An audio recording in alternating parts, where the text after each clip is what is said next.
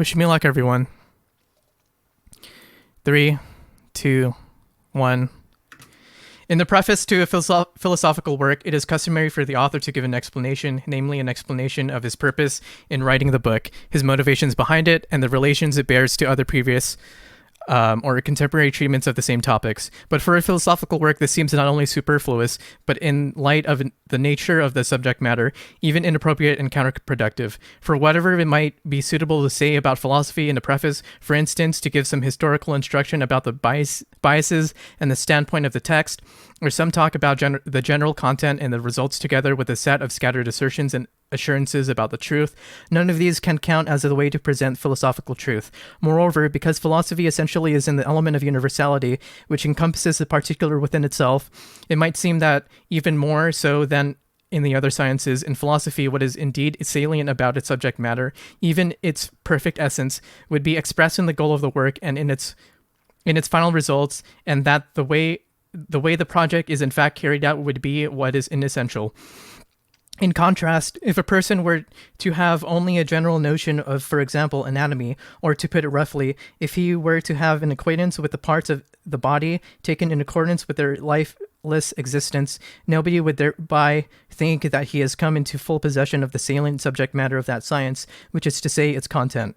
One would think that in addition he would have to go to the trouble to pay attention to the particularities of the science. Furthermore, that kind of aggregation of little bits and pieces of information has no real right to be called science, and a conversation about its purpose and other such generalities would be in no way distinct from the ordinary historical and uncomprehending way in which the content or these nerves and muscles and so forth is itself discussed.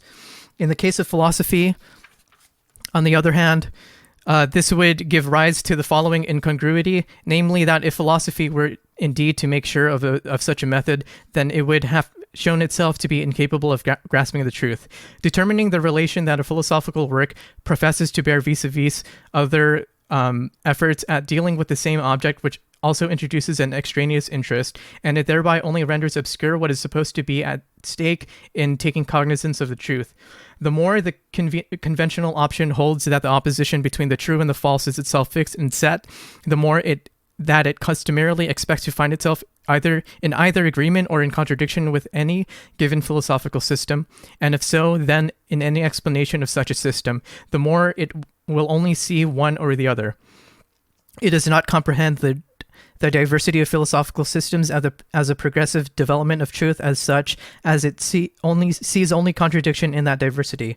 The bud disappears when the blossom breaks through, and one might say that the former is refuted by the latter. Likewise, through the fruit, the blossom itself may be declared to be a false existence of the plant, since the fruit emerges as the blossom's truth as it comes to replace the blossom itself.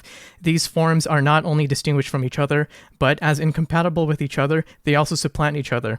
However, at the same time, their fluid nature makes them into moments of an organic unity in which they are not only not in conflict with each other, but rather one is equally as necessary as the other, and it is this equal necessity which alone constitutes the life of the whole. However, in part, contradiction with regard to a philosophical system does not usually comprehend itself in this way, and in part, the consciousness which apprehends a contradiction generally neither knows how to free the contradiction from its one-sidedness, nor how to sustain it as freestanding. Nor, when it seems to be in the shape of a struggle against itself, does it generally take cognizance of the moments as reciprocally necessary. Those who demand both such explanations and their satisfactions may well look as if they are really in pursuit of what is essential. Where else could the inner core of a philosophical work be better expressed than its purposes and results, and how else could this be more determinately discerned than by differentiating it from all the other things that this age brings out in the same sphere? However much that sort of doing is supposed to count for more than just the beginning of cognition, or if it is supposed to count as actual cognition itself, still it is in fact to be reckoned as being a little more than a contrivance for avoiding what is really at stake, or as an attempt to combine the semblance of both seriousness and effort while actually sparing oneself of either seriousness or effort. This is so because the subject matter is not exhausted in its aims, rather it is exhaustively treated when it is worked out. nor is the result which is reached the actual whole itself, rather the whole of the result together with the way the result comes to be. The aim for itself is a lifeless universal in the way that the tendency of the work itself is a mere drive that still lacks actuality. The unadorned result is just the corpse that has left the tendency behind. Likewise, differentiatedness is instead the limit of the thing at stake. It is where the thing which is at stake ceases, or it is what the thing is not. To trouble oneself with such purposes or results, or to make distinctions and pass judgments on one or the other is thus an easier task than it might seem to be. Instead of occupying with itself with what is at stake, this kind of doing has always thereby gone one step beyond it.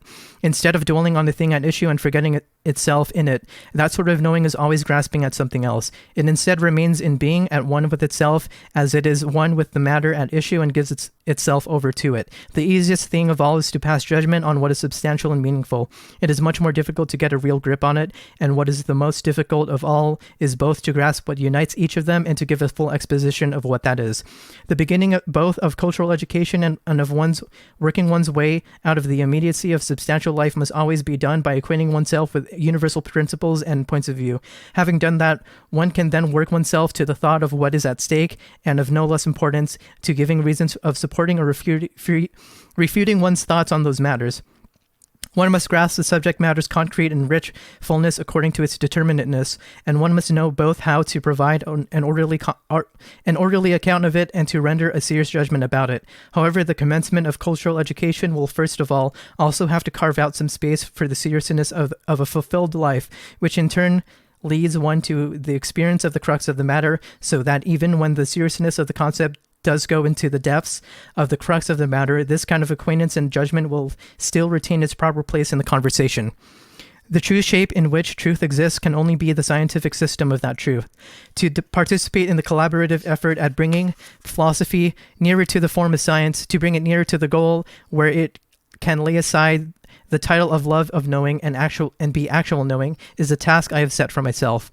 The inner necessity that knowing should be science lies in the nature of knowing, and the satisfactory explanation for this inner necessity is solely the exposition of philosophy itself. However, external necessity, insofar as this is grasped in a universal manner and insofar as personal contingencies and individual motivations are set aside, is the same as the internal necessity, which takes on the shape in which time presents the existence of its moments. To demonstrate that it is now time for philosophy to be elevated into science would therefore be the only true justification of any attempt that has this as its aim, because it would demonstrate the necessity of that aim, and at the same time it would be the realization of the aim itself. In positing the true shape of truth lies in its scientific rigor, which is the same thing in asserting that truth has the element of its existence solely in concepts. I do know that this seems to contradict an idea, along with all that follows from it, whose pretentiousness is matched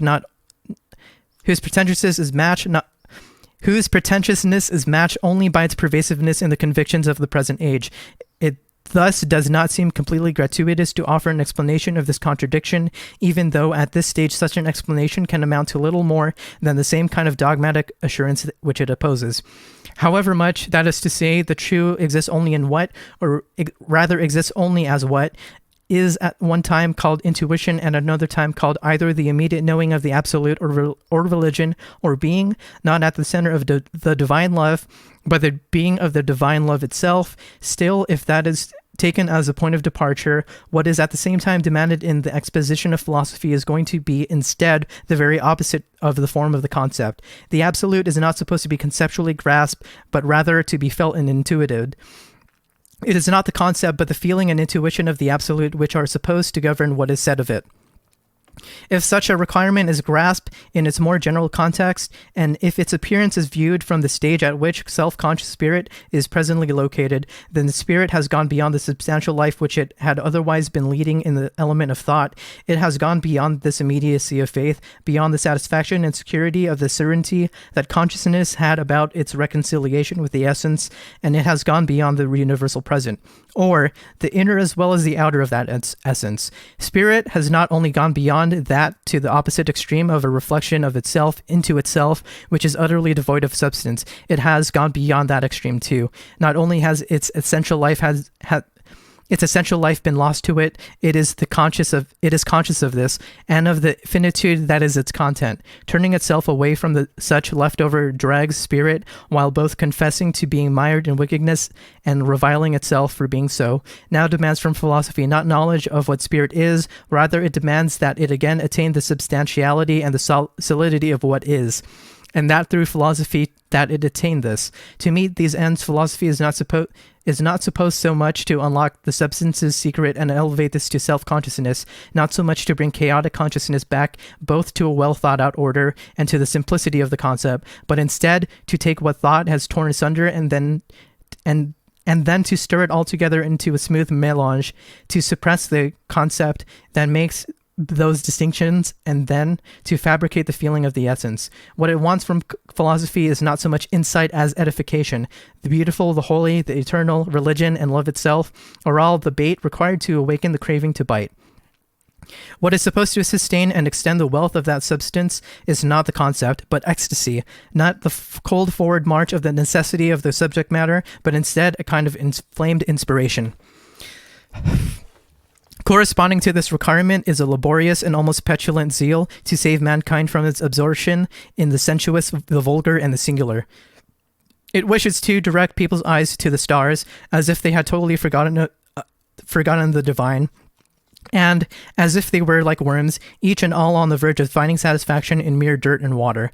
There was a time when people had a heaven adorned with a comprehensive wealth of thoughts and images. The meaning of all existence lay in the thread of light by which it was bound to heaven, and instead of lingering in this present, people's views followed that thread upwards towards the divine essence. Their view directed itself, if one may put it this way, to an otherworldly present. It was only under duress that spirit's eyes had to be turned back to what is earthly and to be fixed there, and a long time was needed to introduce clarity into the dullness and confusion lying in the meaning of things in this world. A kind of clarity which only heavenly things used to have. A long time was needed both to draw attention to the present as such, an attention that was called experience, and to make it interesting and to make it matter. Now it seems that there is the need for the opposite, that our sense of things is so deeply rooted in the earthly that an equal power is required to elevate it above all that. Spirit has shown itself to be so impoverished that it seems to yearn for its refreshment only in the meager feeling of divinity, very much like the wanderer in the desert who longs for a simple drink of water. That it now takes so little to satisfy spirit's needs is a full measure of the magnitude of its loss. Okay, I'm going to take a drink.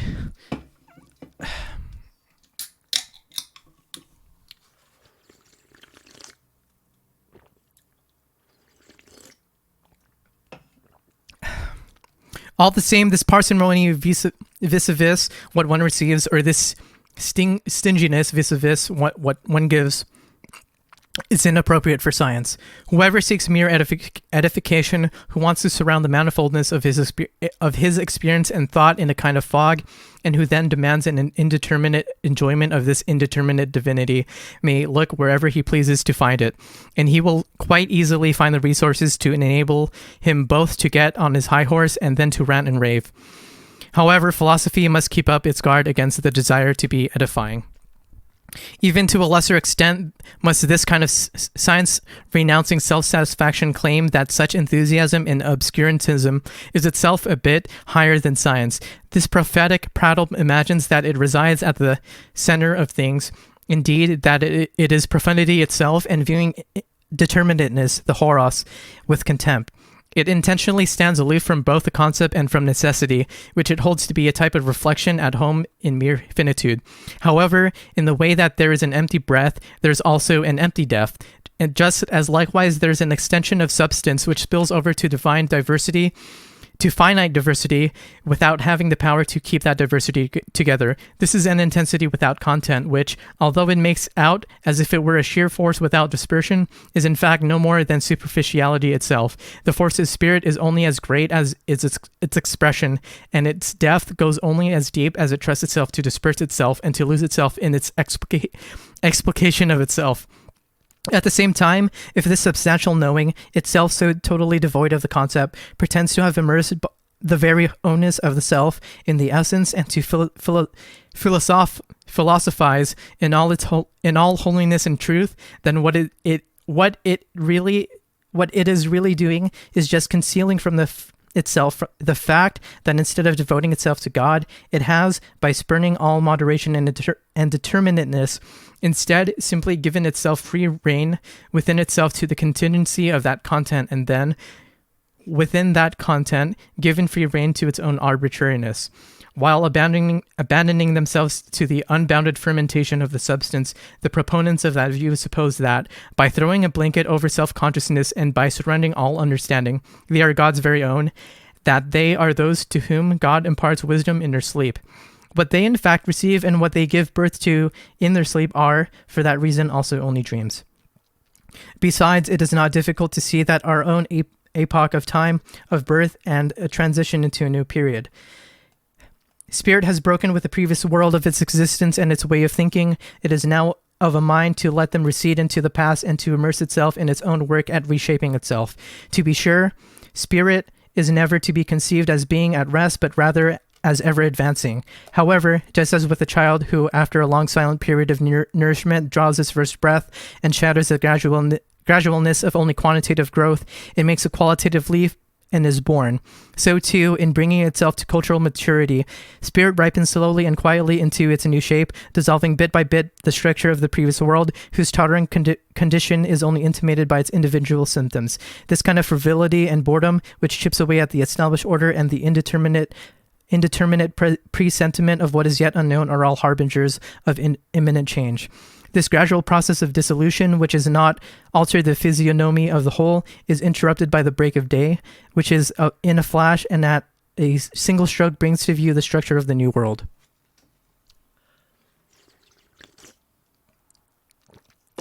Yet this newness is no more completely actual than is the newborn child, and it is essential to bear this in mind. Its immediacy, or its concept, is the first to come on the scene. However, just as little of a building is finished when its foundation has been laid, so too reaching the concept of the whole is equally as little as the whole itself. When we wish to see an oak with its powerful trunk, its spreading branches, and its massive foliage, we are not satisfied if instead we are shown an acorn. In the same way, science, the crowning glory of a spiritual world, is not completed in its initial stages. The beginning of a new concept is the outcome of widespread revolution in the diversity of forms of cultural formation. It is both the prize at the end of a winding path, just as it is the prize won through much struggle and effort.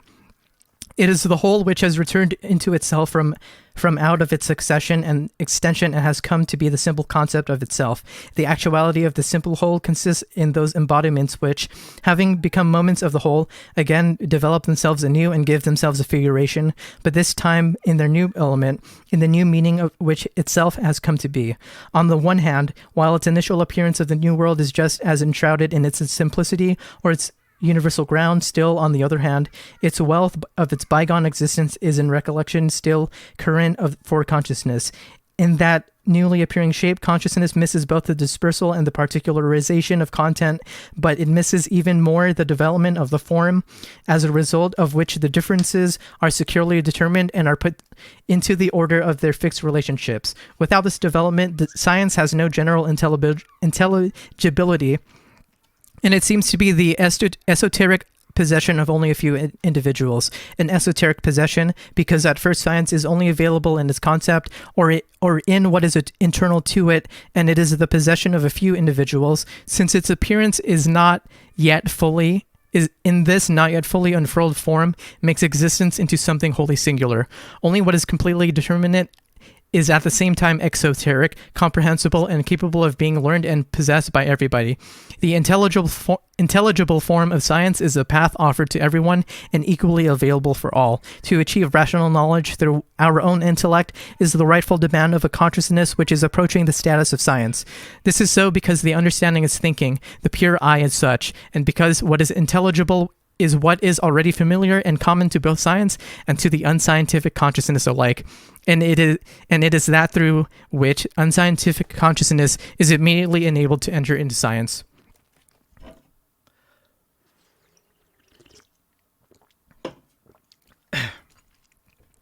At its debut, where science has been brought neither to completeness or of detail nor to perfection of form, it is open to reproach.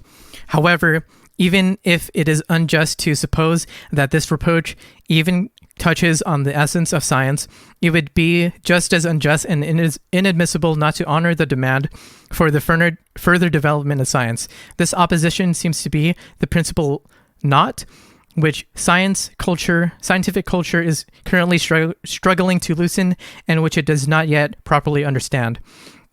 One side sings the praises of wealth, of its material and its intelligibility. The other side, at any rate, spurns the former and insists on immediate rationality and divinity. Even if the first is reduced to silence, whether by force of truth alone or just by the bluster of the other side, and even if it feels overwhelmed by the basics of the subject matter which is at stake, it is still, for all that, by no means satisfied about those demands, for although they are just, those demands have not been fulfilled. Only half of its silence is due to the other side's victory. The other half is due to the boredom and indifference which result from the continual awakening of expectations by promises never fulfilled. When it comes to content, at times the other side certainly makes it easy for itself to have a vast breadth of such content at its disposal. It pulls quite a lot of material into its own domain, which is to be sure what is already familiar and well ordered, and by principally trafficking in rare items and curiosities, it manages to put on the appearance of being in full possession of what knowing had already finished with, but which at the same time had not been yet brought to order. It thereby seems to have subjected everything to the absolute idea, and in turn the absolute idea itself therefore both seems to be recognized in everything and to have matured into a wide-ranging science.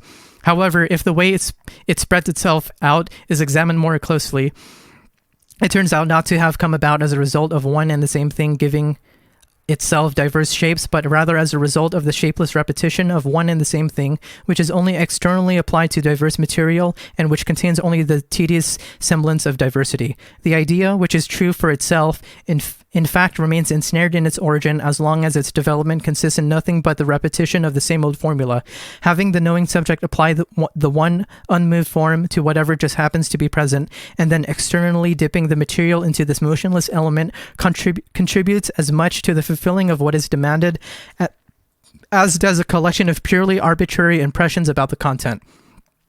Rather, when what is demanded is for the shapes to originate in the richness and determine their differences from out of themselves, this other view instead consists in only a monochrome formalism which only arrives at the differences in its material because the material itself has already been prepared for it and is something well known.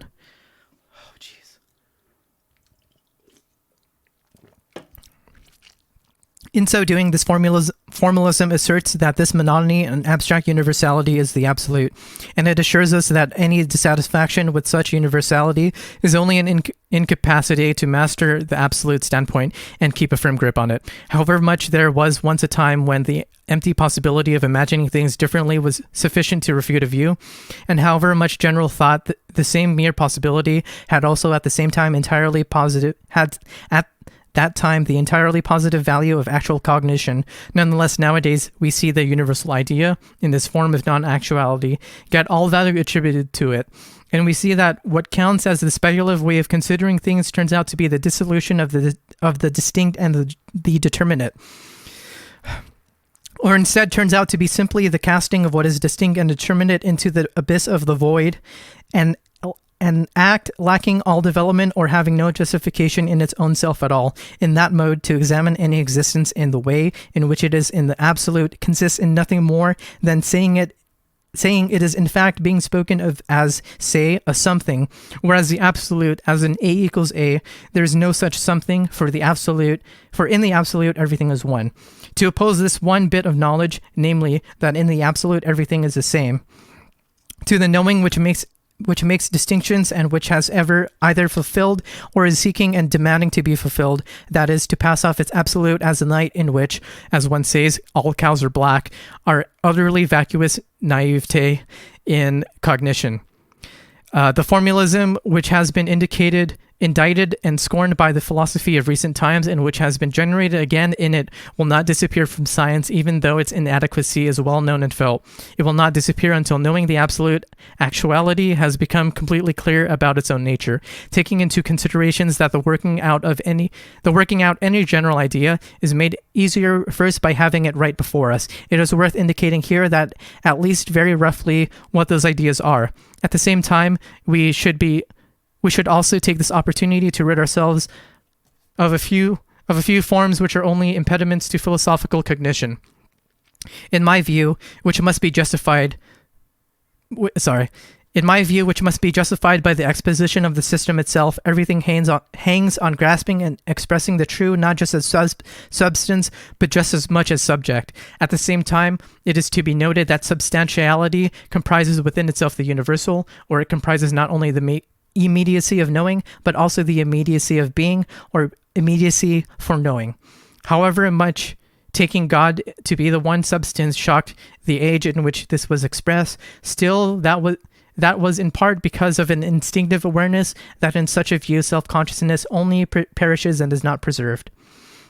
However, in part, the opposite view, which itself clings to thinking as thinking, or which holds fast to universality, is actually the same simplicity, or it is itself undifferentiated, unmoved substantially. But thirdly, if thinking only unifies the being of substance with itself and grasps immediacy, or intuition grasped as thinking, then there is the issue about whether this intellectual intuition does not then itself relapse into inert simplicity and thereby present actuality itself in a fully non-actual mode. Furthermore, the living substance is the being that is in truth subject, or what amounts to the same thing. It is in truth actual only insofar as it is the movement of self-positing, or that it is the mediation of itself and its becoming other to itself. As subject, it is pure, simple negativity, and as a result, it is the estrangement of what is simple, or it is the doubling which posits oppositions, and which is again the negation of this indifferent diversity and its opposition. That is, it is only this self-restoring sameness, the reflective turn into itself in its otherness. The true is not an original unity as such, or not an immediate unity as such.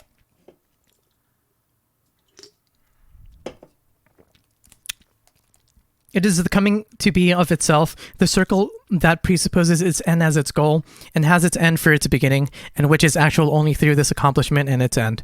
The life of God and the divine cognition might thus be expressed as a game love plays with itself. If this idea lacks the seriousness, the suffering, the patience, and the labor of the negative, then it lowers itself into edification and into triteness. In itself, that life is indeed an unalloyed sameness and unity with itself, since in such a life there is neither anything serious in its otherness and alienation, nor in overcoming this alienation.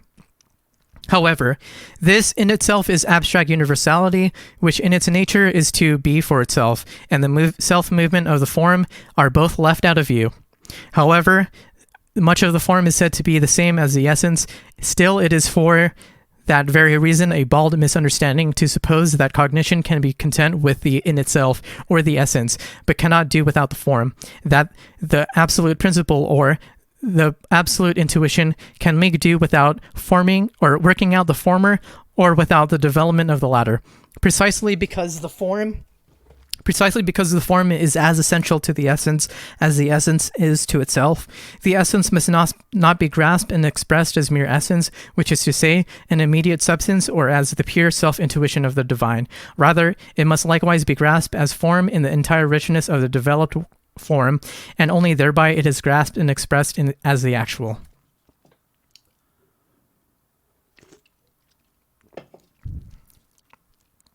The true is the whole. However, the whole is only the essence completing itself through its own development. This much must be said of the absolute. It is essentially a result, and only at the end is it what it is in truth. Its nature consists just in this: to be actual, to be subject, or to be the becoming of itself, as contradictory as it might seem, namely, that the absolute is to be comprehended essentially as a result, even as a little reflection will put this mere semblance of contradiction in its rightful place. The beginning, the principle, or the absolute as it is at first, or as it is immediately expressed, is only the universal. But just as my saying all animals can hardly count as an expression of zoology, it is likewise obvious that the words absolute, divine, eternal, and so on do not express what is contained in them, and it is only such words which in fact express the intuition as the immediate. Whatever is more than such a word, even the mere transition to a proposition, is a becoming other which must be redeemed or is in a mediation.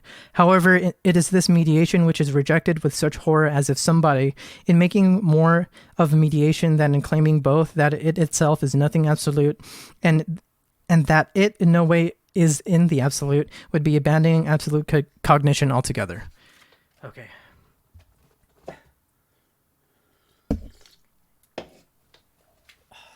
And take a little bit. Oh, let's get this honey out.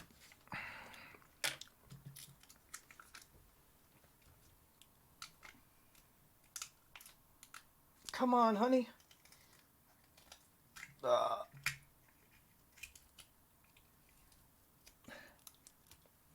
Got my honey right here. I'm going to coat my throat real quick.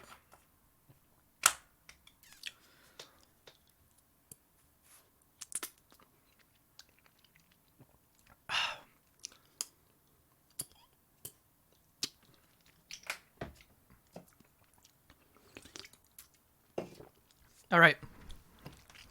However, this abhorrence of mediation stems in fact from a lack of acquaintance with the nature of mediation and with the nature of absolute cognition itself. This is so because mediation is nothing but self-moving self-equality, or it is a reflective turn into itself, the moment of the I existing for itself, pure negativity, or a symbol coming to be. The I, or coming to be, this mediating, is, on account of its simplicity, immediacy in the very process of becoming to be, and it is the immediate itself. Hence, reason is misunderstood if reflection is excluded from the truth and is not taken to be a positive moment of the absolute. Reflection is what makes truth into the result, but it is likewise what sublates the opposition between the result and its coming to be. This is so because this coming to be is just as simple and hence not different from the form of the true, which itself proves itself to be simple in its result. Coming to be is instead this very return to simplicity. However much of the embryo is indeed in itself a person, it is still not a person for itself. The embryo is a person for itself only as a culturally formed and educated rationality which has made itself into what it is in itself. This is for the first time its actuality. However, this result is itself simple immediacy, for it is self-conscious freedom which is at rest within itself, a freedom which has not set opposition off to one side and left it only lying there, but has been reconciled with it.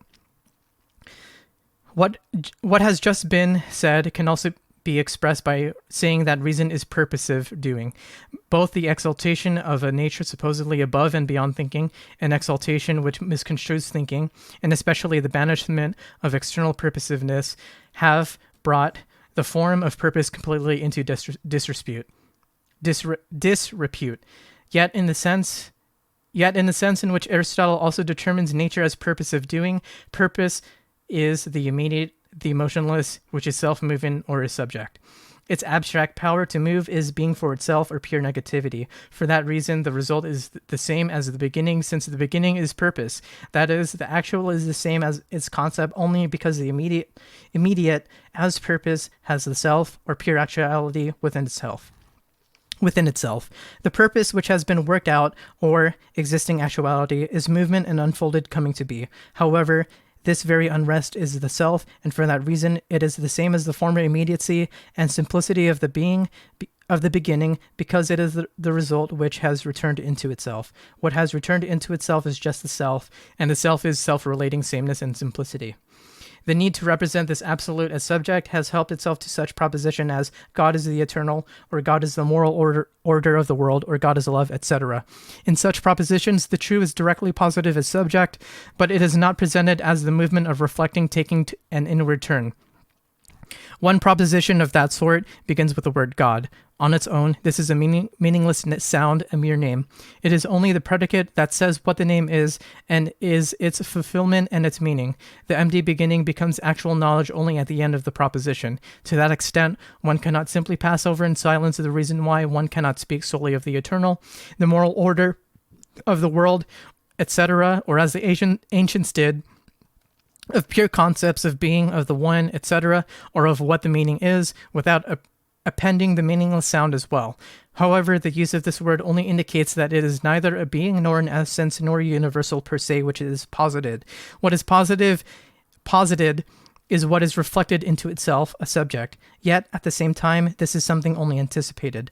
The subject is accepted as a fixed point on which the predicates are attached for the support through a movement belonging to what it is that can be said to know this subject, in which itself is also not to be viewed as a belonging to the point itself, but it is solely through this movement that the content would be portrayed as a subject. Because of the way this movement is constituted, it cannot belong to the point, but after the point has been presupposed, this movement cannot be constituted in any other way, and it can only be external. Thus, not only is the former anticipation that the absolute is subject, not the actuality of its content, of this concept, but it even makes that actuality impossible, for it posits the concept as a point wholly at rest, whereas the concept is self-movement. Among the many consequences that follow from what has been said, this in particular can be underscored. It is only as science or as a system that knowing is actual and can be given an exposition, and that any further so-called fundamental proposition or first principle of philosophy, if it is true, is for this reason alone also false, just because it is a fundamental proposition or a principle. It is consequently very easily refuted. Its refutation consists in demonstrating its defects. However, it is defective because it is only the universal, or only a principle, or it is only the beginning. If the refutation is thorough, then it is derived from and developed out of that fundamental proposition or principle itself. The refutation is not pulled off by bringing in counter-assertions and impressions external to the principle. Such a refutation would thus genuinely be the development of the fundamental proposition itself. It would even be the proper augmentation of the principle's own defectiveness, if it were not to make the mistake of focusing solely on its negative impact without taking note of its results and the advances it has made in their positive aspect. Oh, man. Conversely, the genuinely positive working out of the beginning is at the same time just as much a negative posture towards its beginning, namely, a negative posture towards its one-sided form, which is to be at first only immediately, or to be purpose. It may thereby be taken to be the refutation of what constitutes the ground of the system, but it is better taken as showing that the ground or the principle of the system is in fact only its beginning, that the true is only actual as a system, or that substance is essentially subject, is expressed in the representation that expresses the absolute as spirit, the most sublime concept and the one which belongs to modernity and its religion. The spiritual alone is the actual. It is the essence, or what exists in itself. It is what is self-comporting, or the determinate itself, or otherness and being for itself, and in this determinateness to be the self-enduring in its being external to itself, or it is in and for itself. However, it is first of all this being in and for itself for us, or in itself, which is to say a spiritual substance. It is spiritual substance. It has to become this for itself. It must be knowing of the spiritual, and it must be knowing of itself as spirit. This means that it must be to itself an object, but likewise immediately be a mediated object, for which is to say, it must be a sublated object reflected into itself. It is for itself only for thus insofar as its spiritual content is engendered by itself, insofar as the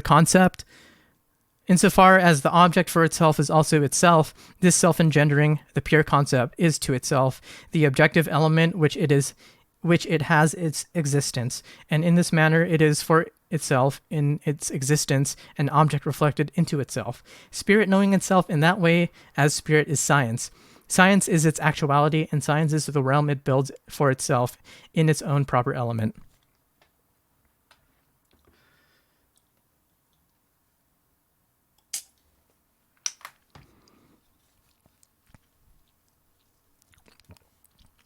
Pure self-knowing in absolute otherness, this ether as such, is the very ground and soil of science, or knowing in its universality. This beginning of philosophy presupposes or demands that consciousness is situated in this element. However, this element itself has its culmination and its transparency only in the movement of its coming to be. It is pure spirituality, or the universal in the mode of simple immediacy. Sorry, hold up, my mic's weird. Oh, come on.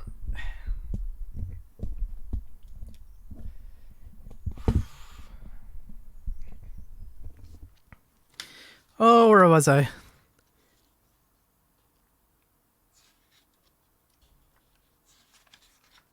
Does anyone remember where I am?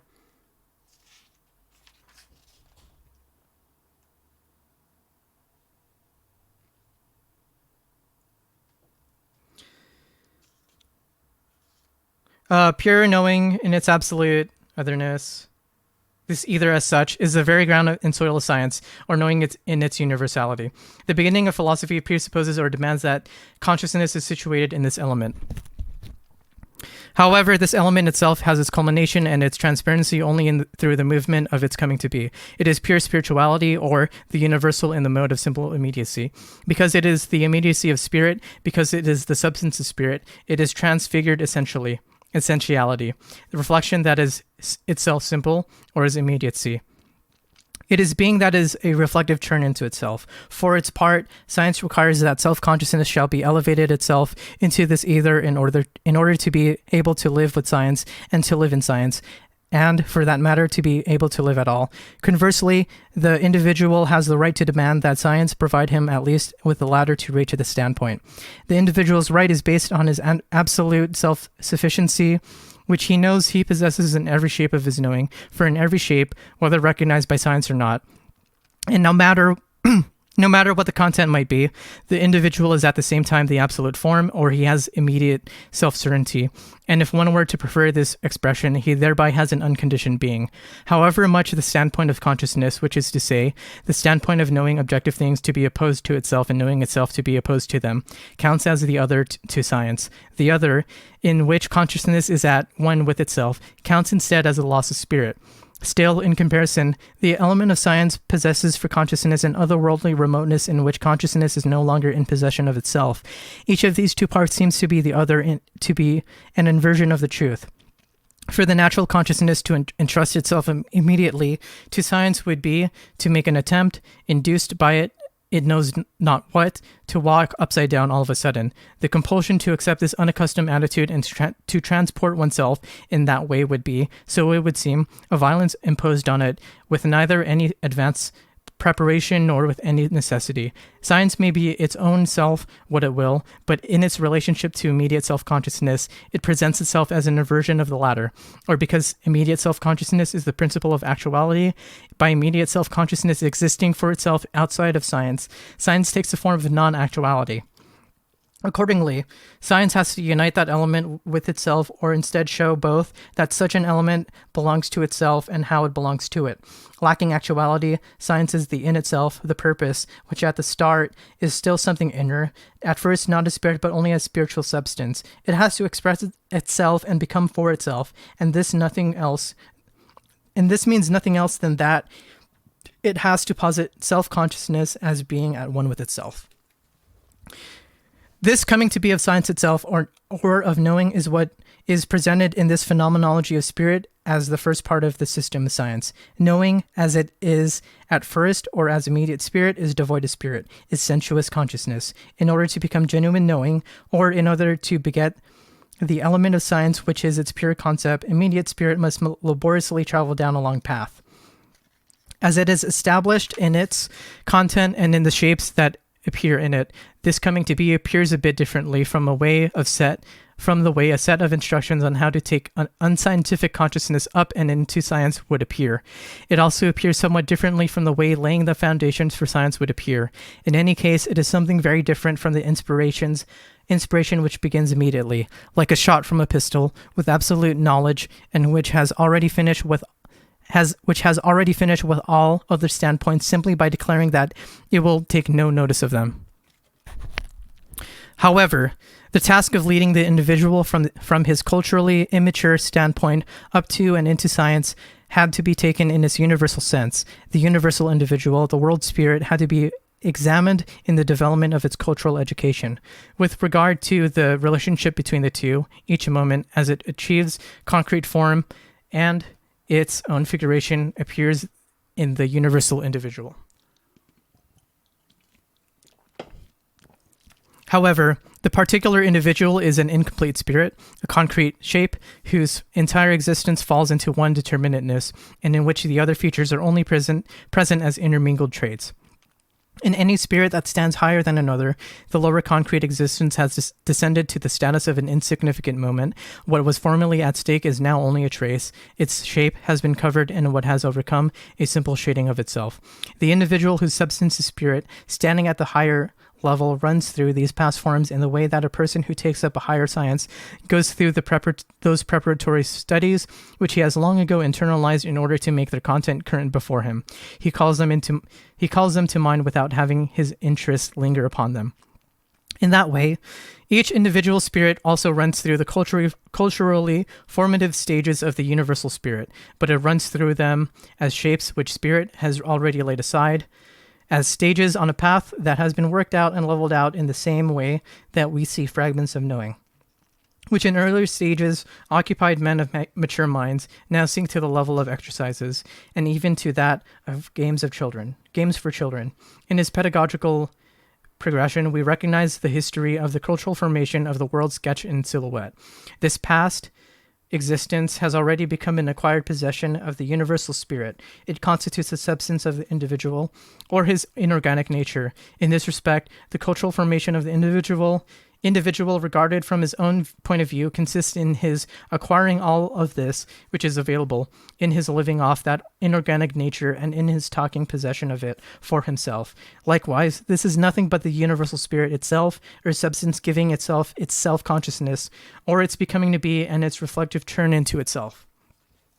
Science of this culturally educative moment is the detail and the necessity of its shaping as what has been diminished into a moment and a possession of spirit.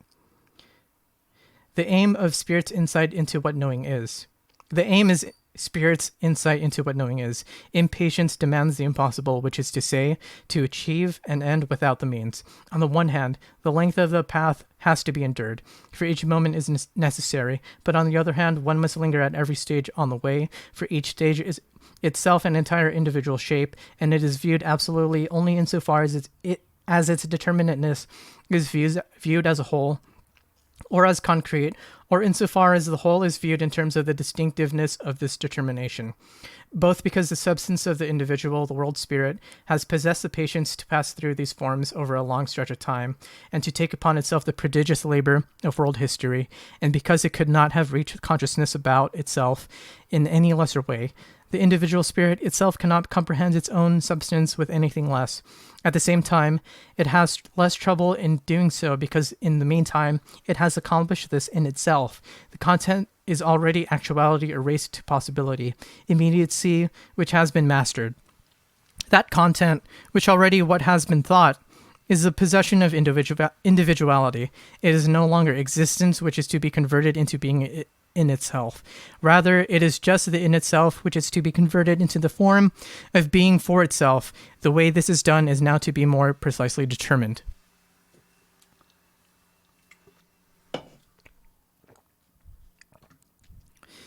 In this movement, although the individual is spared of the sublation of existence, what still remains is the representation of and the familiarity with the forms. The existence taken back into the substance is through that first negation, and which only immediately transferred into the element of self. The element thus still has the same character of uncomprehended immediacy, or of unmoved indifference as existence itself, or it has only passed over into representational thought. As a result, it is at the same time familiar to us, or it is the sort of thing that spirit has finished with, in which spirit has no more activity, and as a result, in which spirit has no further interest.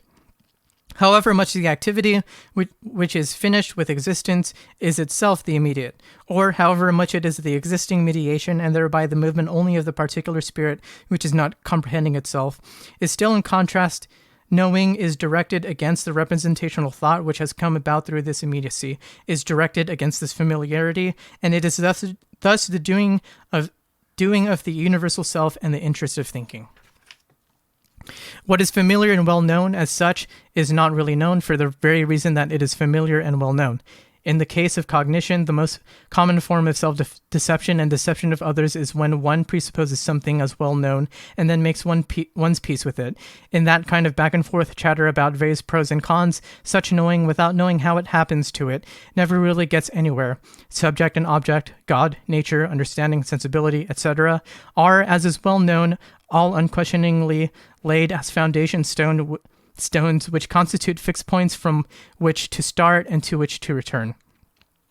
The movement proceeds here and there between those points, which themselves remain unmoved, and it thereby operates only upon the surface. Thus, for a person to grasp and to examine matters consists only in seeing whether he finds everything said by everybody else to match up with his own idea about the matter, or whether it seems that way to him, and whether or not it is something with which he is familiar. Okay, hold up.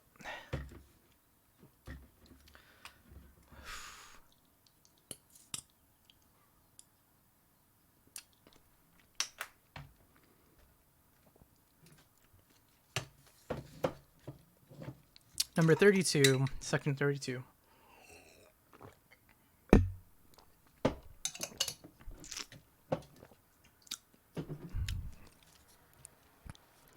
As it is to be carried out, so 32.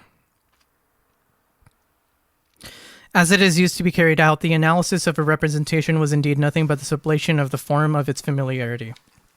To break up a representation into its original elements is to return to its moments, which at least do not have the form of a representation, which one has simply stumbled across, but which instead constitute the immediate possession of the self.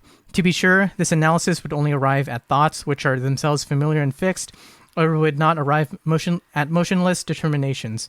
However, what is separated, the non-actual self, is itself an essential movement, for the concrete is self-moving only because it divides itself and turns itself into the non-actual.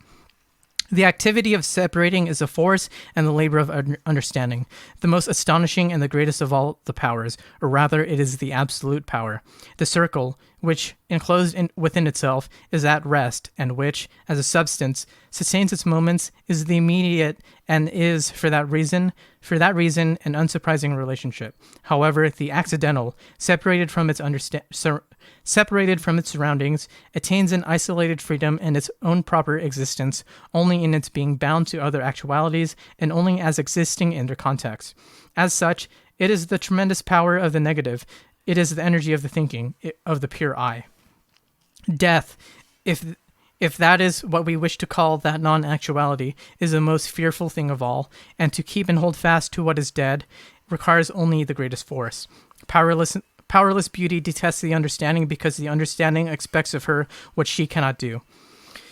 However, the life of spirit is not a life that is fearing death and austerely saving itself from ruin. Rather, it bears death calmly, and in death it sustains itself. Spirit only wins its truth by finding its feet in its absolute disruption. Spirit is not this power which, as the positive, avoids looking at the negative, as is the case when we say something that it is nothing, or that it is false, and then, being done with it, go off on our own way to something else. No, spirit is this power only by looking the negative in the face and lingering with it. This lingering is the magical power that converts it into being. This power is the same as what, in the preceding, what was called the subject, which, by giving existence to determinateness in its own element, sublates abstract immediacy, or is only existing immediacy, and as a result is itself the true substance, is being, or is the immediacy which does not have mediation external to itself, but is itself this mediation. That what is represented becomes a possession of pure self-consciousness, namely this elevation to universality itself, is only one aspect of cultural formation and is not yet perfected cultural formation.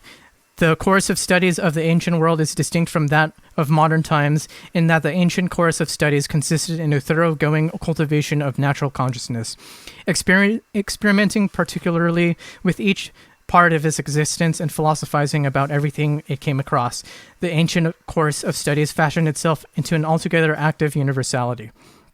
In contrast, In modern times, the individual finds the abstract form ready-made. The strenuous effort to grasp it and make it his own is more of an unmediated drive to bring the inner to the light of day. It is the truncated creation of the universal rather than the emergence of the universal from out of the concrete, from out of the diversity found in existence. Nowadays, the task before us consists not so much in purifying the individual of the sensuously immediate and in making him into a thinking substance which has itself been subjected to thought. It consists instead in doing the very opposite. It consists in actualizing and spiritually animating the universal through the sublation of fixed and determined thoughts. However, it is much more difficult to set fixed thoughts into fluid motion than it is to bring sensuous existence into such fluidity. The reason for this lies in what was said before. The former determinations have the I, the power of the negative or pure actuality, as the substance and as the element of their existence, whereas sensuous determinations have their substance only in impotent, abstract immediacy or being as such. Thoughts become fluid by pure thinking, this inner immediacy recognizing itself as a moment, or by pure self-certainty abstracting itself from itself. It does not consist in only emitting itself for setting itself off to one side. Rather, it consists in giving up the fixity of its self-positing, as well as the fixity of the purely concrete, which is the I itself in opposition to the differences of its content, as the fixity of differences which, positive as existing in the element of pure thinking, share that unconditionality of the I. Through this movement, pure thoughts become concepts, and are for the first time what they are in truth, self-moving movements, circles, which are what their substance is, namely spiritual essentialities.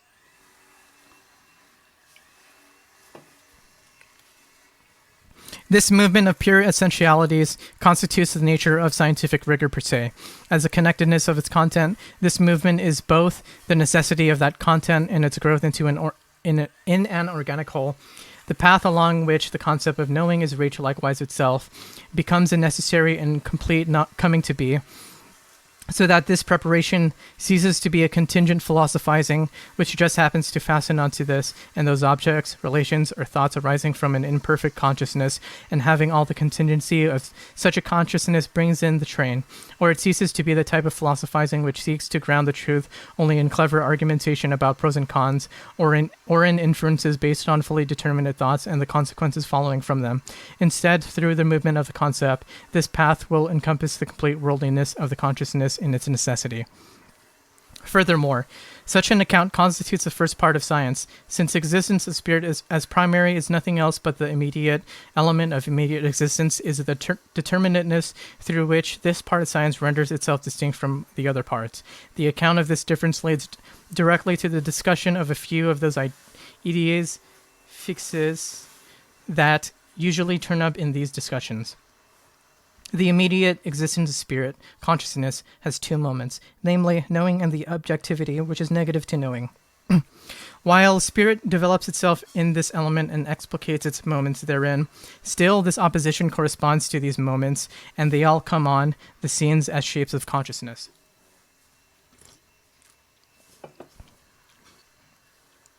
The science of this path is the science of the experience consciousness goes through.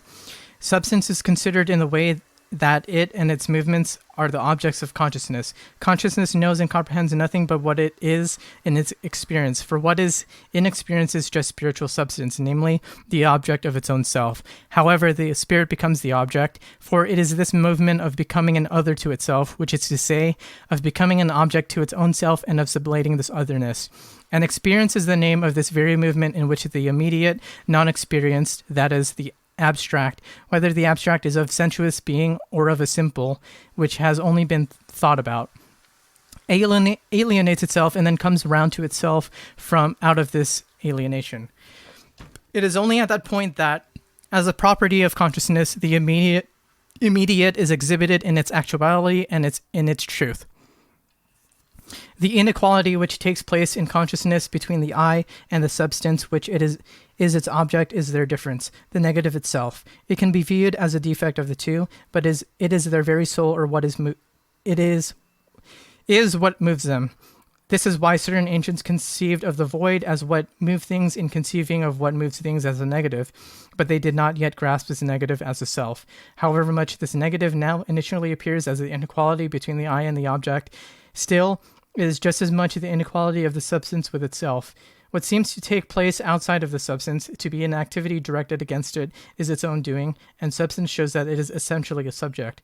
While substance has completely shown this, spirit has made its existence equal to its essence. Spirit is an object to itself in the way that it is, and the abstract element of immediacy and the separation between knowing and truth is overcome.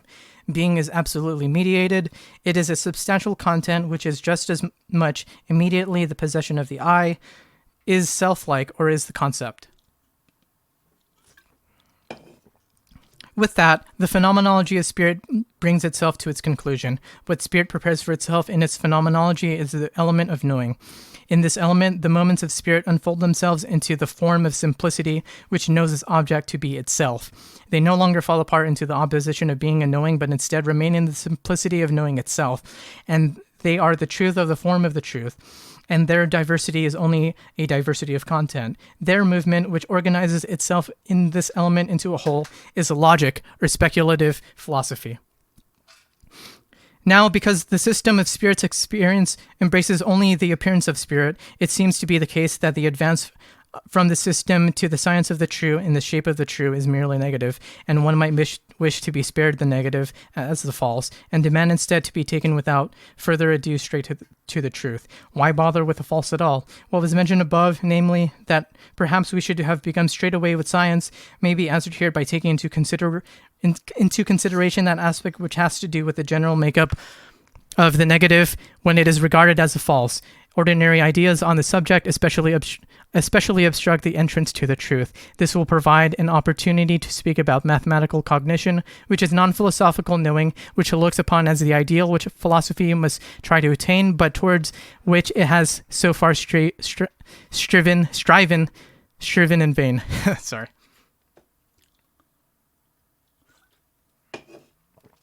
The true and the false belong to those determinate objects that are regarded as motionless essences unto themselves, which one standing fixedly here and the other standing fixedly there, and each isolated from the other, and sharing no commonality.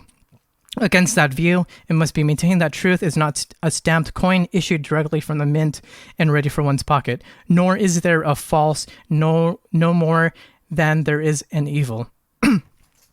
To be sure, evil and falsehood are not as bad as the devil, since if they are taken as the devil, they are made into particular subjects. However, as false and evil, they are only universals, even though they have the essentiality of their own vis-a-vis each other.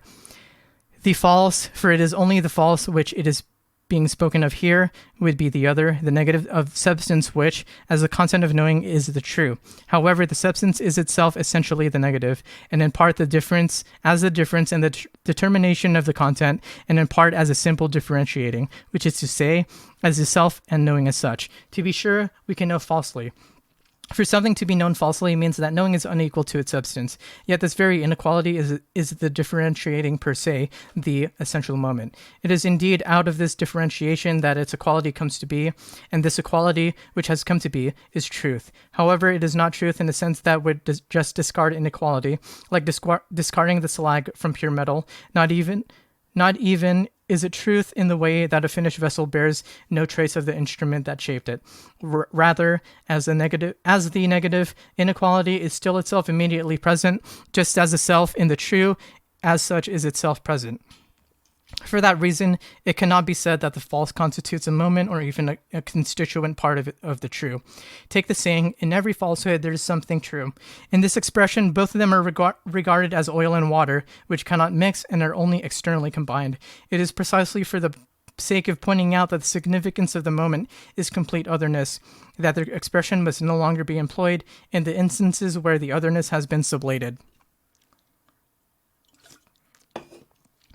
Just as the expressions unity of subject and object, or of the finite and infinite, or of being and thinking, etc., have a certain type of clumsiness to them, in that subject and object, etc., mean what they are outside of their unity, and therefore in their unity, they are not meant in the way that their expression states them. So too the false, as the false is no longer a moment of truth.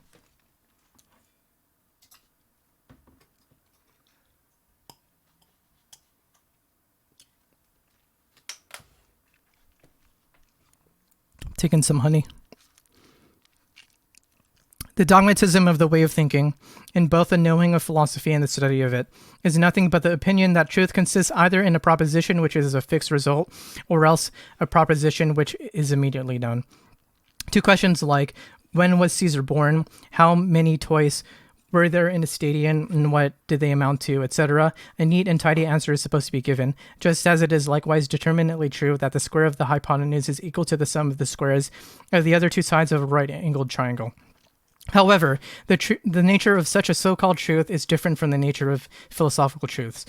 With regard to historical truths, to take note of them very briefly, it is the case that insofar as they are examined in light of what is purely historical in them, it will be readily granted that they have to do with individual existence, with a contingent and arbitrary content, with the non-necessary determinations of that individual existence. However, even bare truths like those cited in the example do not exist without the movement of self-consciousness.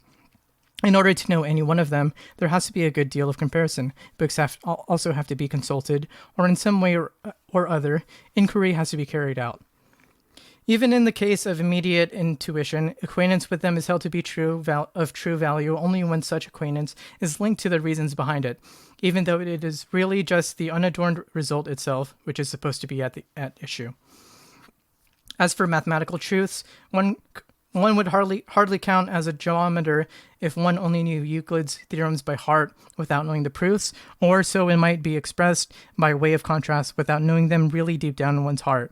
Likewise, if by measuring many right-angled triangles, one came to know what their sides are related to in the well-known way, the knowing thus gained would be regarded as unsatisfactory. Nonetheless, the essentiality of the proof in the case of mathematical cognition does not yet have the significance and the nature of being a moment in the result itself. Rather, in the result, the proof is over and done with and has vanished. As a result, the theorem is arguably one that is seen to be true.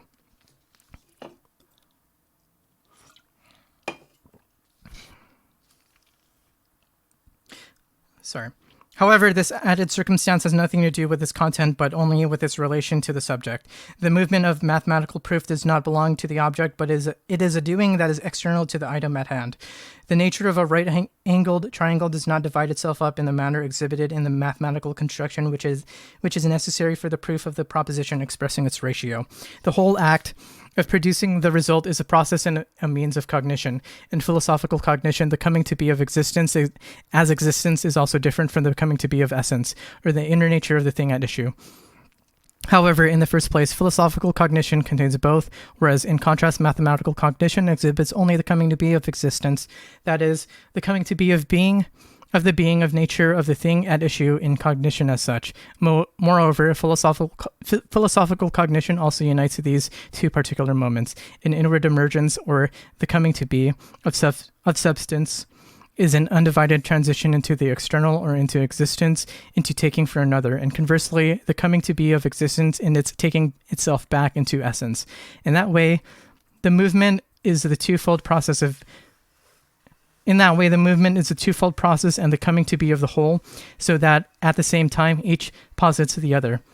And for that reason, each in itself has both of them as two viewpoints. Together, they make the whole by dissolving themselves and making themselves into moments of the whole.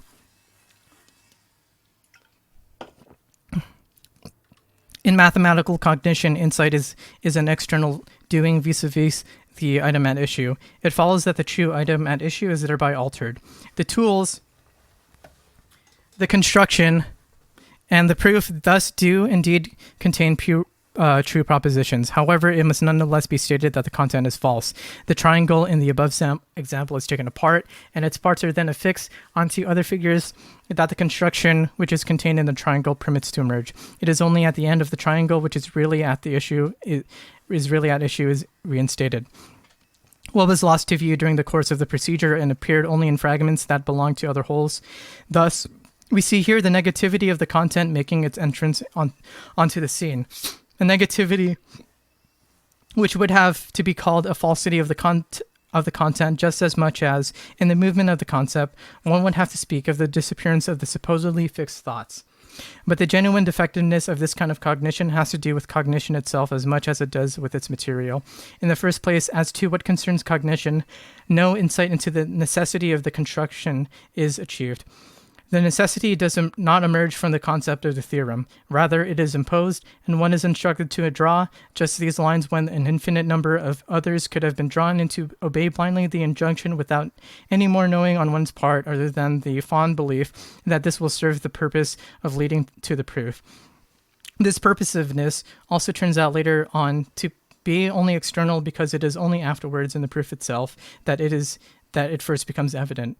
Likewise, the proof itself takes a path that begins anywhere, without knowing as yet what relation this beginning has to the result that is supposed to emerge.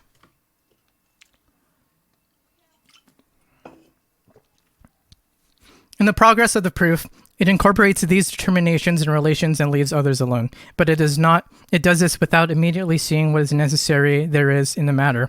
It is an external purpose which controls this movement. The convincingness of this defective cognition is something of which mathematics is proud and which it brags about to philosophy. But it rests on the poverty of its purpose and the defectiveness of its material, and it is for that reason the kind of thing that philosophy must spurn. And purpose, or its concept, is magnitude. Its purpose or its concept is magnitude. It is precisely this relationship which is non-essential and devoid of the concept. For that reason, the movement of knowing in mathematics takes place only on the surface. It does not touch on the thing that really matters, does not touch on the essence or the concept, and hence does not constitute any kind of comprehension of what is at stake. The material that provides mathematics with this gratifying wealth of truth consists of space and numerical units. Space is the existence in which the concept inscribes its differences as it would in an empty, dead element in which the differences themselves are just unmoved and lifeless. The actual is not something partial as it is taken in mathematics. Neither concrete sensuous intuition nor philosophy wastes any time with the kinds of non-actualities which are the things of mathematics. In such non-actual elements, there are then only non-actual truth, which is to say, fixed dead propositions. One can call a halt to any of them, but the next begins anew on its own account, without the first itself having moved on to another, and without any necessary connection arising out of the nature of the thing at issue. It is also on account of that principle and element, and what is formal in mathematical convincingness consists in this, that knowing advances along the line of equality. Precisely because it does not move itself, what is lifeless does not make it all the way to the differences of essence, nor to the essential opposition, or to inequality, nor to the transition of one opposition into its opposite, nor to qualitative immanent self-movement. For it is magnitude alone, the inessential difference that mathematics deals with. It is the concept that divides space into its dimensions and determines its combinations of spaces, dimensions, and combinations within spaces and combinations within spaces, dimensions. Mathematics abstracts from that. Mathematics does not consider, for example, the relation of line to surface, and when it compares the diameter of a circle with its circumference, it runs up against their incommensurability, which is to say a ratio lying in the concept, or an infinite, which itself eludes mathematical determination. Another shot of honey.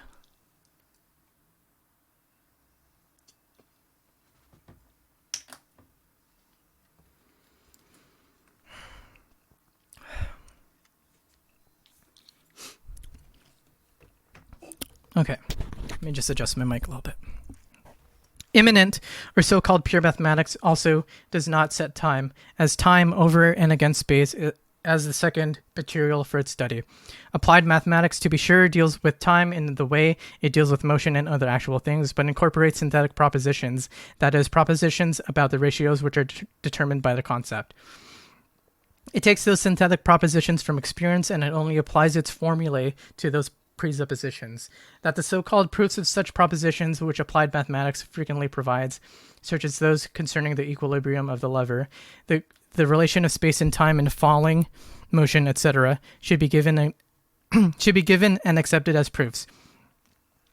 Is itself only proof of how great the need for proof is for cognition, since even it has no more proof, even where it has no more proof, cognition still respects the empty semblance of proof, and even thereby attains a kind of satisfaction.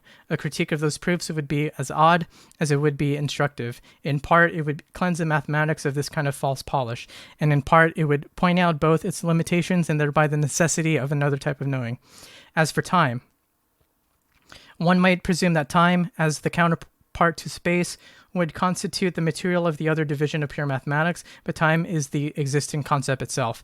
The principle of magnitude, or the principle of the conceptless difference, and the principle of equality, or that of abstract lifeless unity, are incapable of dealing with that pure restlessness of life and its absolute difference.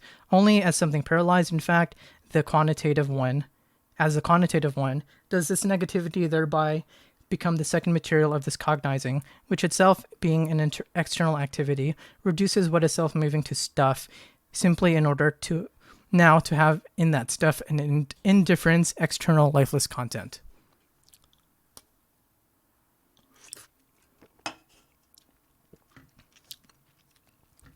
In contrast, philosophy does not study inessential determination, but only those that are essential. The abstract or the non-actual is not its element and content. Rather, its element and content is the actual, what is self-positing, what is alive within itself, or existence in its concept. It is the process which creates its own moments and passes through them all. It is the whole movement which constitutes the positive and its truth. This movement just as much includes within the negative, or what would be called the false, if it were to be taken something from which one might abstract.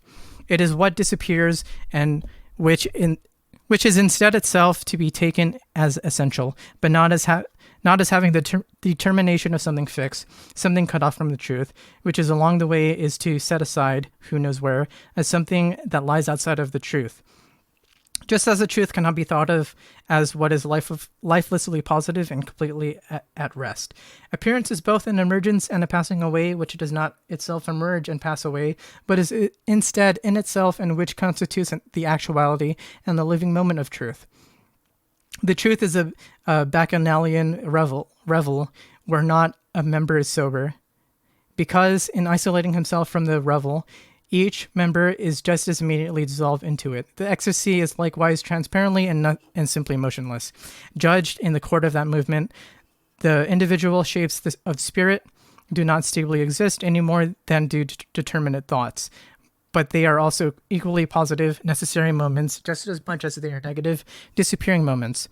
In the whole of the movement, taken as being at rest, what distinguishes itself in it, and what gives it itself existence is preserved as the kind that remembers, and as that whose existence is its knowing of itself, just as the self-knowing is no less immediate existence.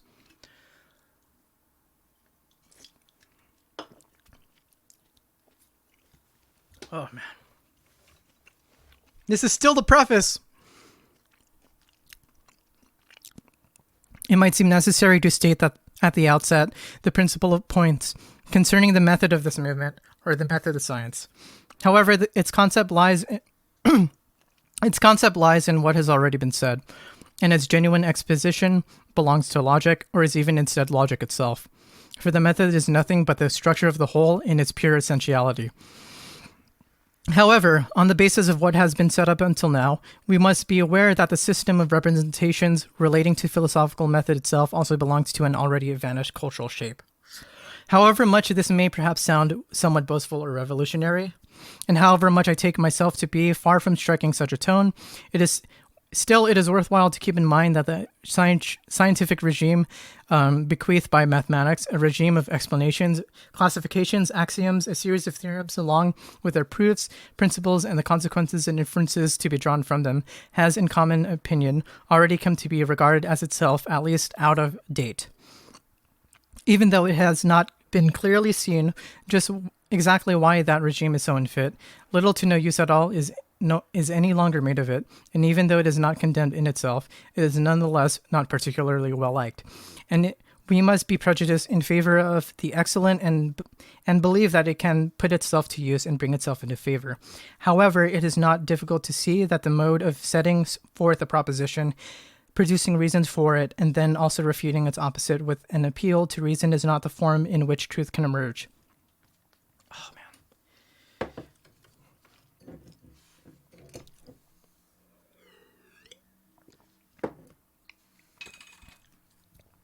Truth is the movement of itself in its own self, but the former method is that of a cognition which is external to its material. For that reason, such a method is peculiar to mathematics and must be left to mathematics, which, as noted, has for its principle the conceptless relationship of magnitude, and takes its material from dead space as well as from the equally lifeless numerical unit. In a freer style, that is to say, in a melange of even more quirks and contingency, it may also endure in ordinary life, say, in a conversation, or the kind of historical instruction which satisfies curiosity more than it results in knowing. In the same way that, more or less, a preface does. In everyday life, consciousness has for its content little bits of knowledge, experiences, sensuous concretions, as well as thoughts, principles, and in general, it has its content in whatever is present, or in what counts as a fixed, stable entity or essence. In part, consciousness continues on this path, and in part, it interrupts the whole content through a free, arbitrary choice about such content, in which it conducts itself as if it were an external determining and manipulation of that content. It leads the content back to some kind of certainty, even if it may be only the feeling of the moment, and its conviction is satisfied when it arrives at some familiar resting place. However, let it be granted that the necessity of the concept has banished the slipshod style of those conversations which are composed out of only clever argumentation, and let it also be granted that it has also banished the inflexibility of scientific pomposity. Nonetheless, it does not follow, as we have already noted, that its place ought to be swapped for the unmethod that bases itself on either vague sentiments or on inspiration. Nor does it follow that what it should be swapped for the capriciousness of prophetic chatter. For these approaches despise not only the scientific rigor of the necessity of the concept, they despise scientific rigor altogether. So number 50.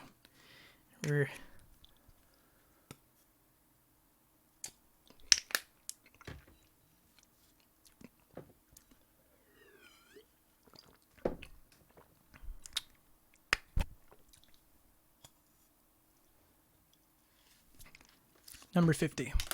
Oh, man. When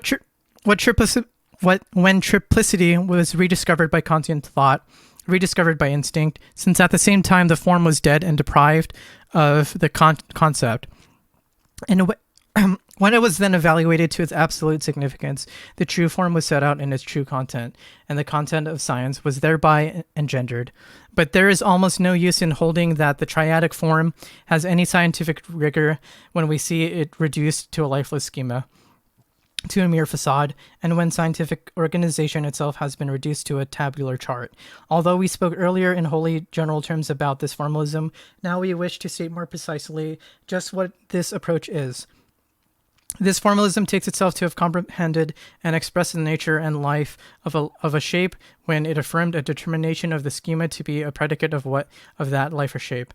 The predicate may be that of the subjectivity or objectivity, and it may be that of magnetism, electricity, or, for that matter, contraction or expansion, east or west, and so forth.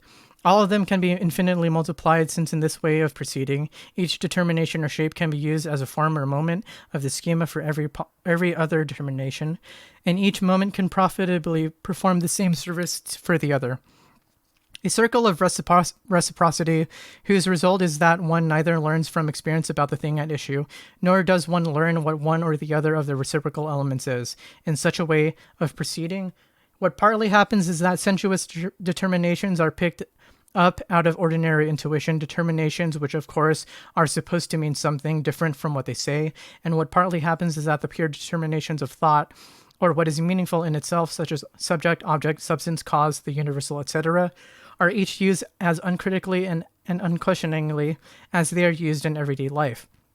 Indeed, in the same way that expressions like strong and weak and expansion and contraction are used. In the former sense, the metaphysics is thereby as unscientific as are those sensuous representations in the latter case.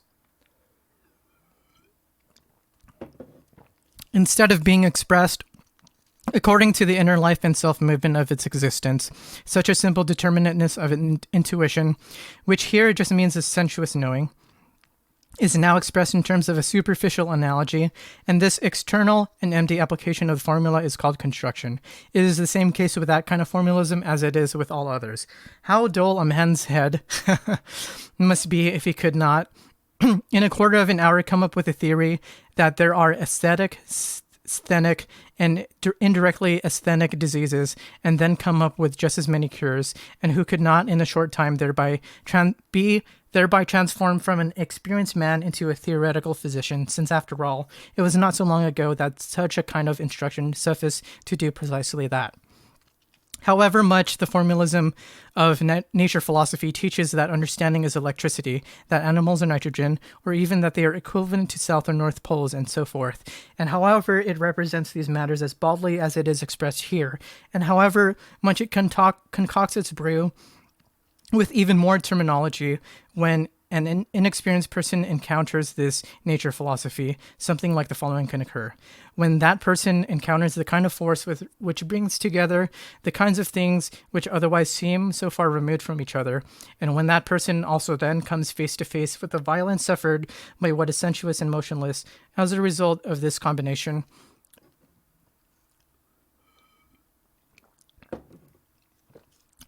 or a combination which only confers the mere semblance of conceptual thought on all of this, and which thus spares itself the main point, namely expressing the concept itself, expressing what the sensuous representations mean. When that happens, then such an inexperienced person may very well be led to a kind of admiration, astonishment, or even a veneration for the profound geniuses who can pull off such a feat. He may also feel a certain delight at the vividness of such determinations, since they replace the abstract concept with something more intuitive and make it more pleasing. He may even congratulate himself for feeling a kinship of soul with such a splendid way of viewing things. The flair for displaying that sort of wisdom is quickly acquired, as it is easy to practice. But when it becomes familiar, its repetition becomes as intolerable as the repetition of any other bit of sleight of hand once one has seen through the trick.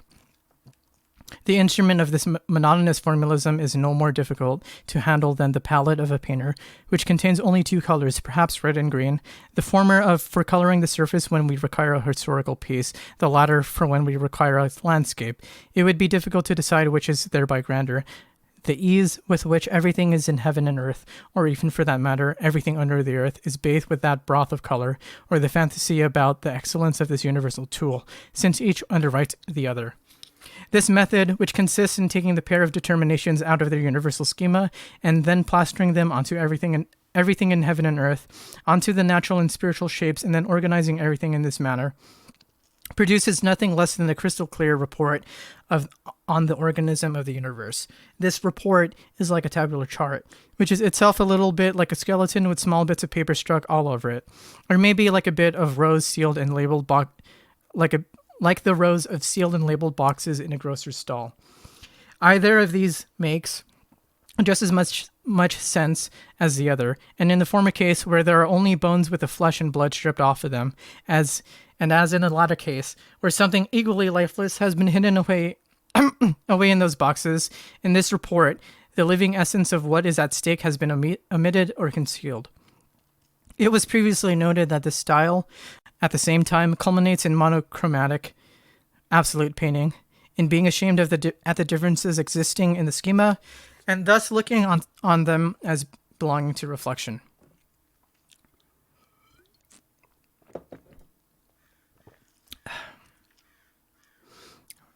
It thus submerges them into the void of the absolute, out of which pure identity, a pure formless whiteness, is produced. The monochromatic nature of the schema and its lifeless determinations, together with this absolute identity and the transition from one to the other, are each and every one the result of the lifeless intellect and external cognition.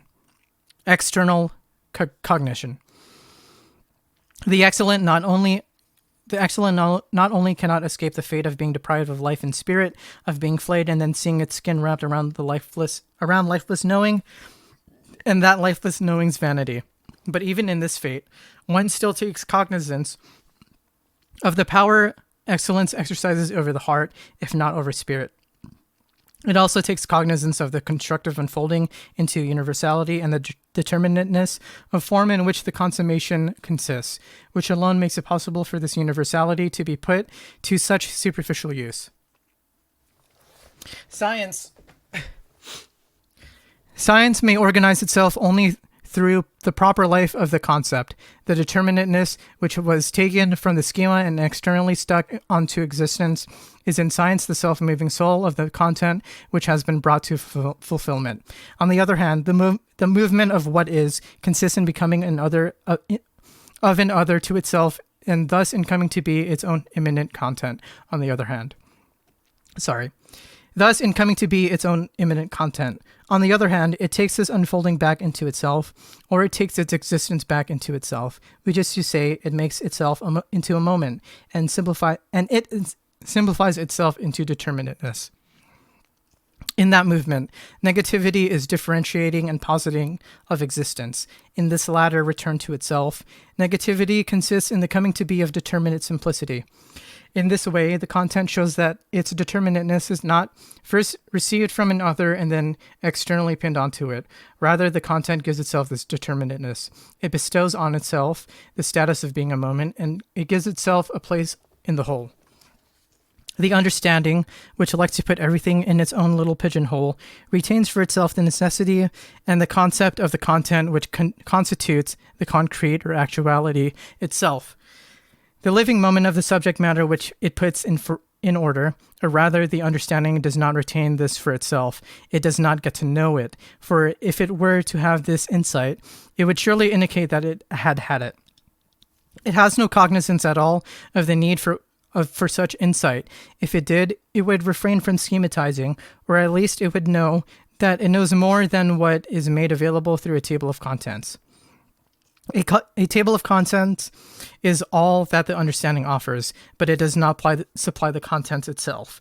However much determinateness, such as, for example, magnetism, is itself concrete or is actual, is nonetheless downgraded to the status of something lifeless, since it is only predicated of another existence, and no cognizance is taken of the immanent life of this existence, nor of how it has its indigenous and distinctive self-production and exposition. The formal understanding leaves it to others to add this point. Instead of entering into the immanent content of the subject matter, the understanding always surveys the whole and stands above the individual existence of which it speaks. Or what amounts to the same thing, it does not see it at all. However, scientific cognition requires that it give itself over the life to the life of the object, or what is the same thing, that it have the inner necessity of the object before it, and that it express this inner necessity. Observing itself in its object, it forgets the former overview.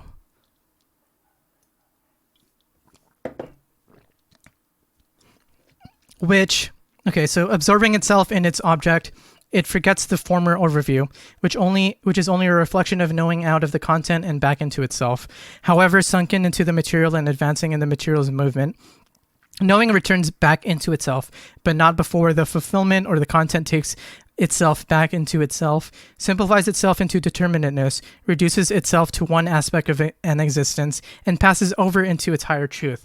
By this movement, the simple whole, surveying itself, emerges out of the wealth in which its reflection seemed to be lost. As it was previously expressed, because substance is in its own self-subject, all content is its own reflective turn into itself. The stable existence, or the substance of an existence, is its self-equality, for its inequality would be its dissolution. However, self-equality is pure abstraction, but this pure abstraction is thinking. When I say quality, I say simple determinateness, and it is by way of its quality that one existent is extinguished from another, or that is even determined that it is an existent at all. For it is for itself, that is, it stably exists through this simplicity with regard to itself. However, by doing so, it is essentially thinking. It is here that one conceptually grasps that being is thinking, and it is here that the insight which tries to steer clear of that ordinary self-comprehending talk of the identity of thinking and being finds in its place. Sorry, I'm scratching my nose.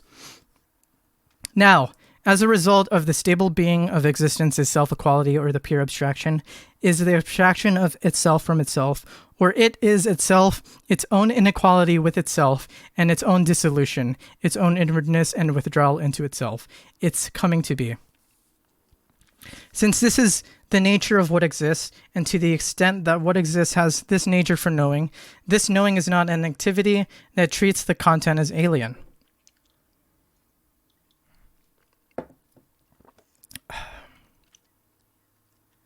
Crap. Oh no, where am I? Oh, there you go. It is not a reflective turn into itself from out of the content. Science is not the former idealism which would replace the dogmatism of assertion with the dogmatism of assurance or the dogmatism of self-certainty. But rather, while knowing sees the content return into its own inwardness, its activity is instead sunk into the content, for the activity is the immanent self of the content as having at the same time returned into itself. Since this activity is pure self-equality and otherness, in this way, that activity is a kind of cunning which, while seeming to abstain from activity, is looking on to see just how determinateness and its concrete life takes itself to be engaged in its own self-preservation and its own particular interest, and how it is actually doing the very opposite, or how it is doing what leads to its own dissolution and what makes itself into a moment of the whole. However much in the foregoing, the significance of the understanding was stated in terms of the self-consciousness of the subject, However much in the foregoing, the significance of the understanding was stated in terms of the self-consciousness of substance. Still, at least on the basis of what has already been said, it now becomes clear what its meaning is. According to the determination of substance as existing, existence is quality, self-equal determinateness, or determinate simplicity, determinate thought, and this is the understanding which is appropriate to existence. It was for that reason that Anaxagoras first took cognizance of nous as the essence. Those who succeeded him grasped the nature of existence more determinately as eidos or idea, which is to say, as determinate universality as a kind. The term kind, perhaps too ordinary and too petty for the ideas, which are all the rage nowadays, such as beauty, holiness, and the eternal. However, idea is neither more nor less than kind or species. Yet nowadays, we often see that an expression which determinately designates a concept is scorned, and whereas another is preferred to it simply for the reason that it belongs to a foreign language, and that it both shrouds the concept completely in a fog, and thereby sounds more edifying. Just for the reason that existence is determined as a kind, it is a simple thought. Nous, simplicity, is substance. On account of its simplicity or its self-equality, it appears to be fixed and enduring. However, this self-equality is just as much negativity, and that existence thereby passes over into its own dissolution. Its determinateness at first seems to be only through its relating itself to an other, and its movement seems imposed upon it by an alien power. However, it has its otherness in itself, and that it is self-moving are contained in that simplicity of thinking itself. For this is the self-moving and self-distinguishing thought, the thought which is its own inwardness, which is the pure concept. In that way, the intelligibility of the understanding is a coming to be, and as is coming to be, it is rationality. All right, first pee break.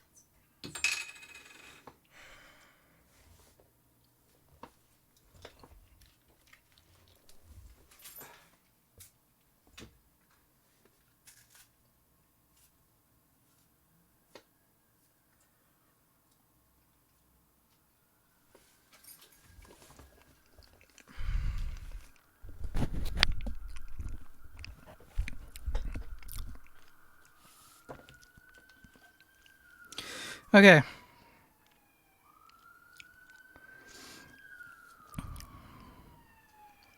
Logical necessity in general consists in the nature of what is to be, its concept in its being. This alone is the rational, the rhythm of the organic whole, and it is just as much the knowing of the content as that content itself is the concept and the essence. That is, it is this alone which is the speculative. The concrete shape, which sets itself into movement, makes itself into simple determinateness, and thereby elevates itself to logical form, and is in its essentiality. Its concrete existence is only this movement, and it is immediately logical existence. It is therefore unnecessary to apply externally a formalism to the concrete content. That content is in its own self a transition into this formalism, but it ceases to be the latter external formalism because the form is the indigenous coming to be of the concrete content itself. On the other hand, this nature of scientific method is inseparable from the content, and on the other hand, it determines its rhythm through itself, and it has, as already been noted, its genuine exposition in speculative philosophy. Although what is stated here expresses the concept, it cannot count for more than an anticipatory affirmation. Its truth does not lie in this narrative exposition. For that very reason, it is not in the least refuted by any assertion to the contrary, that the movement instead conducts itself in this or that way, or by calling to mind common conceptions as if they were truths both settled and familiar, or if something new is also served up and combined with the assurance that it flows forth from the shrine of inward divine intuition. This kind of reception is usually the first reaction on the part of knowing when something unfamiliar appears to it. It usually resists it in order to save both its freedom and its own insight and its own authority against alien authority, since the shape in which anything is comprehended for the first time always appears as that of alien authority. It also stages the resistance in order to rid itself of any semblance of the kind of shame which supposedly lies in something's having been learned, just as in those cases where the unfamiliar is greeted with applause, the reaction is of the same sort as what in another sphere consisted of ultra-revolutionary speech and action. Whew. Sorry, hold up. So, number 58. Whew. Hanging in there. Still in the preface. Got a long road ahead.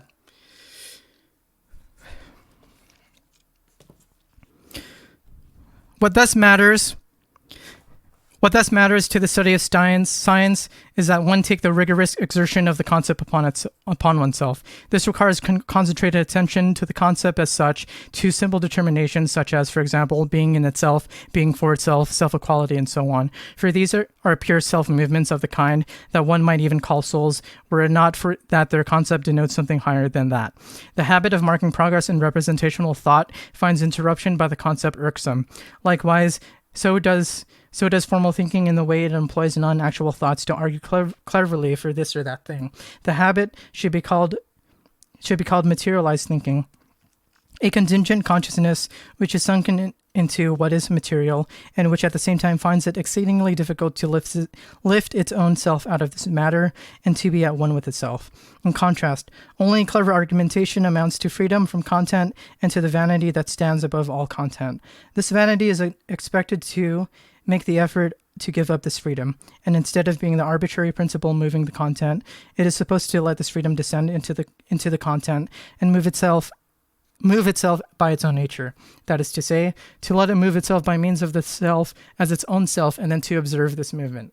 This refusal both to insert one's own views into the immanent rhythm of the concept and to interfere arbitrarily with that rhythm by means of wisdom acquired somewhere elsewhere, or this abstinence, are all themselves an essential moment of attentiveness to the concept.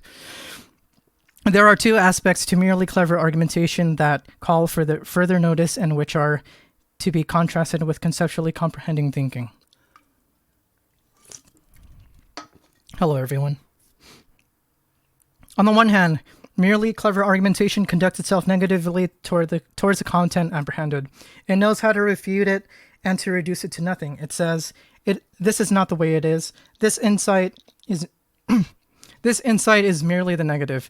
It is final and it does not go beyond itself to a new content. Rather, if it is again to have any content, something other from somewhere else has. Oh, jeez. Rather, if it is again to have any content, something other from somewhere else has to be found. It is reflection into the empty eye, the vanity of its own knowing.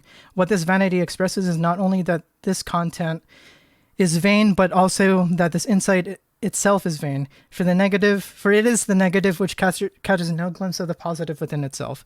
Because this reflection does not gain its negativity itself for its content, it is not immersed in the subject matter at all, but is always above and beyond it, and thus it imagines that by asserting the void, it is going much further than the insight which was so rich in content.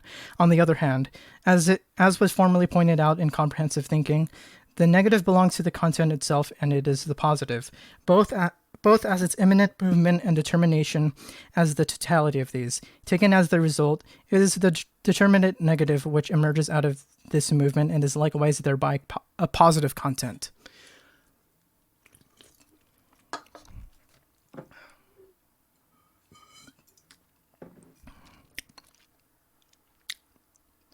But in view of the fact that such thinking has a content, whether the content is that of representations or of thoughts, or is a mixture of the two, there's another aspect which makes such conceptual comprehension so difficult for it. The peculiar nature of this aspect is closely connected with the essence of the idea itself, as it was described above. Or rather, it expresses how the idea appears as a movement which is itself that of thinking comprehension. For just now, in its negative conduct, which was previously discussed, clever argumentative thinking is itself the self into which the content returns, and so too, the self in its positive cognition is a represented subject to which the content is related as accident and predicate. This subject constitutes a basis in which the content is bound and on the basis of which the movement runs back and forth. Comprehending thinking conducts itself in quite a different way. While the content is the object's own self, or the self which exhibits itself as the object's coming to be, it is not a motionless subject tranquilly supporting the accidents. Rather, it is the self-moving concept which takes its determinations back into itself. In this movement, the motionless subject itself breaks down. It enters into differences in the content and constitutes the determinateness, which is to say, the distinguished content, as well as the content's movement, instead of continuing simply to confront that movement. The solid basis which merely clever argumentation had found in the motionless subject thus begins to totter, and it is only this movement itself which becomes the object. The subject, which brings its content to fulfillment, ceases to go beyond this content and cannot have still other predicates or accidents. As a result, the dispersal of the content is, to the contrary, bound together under the self, and the content is not the universal which, as free from the subject, could belong to many others. The content is thereby, in fact, no longer the predicate of the subject. Rather, it is the substance, the essence, and it is the concept of what that is which is being spoken of. Since the nature of representational thinking consists in marking advances with accidents or predicates, and then, because they are nothing more than predicates and accidents going beyond them, it is impeded in its course by what in the proposition has the form of a predicate, being the substance itself. It suffers to picture it in this way from a counterpunch. Starting from the subject as if this were an enduring ground, it, on the contrary, finds that by the predicate being the substance, the subject has passed over into the predicate and has thereby become sublated. And since in this way, what seems to be the predicate has now become self-sufficient, or has become the whole show itself, thinking cannot freely roam about, but is instead detained by this weight.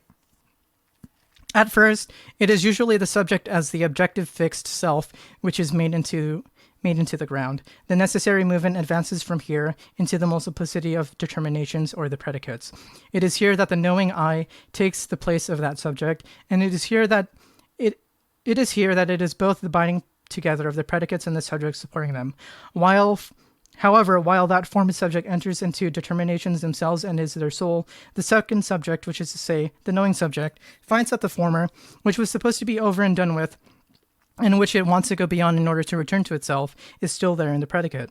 Instead of being able to be what sets the predicate in motion, the subject, as merely clever argumentation over whether this or that predicate is supposed to be attached, has instead something to do with the self of the content.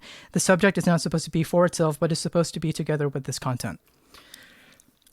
What has been said can be expressed formally in this way. The nature of judgment, or of the proposition per se, which includes the difference between subject and predicate within itself, is destroyed by the speculative judgment, and the identical proposition, which the former comes to be, contains the counterstroke of those relations.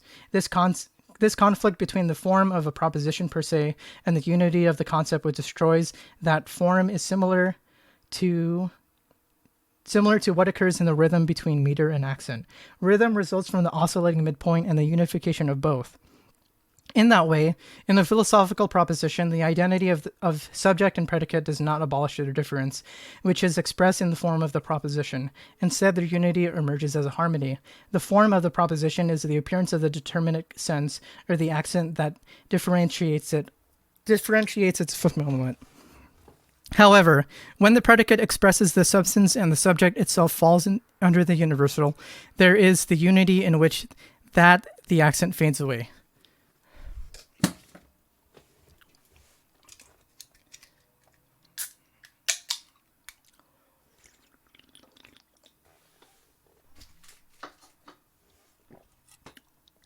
Just collecting myself. Okay.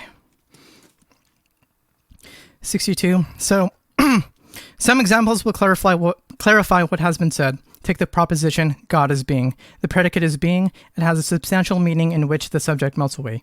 Here, being is not supposed to be a predicate. It is supposed to be the essence, but as a result, God seems to cease to be what it was through its place in the proposition, namely to be a fixed subject. Thinking, instead of getting any further with the transition from subject to predicate, feels instead inhibited. Since the subject has dropped out of the picture, and because it misses the subject, it is thrown back to the thought of the subject. Or since the predicate itself has been expressed as a subject, as being, as the essence which exhausts the nature of the subject, it finds the subject also to be immediately present in the predicate. Now, instead of having taken an inward turn into the predicate, and instead of having preserved the free status of only clever argumentation, it is still absorbed in the content, or at least the demand for it to be so absorbed is present. In that way, when it is said the actual is universal, the actual as subject vanishes into the predicate. The universal is not supposed to have only the meaning of the predicate, such that the proposition would state that the actual is universal.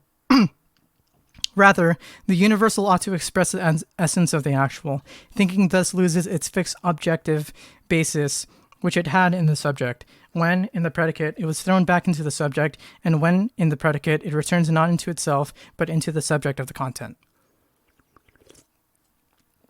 For the most part, this unfamiliar impediment forms the basis of the complaints about the unintelligibility of philosophical literature, even when the individual has otherwise met the conditions of cultural formation for understanding such philosophical writing.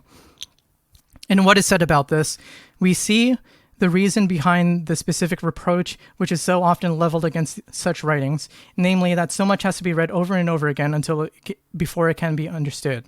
A reproach which has to do with such definitive unreasonableness that if it were justified, no rejoinder would be possible.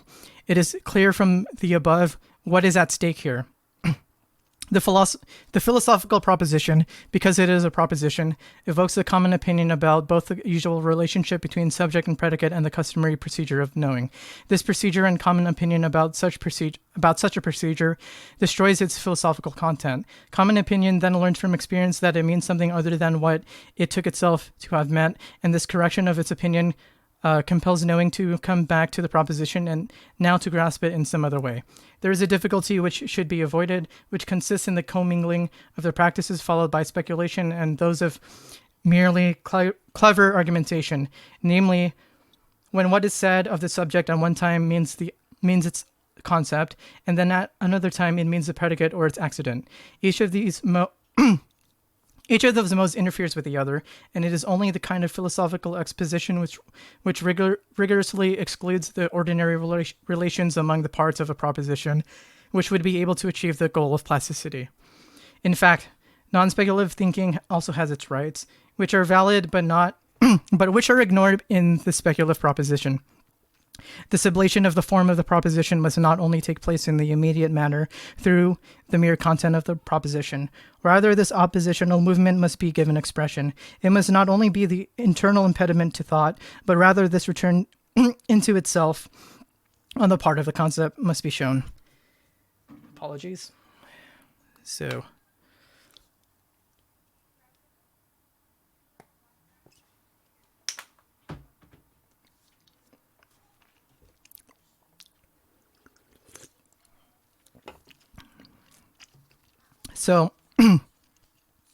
this movement, which constitutes what otherwise would have been accomplished by proof, is a dialectical movement of the proposition itself.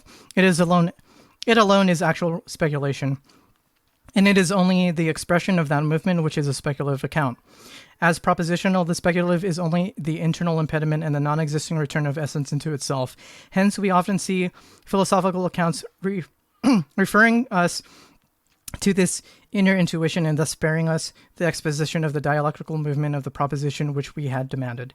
The proposition ought to express what the true is, but essentially the true is subject. As the latter, it is only the dialectical movement, this course of self-engendering, advancing, and then returning into itself. In the case of cognition of other sorts, the proof constitutes this aspect as expressed inwardness. However, once dialectic has been separated from proof, the concept of philosophical demonstration has in fact been led astray. On this point, it is worth remembering that the dialectical movement likewise has propositions for its parts or elements. Thus, the highlighted difficulty seems to recur continually and to be a difficulty in the nature of the subject matter. This is similar to what happens in the case of ordinary proofs, namely that the reasons it employs themselves that the reasons it employs themselves need to be based again on other reasons, and so on ad infinitum. However, this form of giving reasons and stating conditions belongs to that kind of proof which both differs from dialectical movement and which thereby belongs to external recognition. With regard to dialectical movement itself, its element is a pure concept. It thereby has a content that is out and out the subject in its own self. Therefore, there is no kind of content which comes forward, which behaves as an underlying subject and which gets its significance by being attached to this as a predicate. Taken in its immediacy, that kind of proposition is only empty form. Apart from the sensuously intuited or represented self, it is for the most part the name as a name, which denotes the pure subject, the empty conceptless one. For this reason, it would, for example, be expedient to avoid the name God, because this word is not immediately the concept, but is rather at the same time the genuine name, the fixed point of rest of the underlying subject, whereas in contrast, for example, being or the one, individuality, the subject, etc., themselves immediately point to concepts. Even when speculative truths are stated about that subject, the content lacks the immanent concept because that content is only present as a motionless subject, and in these circumstances, speculative truths easily take on the form of mere edification. From this side, too, there's an obstacle based in the habit of grasping the speculative predicate according to the form of a proposition instead of grasping it as concept and essence. This obstacle can be increased or diminished depending on the way in which philosophical truths are rendered. The exposition, which stays true to its insight into the nature of what is speculative, must retain the dialectical form and must import nothing into it except what is both comprehended and is the concept.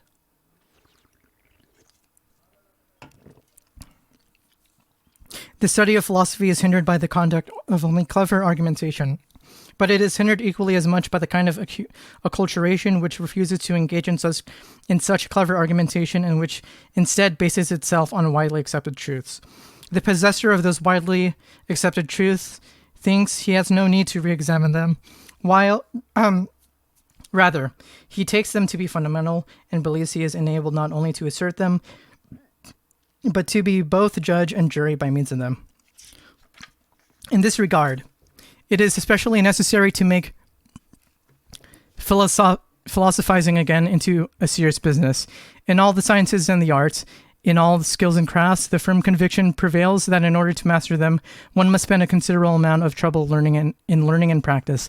On the other hand, with regard to philosophy, there is a prejudice which in fact now seems to prevail, namely that although anyone with eyes and fingers who acquires leather and a last is not for that reason in a position to make shoes, everybody nonetheless immediately understands how to philosophize and how to pass judgment on philosophy, simply because he possesses the standard for doing so in his natural reason, as if he did not likewise possess his own foot the standard for making a shoe. It seems as if the possession of philosophy only consists in the lack of any specific kind of knowing and plan of study, and that as soon as one begins to acquire any such knowing and plan of study, philosophy itself ceases. Philosophy is quite often held to be a kind of formal knowledge, devoid of all content. But what is severely lacking in such a view is the insight that according to the content of any kind of knowledge in science, what counts as truth can only deserve the name of truth when philosophy has had a hand in its production. Other sciences may try as much as they like to get by without philosophy and to rely only on clever argumentation, but without philosophy they are unable to possess any life, spirit, or truth in themselves. With a view to genuine philosophy, we see the following. In lieu of the long course of cultural formation, a movement as rich as it is profound and through which spirit arrives at knowing, we now see the view that both the immediate revelation of the divine and the views of healthy common sense, neither of which are bothered or educated by any other type of knowing or by genuine philosophy, are supposed to be a complete equivalent for philosophy, and that they are as good a surrogate for philosophy as chicory is lauded as a surrogate for coffee. It is not pleasant to note how ignorance mixed with formless, tasteless crudity, which is itself capable of concentrating its thoughts on an abstract proposition, and even less so on the connections among many such propositions, assures itself at one time that is itself freedom and is tolerance of thinking, and at another time it even assures itself of its own genius. Oof. Genius once was, as everyone knows, all the rage in poetry, just as it is nowadays also the rage in philosophy. However, instead of poetry, what was produced by this type of brilliance was, when it made any sense at all, only trivial pose, or when it went beyond that, just loony chatter. Now in the same way, natural philosophizing, which holds itself to be too good for the concept, and which through this deficiency takes itself to be an intuitive and poetical thinking, trades in the arbitrary combinations of an imagination which is quite simply disorganized by its own thoughts. It trades in constructions that are neither fish nor fowl, neither poetry nor philosophy. On the other hand, when it is flowing down the more peaceful riverbed, the riverbed of healthy common sense, natural philosophy dishes out, at best, a rhetoric of trivial truths. When it is reproached about the meaninglessness of what it offers, it assures us in reply that the sense and fulfillment of its meaning lies in its own heart, and must in the same way also be present in the hearts of others, by using such phrases as the heart's innocence, purity of conscience, and so on. It supposes that it has spoken of final things against which nobody can object, nor beyond which anything more can be demanded.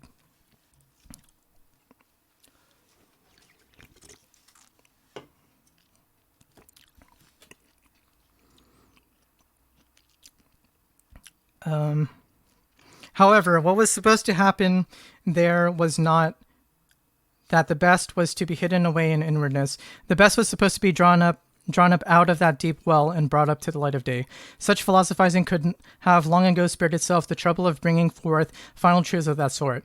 They were long since to be found, say, in the Catechism, in popular proverbs, etc. It is not difficult to grasp such truths in their indeterminateness and distortions, and it is often not difficult to point out that in those truths themselves, there is a consciousness of their own very opposite. If their proponent takes the trouble to pull himself out of the disarray into which he has led himself, he will fall into new confusions and may very well make an outburst to the effect that such and such is settled and that everything else is sophistry, a slogan used by plain common sense against culturally mature reason, just as, for as long as anyone can remember the phrase daydreaming, has summed up how those ignorant of philosophy have taken note of it. While the proponent of common sense appeals to feeling, to an oracle dwelling within, he has nothing more to do with anyone who disagrees. He only has to explain that he has nothing more to say to anyone who does not find and feel the same thing in himself. In other words, he tramples the roots of humanity underfoot. For the nature of humanity is to drive men to agreement with one another, and humanity's existence lies only in the commonality of consciousness that has been brought about.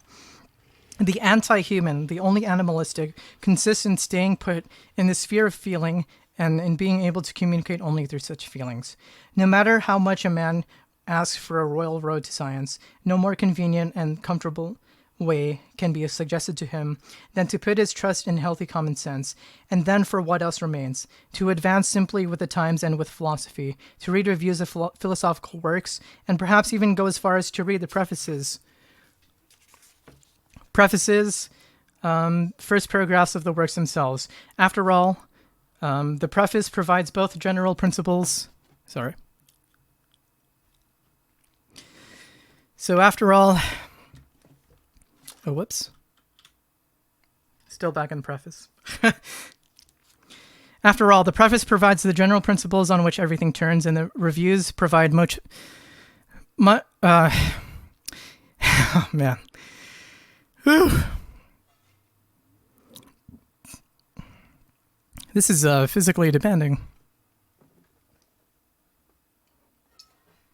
I'm going to take a little break.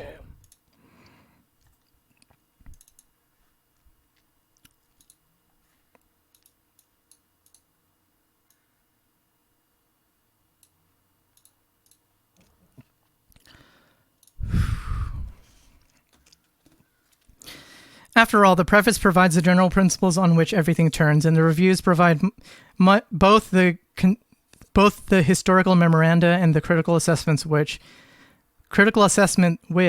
because it is a critical assessment, is on a higher plane than what it assesses. One can, of course, traverse this ordinary path in one's dressing gown. However, if one is to take exultation in the eternal, the holy, and the infinite, then one should take one's strides on that path when clad in the vestments of the high priest. A path which itself already has instead immediate being at its center, and which consists in the inspired resourcefulness of deep and original ideas and of the lightning flashes of elevated thought. But in the same way that those depths do not reveal the wellspring of the essence, these skyrockets are not yet the empyrean. True thoughts and scientific insight can only be won by the labor of the concept. Concepts alone can produce the universality of knowing, which is not the common indeterminateness and paltriness of plain common sense, but rather that of culturally mature and accomplished cognition.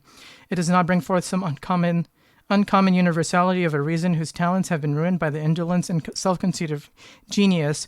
Rather, it brings forth this truth purified into its native form, which is capable of being the possession of all self-conscious reason. While I have positive that science exists as a result of self-movement of the concept, and while my way of looking at all the aspects of this diverges from current ideas about the nature and shape of truth, all of which are in fact quite opposed to my own views, and not only the ones I have cited but others as well, there does not seem to be much promise at all that an attempt to expound the system of science according to the characterization I have given of it will be received favorably.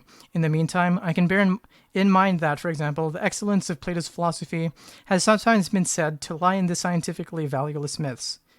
In his scientifically valueless myths, and there have also been times which have even been called times of religious enthusiasm. in which the Aristotelian philosophy was esteemed for the sake of its speculative death, and when Plato's Parmenides, perhaps the greatest work of art of the ancient dialectic, has been taken to be the true disclosure and the positive expression of the divine life. There have even been times when there has been a great deal of obscurity created by ecstasy, and this misunderstood ecstasy was in fact supposed to be nothing but the pure concept itself. Furthermore, what is excellent about the philosophy of our time is that it has positive that its very value lies in the scientific rigor itself. And even though others take a different view, it is only through its scientific rigor that the philosophy of our time has in fact begun to make itself felt. I can thereby also hope that this attempt to vindicate science's right to the concept and to expound science in this, its own distinctive element, will know how to force its way through the crowd by way of the inner truth of what is at stake. We must hold on to the conviction that it is the nature of truth to prevail when its time has come, and that it only appears when its time has come, and that it never appears too early, nor does it appear for a public not yet ripe enough to receive it. We must also hold on to the conviction that the individual requires this effect in order to confirm for himself what is as yet for him still only a solitary affair, and in order for him to experience as universal what is initially only something particular to him. However, on these occasions, the public should often be distinguished from those who conduct themselves as its representatives and spokesmen. The public conducts itself in many respects quite differently from the latter, indeed in some ways even as opposed to them. However much the public will look good-naturedly put the blame upon itself when a philosophical work does not quite appeal to it. Still, these representatives, so convinced of their own authority on the matter, will put all the blame instead on the authors. The work's effect on the public is more silent than the acts of these burying their dead. However, much of the general level of insight is on the whole nowadays more likely cultivated, and the public's curiosity more wakeful, and however much its judgment is more swiftly determined, still the feet of them shall carry thee out already at the door, and thus such a matter needs to be distinguished from a more gradual effect which rectifies the attention extorted by those imposing assurances and their dismissive acts of censure. After a while, some have thus provided with a world of their own, whereas for some others, after a certain period of time, there is simply no posterity at all. For the rest, at a time when the universality of spirit has grown so much stronger, and as is fitting, when what is purely singular has correspondingly become even more a matter of indifference, and so too when the universality of spirit now both sticks to its entire breadth and claims all the cultural wealth it has built up, then the share of the total work of spirit which falls to the activity of any individual can only be very small. The nature of science implies the individual must thus all the more forget himself, namely, although he must become what he can and must do what he can, there's nonetheless even less which must be demanded of him, just as he in turn must both anticipate less for himself and may demand less for himself. Okay. Whew. So that was the preface. Yikes! Alright, bathroom break. I'm going to eat a little bit and then come back. Ugh. I'll be right back.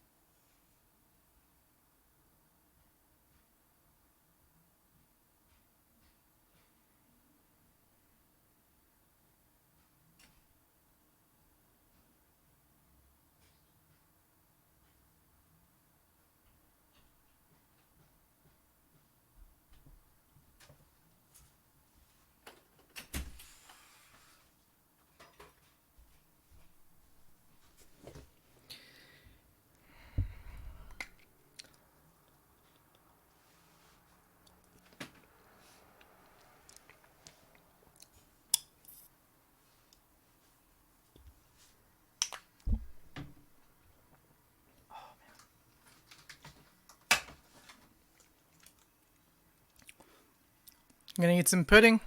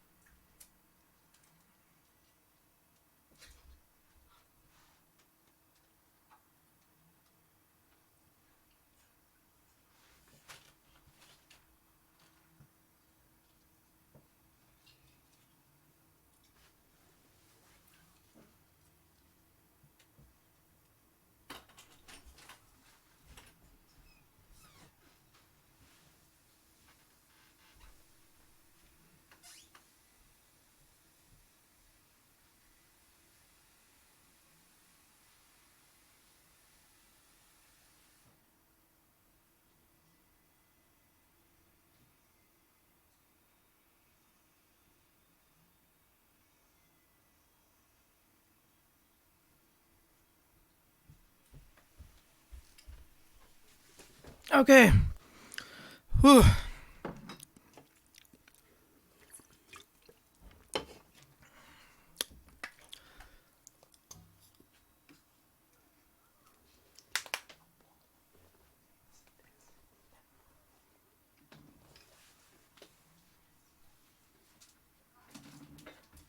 Okay. All right, I'm back. First part, science of the experience of consciousness. Introduction. Oh, God damn. It is a natural supposition that in philosophy, before one gets down to dealing with what is at issue, namely the actual cognition of what in truth is, it is first necessary to come to an understanding about cognition, which is regarded as the instrument by which one seizes hold of the absolute, or as the means by which one catches sight of it. The concern seems justified, in part because there are various kinds of cognition, and among them there might be one rather than another that is better suited to achieving this final end, so that there could be a wrong choice among them, and in part also because if cognition is a faculty of a determinate kind and scope, then without a more precise determination of its nature and limits, one ends up grasping clouds of error rather than the heaven of truth. This concern is even bound to be transformed into the conviction that the entire project of acquiring for consciousness through cognition what is in itself is absurd in its very concept, and that between cognition and the absolute there lies a limit which completely separates the two. For if cognition is the instrument for seizing hold of the absolute essence, then it becomes immediately clear that the application of an instrument to a thing no longer leaves the thing as it is for itself, but rather goes about forming and changing it. Or if cognition is not an instrument of our activity, but is to a certain extent a passive medium through which the light of the truth reaches us, then here too we do not obtain it as it is in itself, but only as it is through and in this medium. In both cases, we make sure of a means which immediately brings about the opposite of its goal. Or rather, what is absurd is that we are making use of a means at all.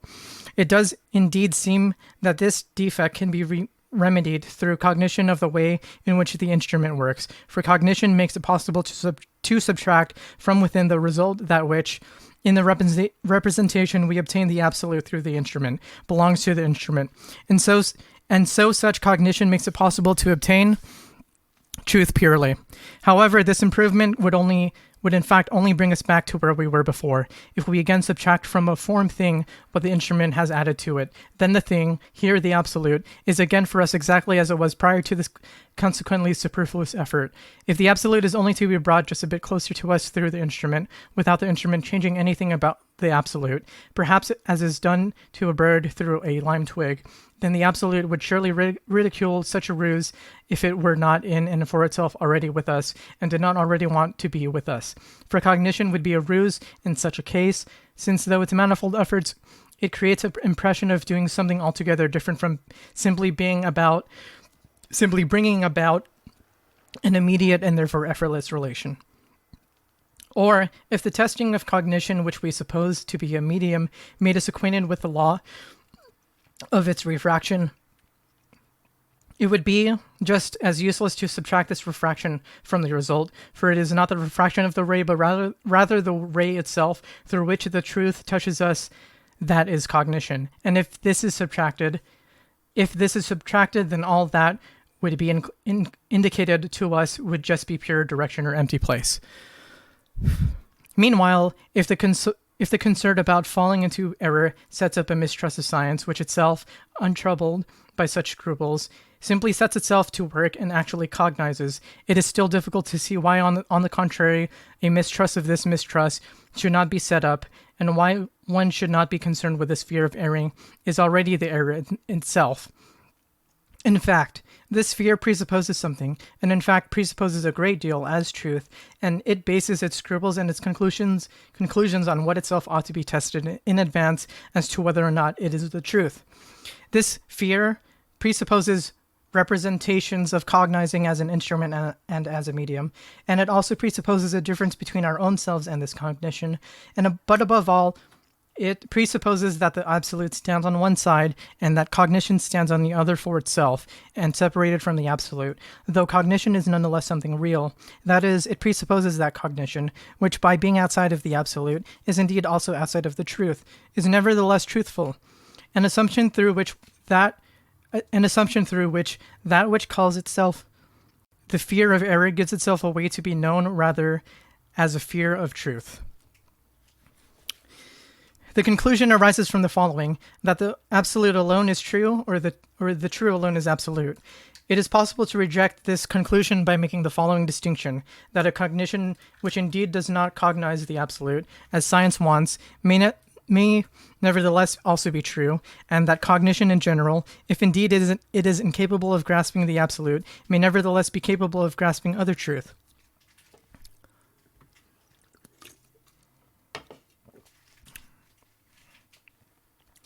But we shall eventually see that this sort of talking back and forth amounts to a murky difference between the absolute truth and between an absolute truth and some other kind of truth, and that the absolute, cognition, and so forth are words which presuppose a meaning that, for one thing, is still to be attained.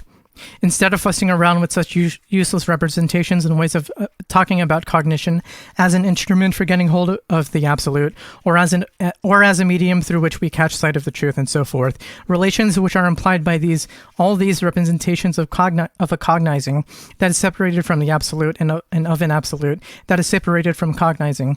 Instead of fussing around with excuses which create the incapacity of science by presupposing such relations, in which thereby free one from the hard work of science, while at the same time giving off the appearance of a serious and eager effort. That is, instead of fussing around with answers to all of this, it is possible to reject these outright as contingent and arbitrary representations, and to regard the affiliated use of words as such as absolute, cognition, and also objective and subjective, and countless others, whose meaning is assumed to be generally known, as even a kind of deceit, for the pretense, for one thing, that their meaning is generally known, and for another thing, that one even has the concept of them, seems rather to be meant only to spare us the most important thing, namely to provide this content.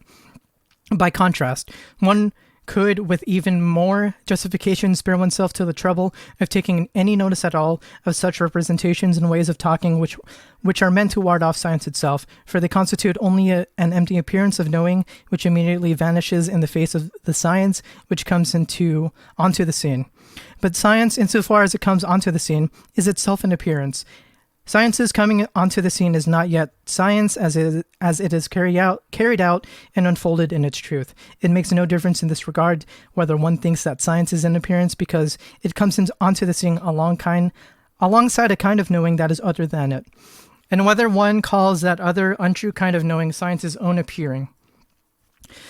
But science must free itself from this surface appearance, and it can do so only by turning itself against it. For with regard to a knowing that is not truthful, science cannot simply reject it as just a common view of things, while giving out the assurance that it is itself a completely different kind of cognition, and that other knowing counts as absolutely nothing for science, nor can science appeal to some intimation contained within it that other knowing of something better.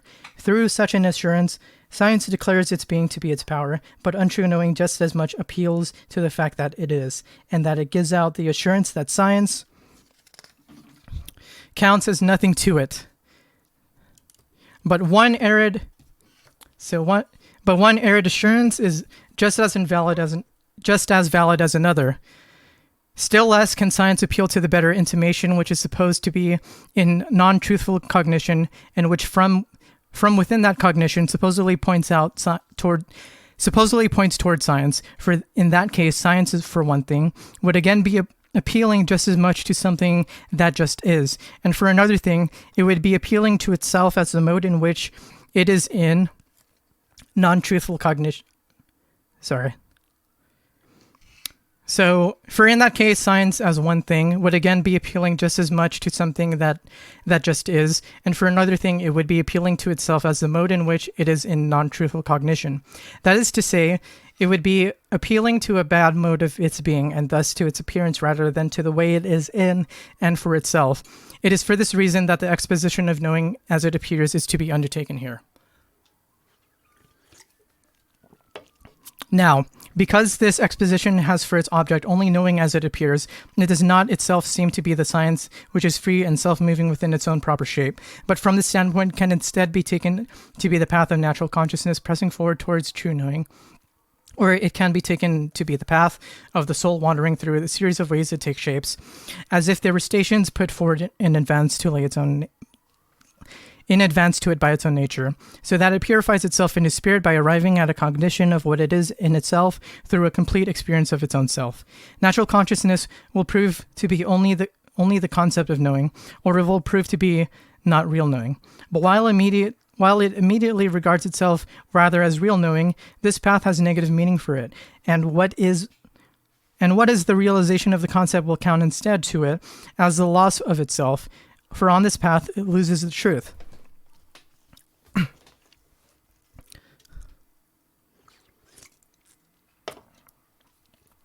This path can accordingly be regarded as the path of doubt, or more properly as the path of despair. On this path, what happens is not what is customarily understood as doubt, a shaking of this or that supposed truth, followed by the disappearance again of the doubt, and then a return to the former truth, so that in the end the thing at issue is taken as it was before. Rather, this path is the conscious insight into the untruth of knowing as it appears, a knowing for which that which is the most real is rather in truth only the I'm tripping up. Rather, this path is the conscious insight into the untruth of knowing as it appears, a knowing for which that which is the most real is rather in truth only the unrealized concept. Thus, this self-consummating skepticism is also not what earnest zeal for truth and science surely thinks it has prepared and equipped itself with, so that it might be ready for truth and science. That is, it is not the project in science of not submitting oneself to the thoughts of others based on their authority, but rather testing everything at oneself and following only one's own conviction, or better still, producing everything oneself and taking only one's own deed for the true. The series of the figurations of consciousness which consciousness traverses on this path is the full history of the cultivation of consciousness itself into science. That project represents cultivation in the simple mode of a project as immediately finished and done, but in contrast to this untruth, the path is the actual working out of the project. To be sure, following one's own conviction is more than submitting oneself to authority, but the converting of opinions which are held on authority into opinions which are held on the basis of one's own conviction does not necessarily involve a change in the content of those opinions, and does not necessarily make truth step into the place of error. The only difference between being stuck in a system of opinion and prejudice based on the authority of others and being stuck in one based on one's own conviction is the vanity which inheres in the latter mode. By contrast, the skepticism which is directed at the entire range of consciousness as it appears, making spirit for the first time competent to test what truth is, by this kind of skepticism bringing about a despair regarding the so-called natural conceptions, thoughts, and opinions. It is a matter of indifference whether one calls them one's own or someone else's, and with which consciousness that goes straight away into examining matters is still suffused and burdened, which thus in fact renders consciousness incapable of achieving what it wants to undertake.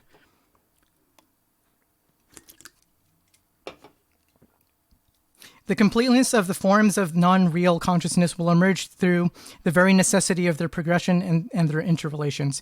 To make this comprehensible, it can be noted in general that at the outset that the exposition of non-truthful consciousness in its untruth is not merely a negative movement. Such a one-sided view is what natural consciousness generally has of it, and a knowing which makes this one-sidedness into essence is one of the shapes of incomplete consciousness which lies within the course of the path itself and which will serve itself up in that path. That is, such a one-sided view is the skepticism which sees the result always only pure nothing and which abstracts from that fact that this nothing is determinately the nothing of that from which it results. However, only when taken as the nothing of that from which it emerges is the nothing, in fact, the true result. Thus, it is itself a determined nothing and has a content. Skepticism, which ends with the abstraction of nothingness or emptiness, cannot progress any further from this point, but must instead wait to see whether something new will present itself and what it will be, in order that it can also toss into it the same empty abyss. By contrast, while the result is grasped as it is in truth, as determinate negation, a new form has thereby immediately arisen, and in the negation, the transition is whereby the progression through the complete series of shapes comes about on its own accord.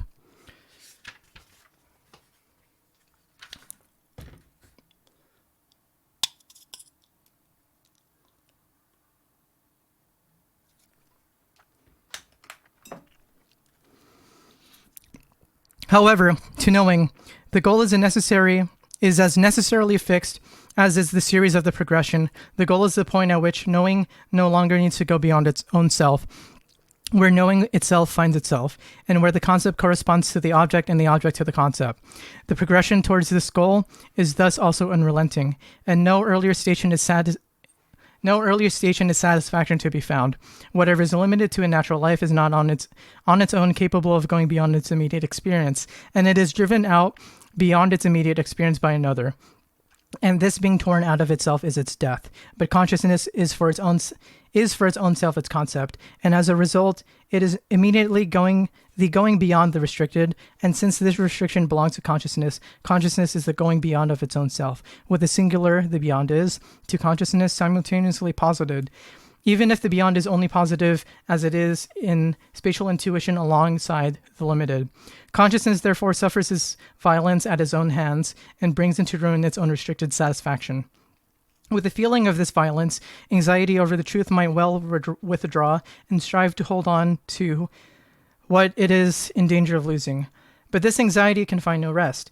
Even if it wants to remain in thoughtless indolence, thought spoils the thoughtlessness, and its unrest disturbs the indolence. Or even if it fortifies itself with a sensibility which assures that everything is to be found good as a type it is, this assurance likewise suffers violence at the hands of reason, which straightway finds that something is not good precisely because it is that type of thing.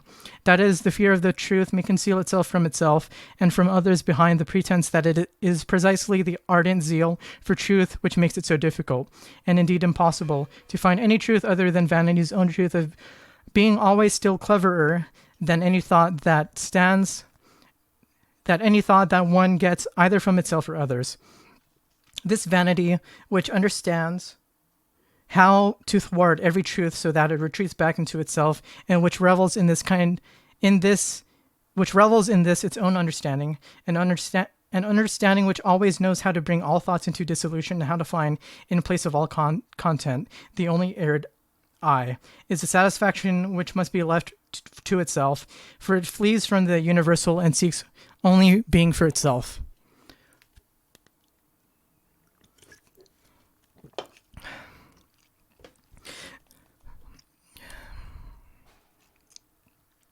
Just as these preliminary and general remarks about the manner and the necessity of the progression have been made, so too it might be useful to recall something about the method of the way it is carried out.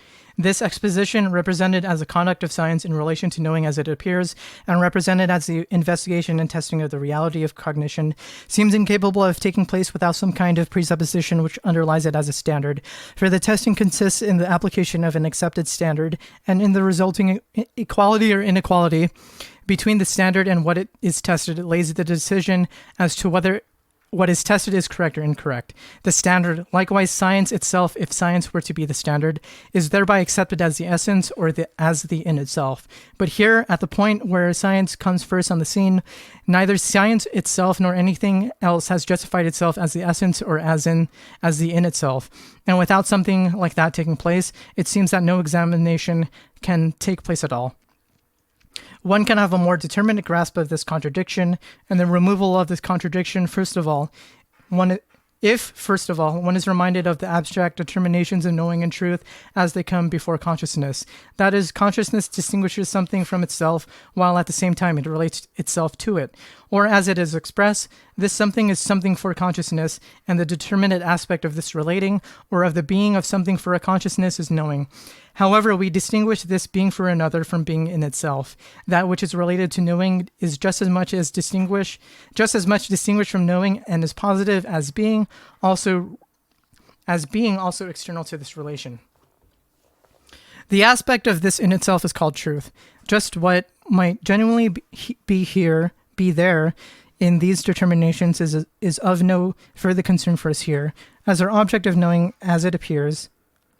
As our object is knowing as it appears, and hence its determinations are also at first taken up as they immediately present themselves, and thus the way that they have been grasped may well be the way that they present themselves. Jeez.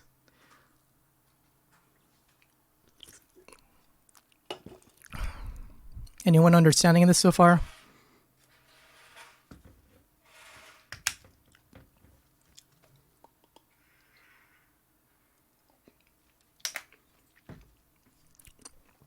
Yep.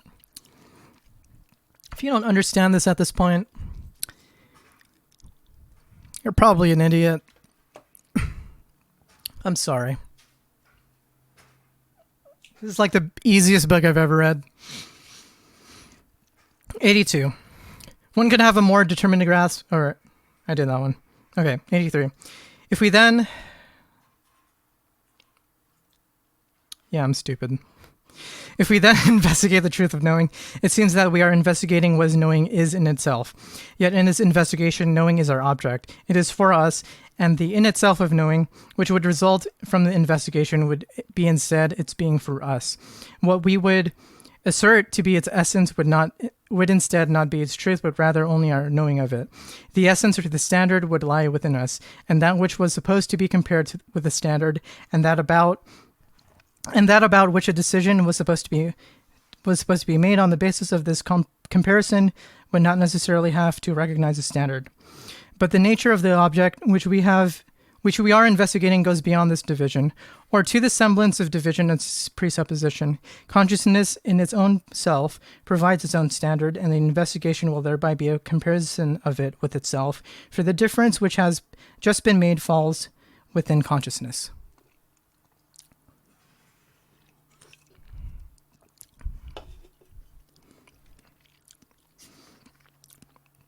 There is within consciousness one item for another, or consciousness as such has within itself the determinateness of the moment of knowing. At the same time, this other is to consciousness, not only for it, but also external to this relation, or in itself, the moment of truth.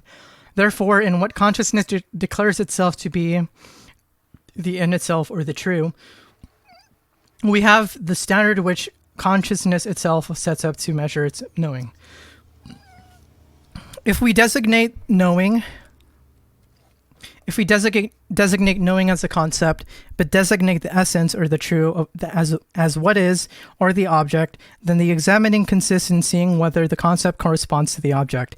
However, if we designate the essence or the in itself of the object as the concept, and in contrast understand by object the concept insofar it is object, or insofar as it is for another, then the examining consists in our seeing whether the object corresponds to its concept. One clearly sees that both are the same, but what is essential throughout the whole investigation is to hold fast to this, that both of these moments, concept and object, being for another and being in itself, themselves fall within the knowing that we are investigating, and that we thus do not need to bring standards with us and investigate in the investigation to apply our ideas and thoughts. By leaving these aside, we succeed in considering the matter at issue as it is in and for itself. However, from this aspect, not only will it be superfluous for us to add anything, and not only because concept and object, the standard and what is to be examined are present in consciousness itself. Rather, we are lifted above comparing the two and conducting a genuine examination such that while consciousness examines its own self, the only thing that remains to us is purely to look on. This is also because consciousness is, on the one hand, consciousness of the object, and on the other hand is consciousness of its own self. It is consciousness of what, to it, is the true, as well as consciousness of its knowing of the true. While both are for the same consciousness is itself is their comparison. It is an issue for that consciousness, whether or not its knowing of the object corresponds to the object.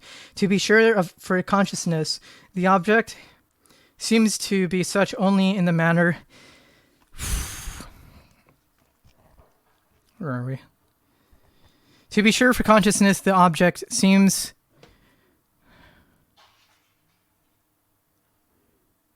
To be sure, for consciousness, the object seems to be such only in the manner that consciousness knows it.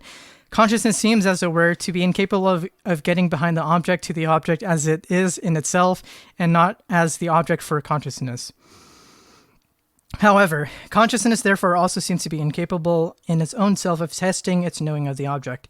Yet precisely because consciousness knows of an object at all, it is already present in the difference that something is to consciousness the in itself, but another moment is knowing, or the being of the object for consciousness.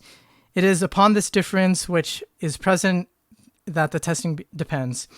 If, in this comparison, the two do not correspond to one another, then it seems as if consciousness must alter its knowing in order to make it adequate to the object. However, in knowing's alteration, the object itself to consciousness is also in fact altered, for the knowing which is present was essentially a knowing of the object. Along with the knowing, the object also becomes something different, for it belonged essentially to this knowing.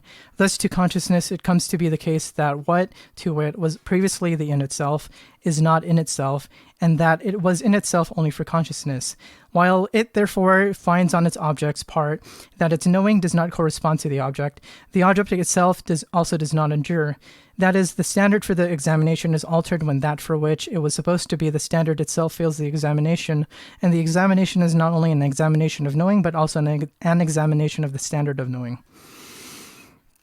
This dialectical movement, which consciousness practices in its own self, as well as in its knowing and in its object, insofar as, for consciousness, the new, true object arises out of this movement, is properly what is called experience.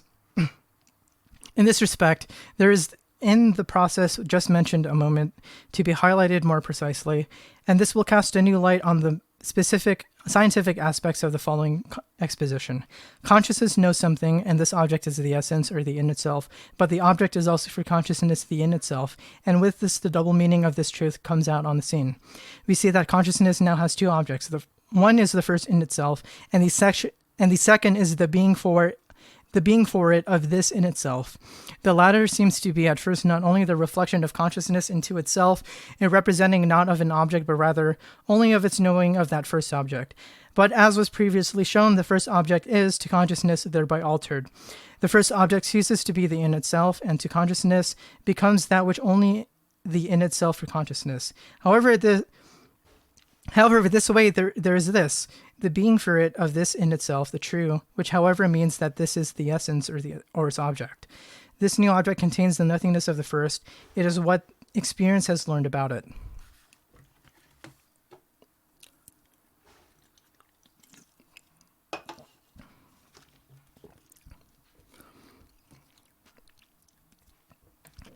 In this exposition of the course of experience, there is a moment through which the exposition seems not to correspond with what is ordinarily understood by experience. The transition, namely from the first object and the knowing of it, to the other object about which one says that it has learned from experience, was specified in such a way that the knowing of the first object, or the being for consciousness of the first in itself, is itself supposed to become the second object. By contrast, it ordinarily seems that we learn from experience about the untruth of our first concept in another object that we perhaps come across serendipitously and extrinsically, so that the only thing left to us is the pure grasping of what is in and for itself. However, based on the point of the view given above, the new object shows for itself to have come to be through a reversal of consciousness itself. The observation of the matter is our addition, whereby the series of experiences traversed by consciousness is elevated into a scientific progression, and which is not there for the consciousness that we are observing. However, this is in fact also the same situation already discussed above concerning the relation of this exposition to skepticism, namely that each and every result which emerges from the non-truthful knowing should not coalesce into an empty nothing, but rather must be necessarily grasped as a nothing of that which it is the result, a result which contains the truth that the previous knowing has within itself. Here it presents itself as follows. While what at first appeared as the object generating for consciousness into a knowing of the object, and the in itself becoming a being for consciousness of the in itself, this latter is a new object. As a result, a new shape of consciousness comes on the scene for which the essence is something different from what was the essence for the preceding shape. It is this circumstance which guides the whole series of shapes of consciousness in their necessity. However, it is just as necessity itself, or the emergence of the new object, which presents itself to consciousness without consciousness knowing how this happens. It takes place for us, as it were, behind the back of consciousness.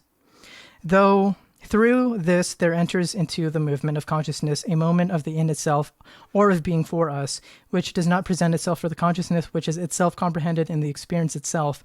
However, the content of what emerges is for us for consciousness, and what we comprehend only what is formal in it, or its pure emergence.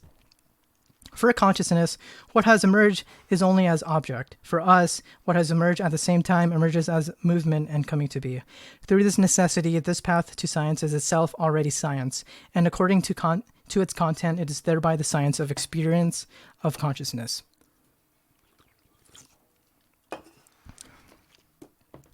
This experience through which consciousness learns about itself can, according to its concept, comprehend within itself nothing less than the whole system of consciousness, or the whole realm of the truth of spirit, so that the moments of truth present themselves in this their proper determinateness, not as being abstract, pure moments, but rather in the way that they are for consciousness, or in the way that consciousness itself comes on the scene in its relation to them.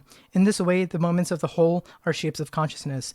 By consciousness carrying on towards its rule, its true existence, it will reach a point where it sets aside the semblance of being burdened with what is alien to it, which only is for it which is only for it as is other, a point where the appearance becomes equal to the essence, so that its own exposition coincides with this very point with the genuine science of spirit. Finally, while itself grasping this, its own essence, consciousness will signify the nature of absolute knowing itself.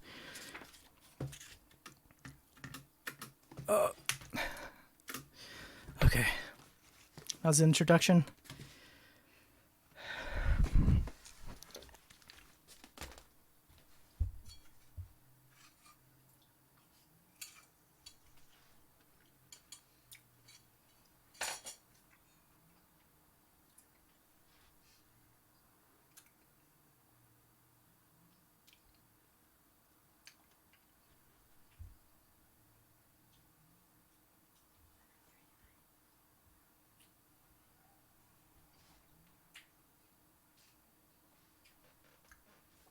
Taking a little break.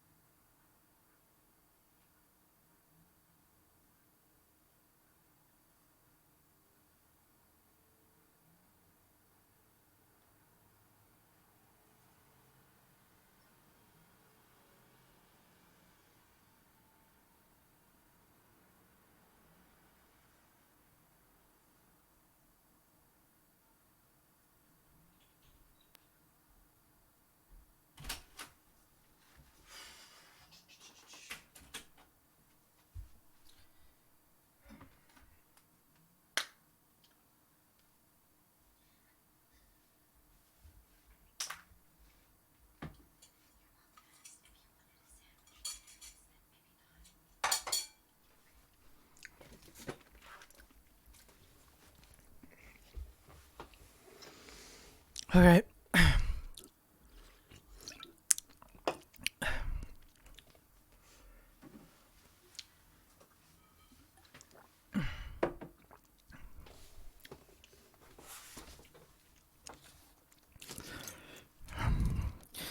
Consciousness, sensuous certainty, or the this and meaning something.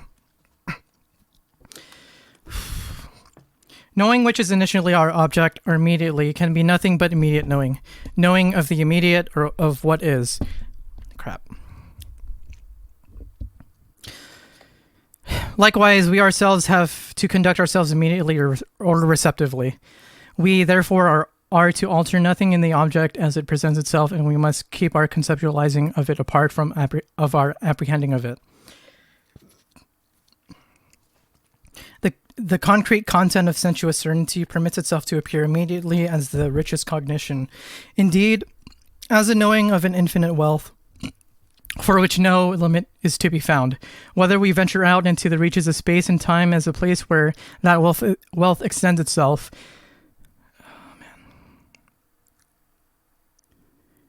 or when we take a piece out of this plenitude, divide it, and thereby delve into it. In addition, it appears as the most veritable, for it has not omitted anything from its object, but rather has its object in its complete entirety before itself.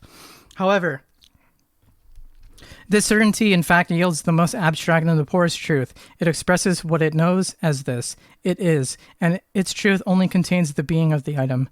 For its truth, consciousness only is in the certainty of this pure I, or within that certainty, the I is only as a pure this, and the object likewise is not only a pure this. This I, am certain of this item not because I, as consciousness, have thereby developed myself and have variously set my thoughts into motion. It is also not because I, as consciousness, am certain of this item for the reason that the item of which I am certain would be a rich relation in its own self according to a set of differentiated conditions, or would be a multiple comportment to other items. Both have nothing to do with the truth of sensuous certainty. In that certainty, neither I nor the item have the meaning of a multifaceted mediation, nor does I have the meaning of a multifaceted representing or thinking, nor does the item have the meaning of multifaceted composition. Rather, the item is, and it is only because it is. For sensuous certainty, this is what is essential, and this pure being for this simple immediacy constitutes its truth. Likewise, as a relation, certainty is an immediate pure relation. Consciousness is I, nothing further, a pure this, and the singular individual knows a pure this, or he knows the singular. However, if we take a look at it, there's a good deal more in play in this pure being, which constitutes an essence of the certainty and which declares it to be its truth. An actual sensuous certainty is not only this pure immediacy, but also an example of it. Among all the countless differences thereby propping up, we find in every case the chief difference, namely that in that certainty both the already noted this is, namely a this as an I and a this as an object, precipitates all at once out of pure being. If we reflect on this difference, it turns out that neither one nor the other is only immediately within sensuous certainty. Rather, both are mediated. I have certainty through another, namely the item, and this likewise is within certainty through an other, namely through the I. It is not only we who make this difference of essence an example of immediacy and mediation. Rather, it is what we find this difference in sensuous certainty itself, and it is to be taken up in the form it has in sensuous certainty, not in the way we have just determined it to be. It is positive in sensuous certainty as the simple, immediately existent, or as the essence, the object. However, it is positive as what is other than the inessential and the mediated, which is not in itself in sensuous certainty, but which is instead through an other, the I, the knowing that knows the object only for the reason that the object is, but which itself can just as well be as not be.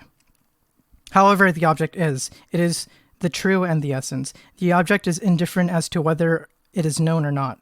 The object remains even when it is not known, but if the object does not exist, then there is no knowing.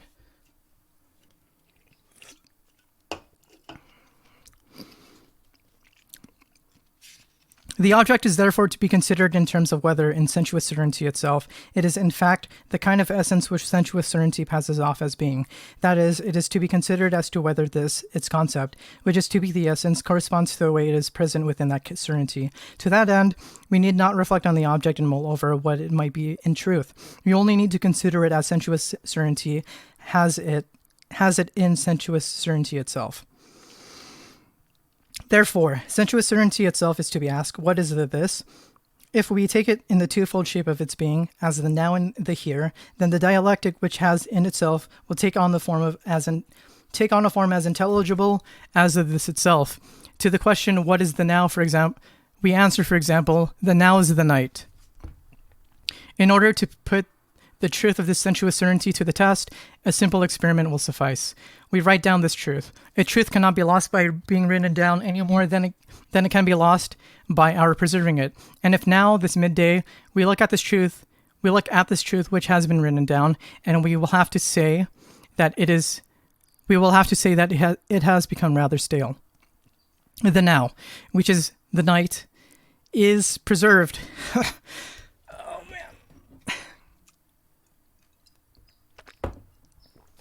The now, which is the night, is preserved. That is, it is treated as what it was passed off as being, namely as an existent. However, it instead proves itself to be a non-existent. To be sure, the now itself maintains itself but as what is not the night. Likewise, it maintains itself vis-a-vis the day, which it now is, and what is also not the day, or it maintains itself as a negative as such. This self-maintaining now is thus not an immediate now, but a mediated now, for it is determined as an enduring and self-maintaining now as a result of another not existing, namely the day or the night. Thereby, it is just as simply as what was before, now, and in this simplicity it is indifferent to what is still in play alongside it. As little as night and day are its being, it is just as much night and day. It is not affected at all by this, its otherness. Such a simple is through negation. It is neither this or that. It is both a not this and is just as indifferent to being this or that. And such a simple is what we call a universal. The universal is thus, in fact, the truth of sensuous certainty. We also express the sensuous as a universal, but what we say is this. What we say is this. That is the universal this, or we say it is, that is being as such. We thereby, of course, do not represent ourselves to the universal, this, or being as such, but we express the universal, or in this sensuous certainty we do not at all say what we mean. However, as we see, language is the more truthful. In language, we immediately refute what we mean to say, and since the universal is the truth of sensuous certainty, and language only expresses this truth, it is, in that way, not possible at all that we could say what we mean about sensuous being. So, 98.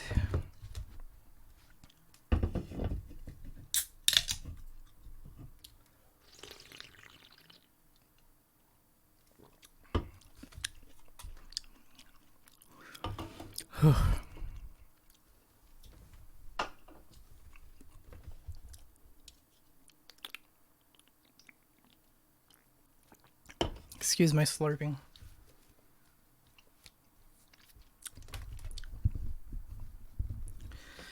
Okay.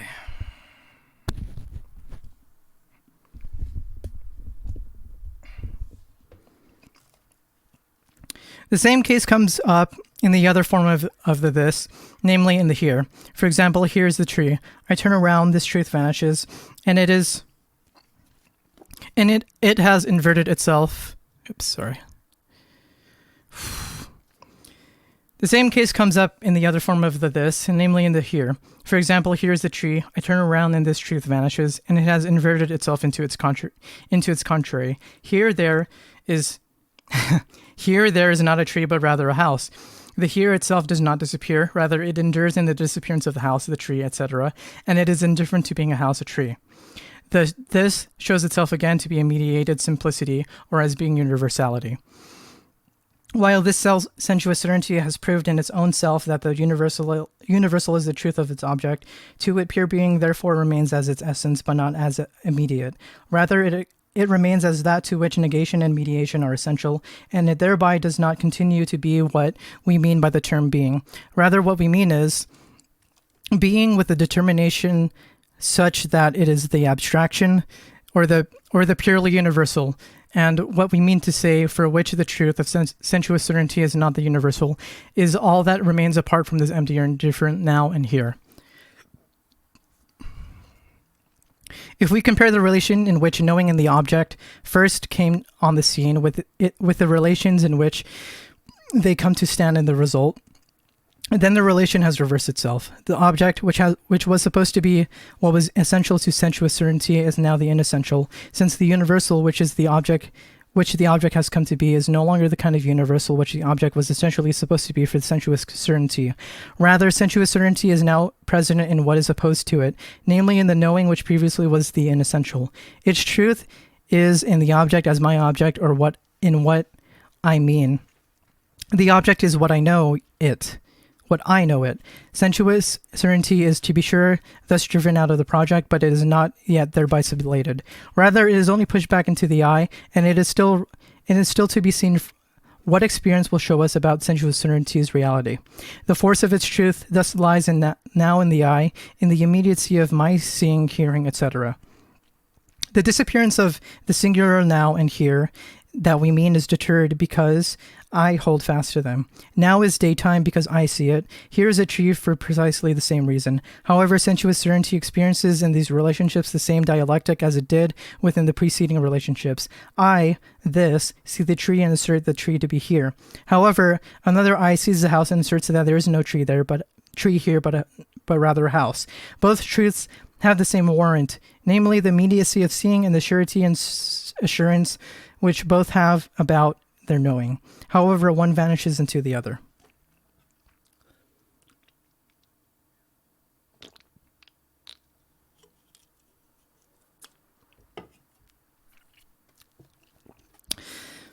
In all this, what does not appear is I as universal, whose seeing is neither a seeing of the tree nor of this house. Rather, it is a simple seeing, which is mediated by the negation of this house and so forth. It is therein just as simple and indifferent towards that which is still in play in the background, vis-a-vis the house and the tree. I is only universal in the way that now, here, or this is universal. To be sure, I mean an individual I, but I can say no more about what I mean by now, here, than I can say about what I mean by I. While I say this here, this now, or a singular, I say all's this, all here's, now's, singulars. Likewise, in that I say I, this singular I, what I say is all I's. Each is what I say it is, I, this singular I. However, much of this demand is set before science as its touchstone, a demand for it, a demand which it would surely not last out, namely that it deduce, construct, find a priori, or other a priori, or however one wishes to express it, a so-called this thing or this person. Still, it is reasonable that the demand should state which of the many things this thing or which one of the I's this I means, but it is impossible to state this. Sensuous certainty therefore learns from experience that its essence is neither in the object nor the I, and that the immediacy is an immediacy of neither one or the other of them, for in both, what I mean is instead what is inessential, and the object and I are universals in which the now and the here, and the I that I mean do not endure, or are not. We thereby come to posit the whole of sensuous certainty itself as its essence, and no longer only as a moment of sensuous certainty, as happened in both cases, in which at first the object opposed to the I, and then the I itself, were each supposed to be the reality of sensuous certainty. It is thus only the whole of sensuous certainty itself, which clings tenaciously in such sensuous certainty to immediacy, and which thereby excludes itself all the opposition that took place in what preceded.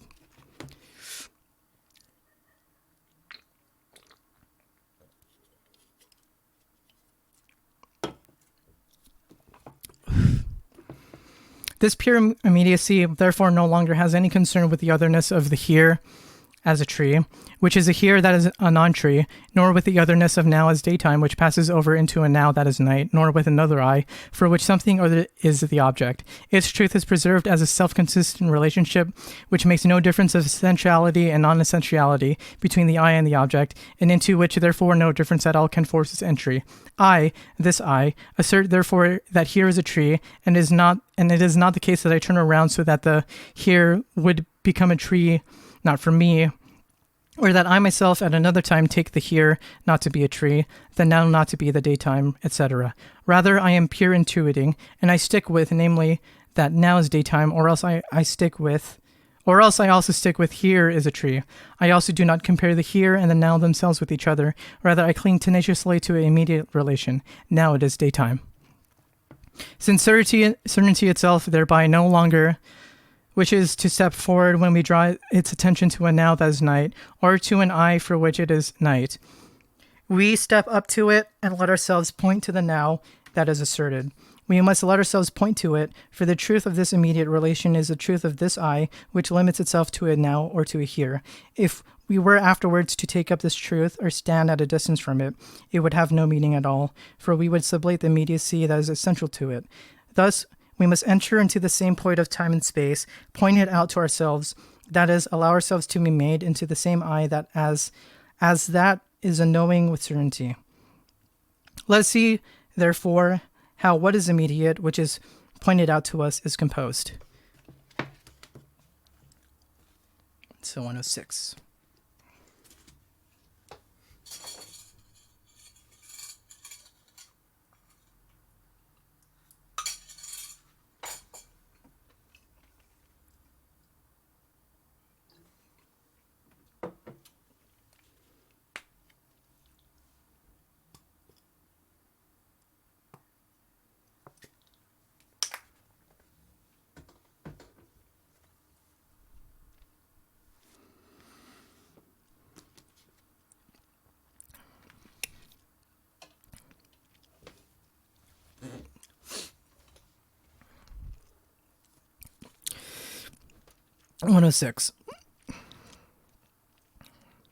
The now is pointed out.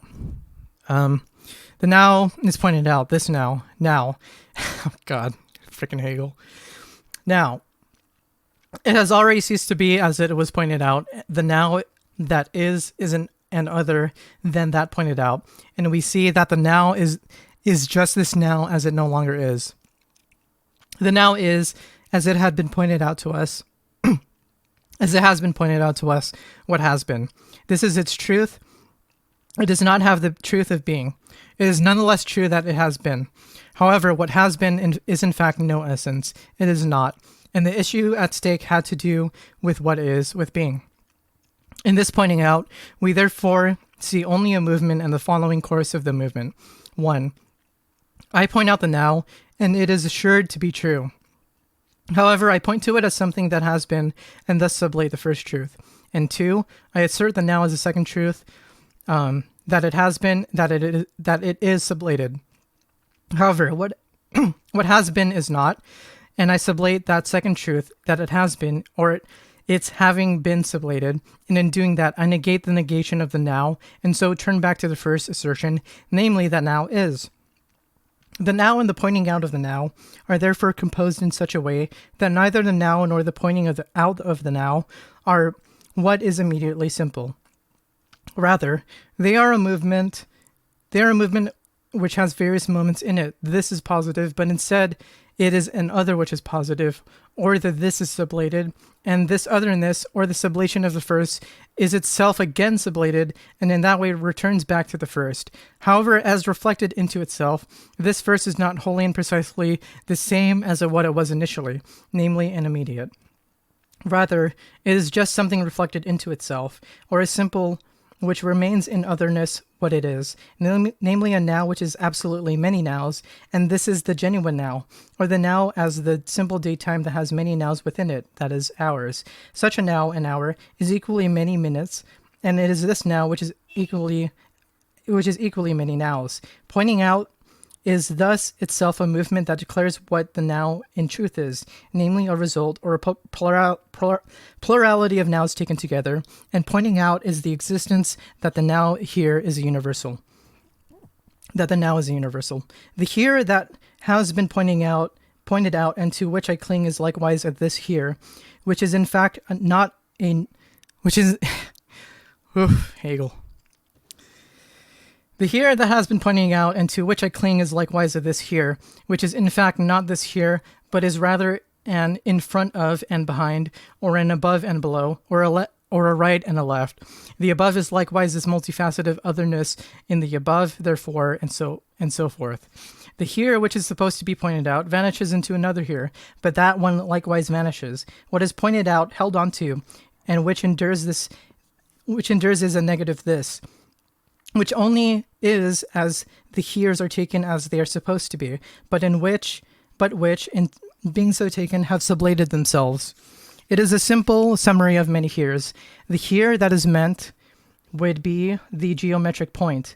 However, the point is not, but rather as the point is demonstrated as existing, as the point is demonstrated as existing. The demonstrating points to itself as showing itself to be not immediate knowing, but instead of movement from out of the many heres which are meant into the universal here, which is a simple plurality of heres in the way that the daytime is a simple plurality of nows. It is clear that the dialectic of sensuous certainty is nothing but the simple history of its movement, that is its experience, and that the sensuous certainty itself is nothing but just this history. For that reason, natural consciousness also proceeds to this result. What is the true in sensuous certainty? To keep pressing ever forward. It learns from experience about it, but then it likewise forgets it again, and then it starts the whole movement all over again right from the beginning.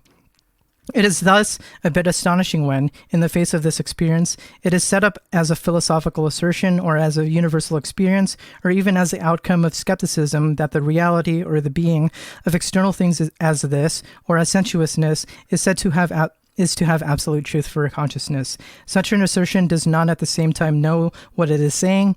It does not know what it is saying.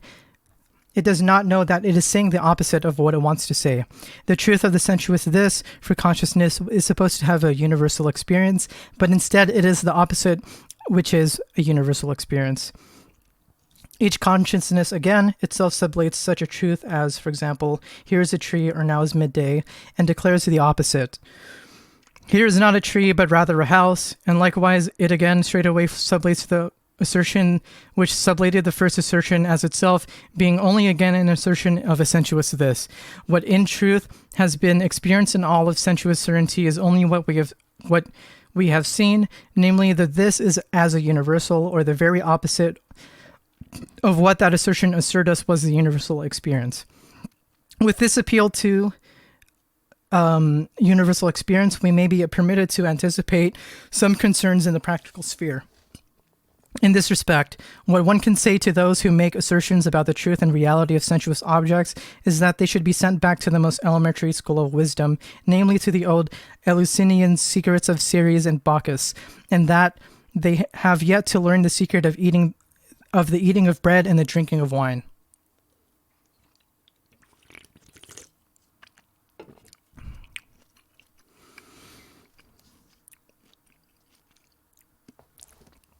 This is so because the person who has initiated into these secrets not only comes to doubt the being of sensuous things, but rather arrives at despair about them. In part, he brings about their nothingness, and in part he sees them do it to themselves, nor are the animals excluded from this wisdom. Instead, they prove themselves to be the most deeply initiated into it, for they do not stand still in the face of sensuous things, as if those things existed in themselves. Despairing of the reality of those things and in the total certainty of the nullity of those things, they without any further ado simply help themselves to them and devour them. Just like the animals, all of nature celebrates these revealed mysteries which teach the truth about sensuous things. However, those who set up such assertions in line with the previous remarks also immediately say the opposite of what they mean. A phenomenon that is perhaps best able to bring to them to reflect on the nature of sensuous certainty. They speak of the existence of external objects, which, to put it more precisely, can be determined to be actual, absolutely, singularly, individual, wholly personal, individual things, each of which is absolutely unlike the others. The existence is said to have absolute certainty and truth.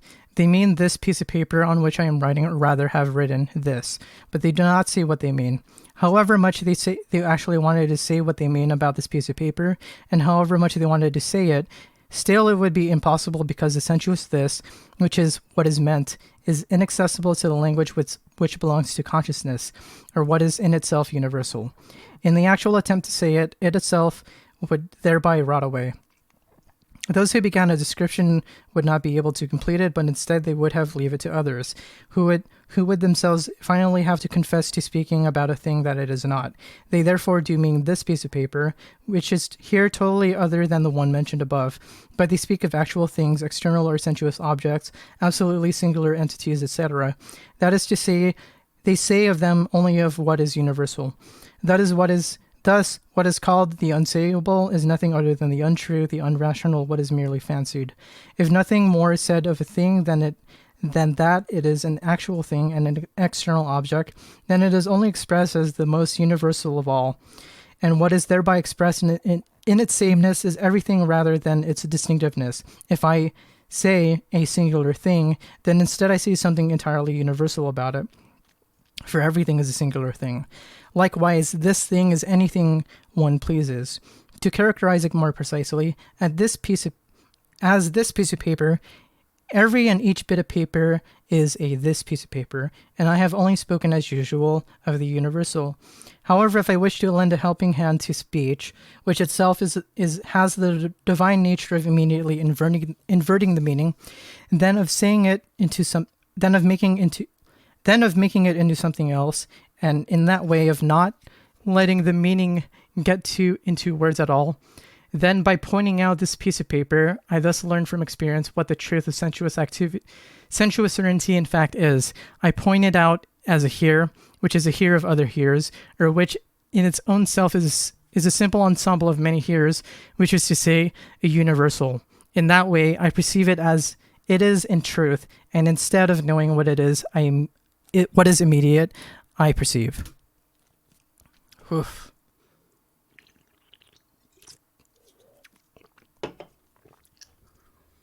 Ooh.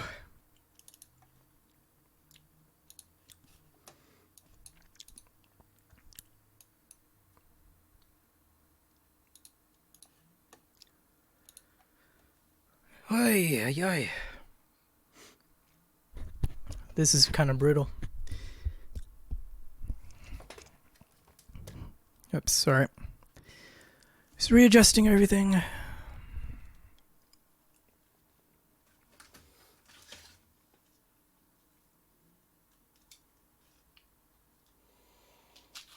Where are we at? 3 hours in? Page 66.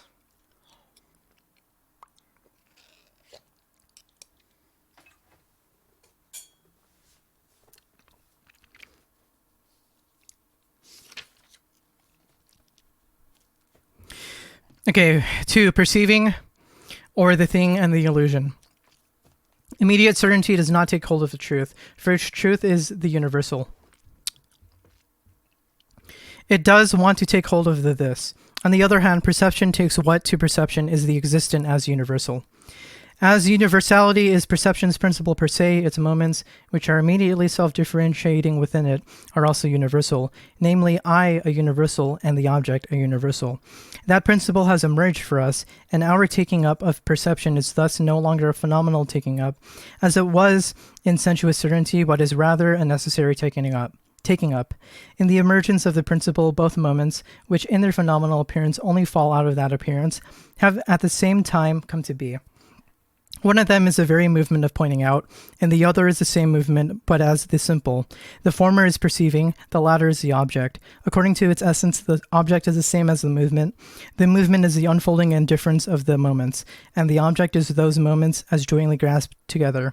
For us, or in itself, the universal is, as the principle, the essence of perceiving, and in contrast to this abstraction, both of the distinguished moments, namely the perceiving and the perceived, are inessential. However, because both are in fact the universal or the essence, both are essential.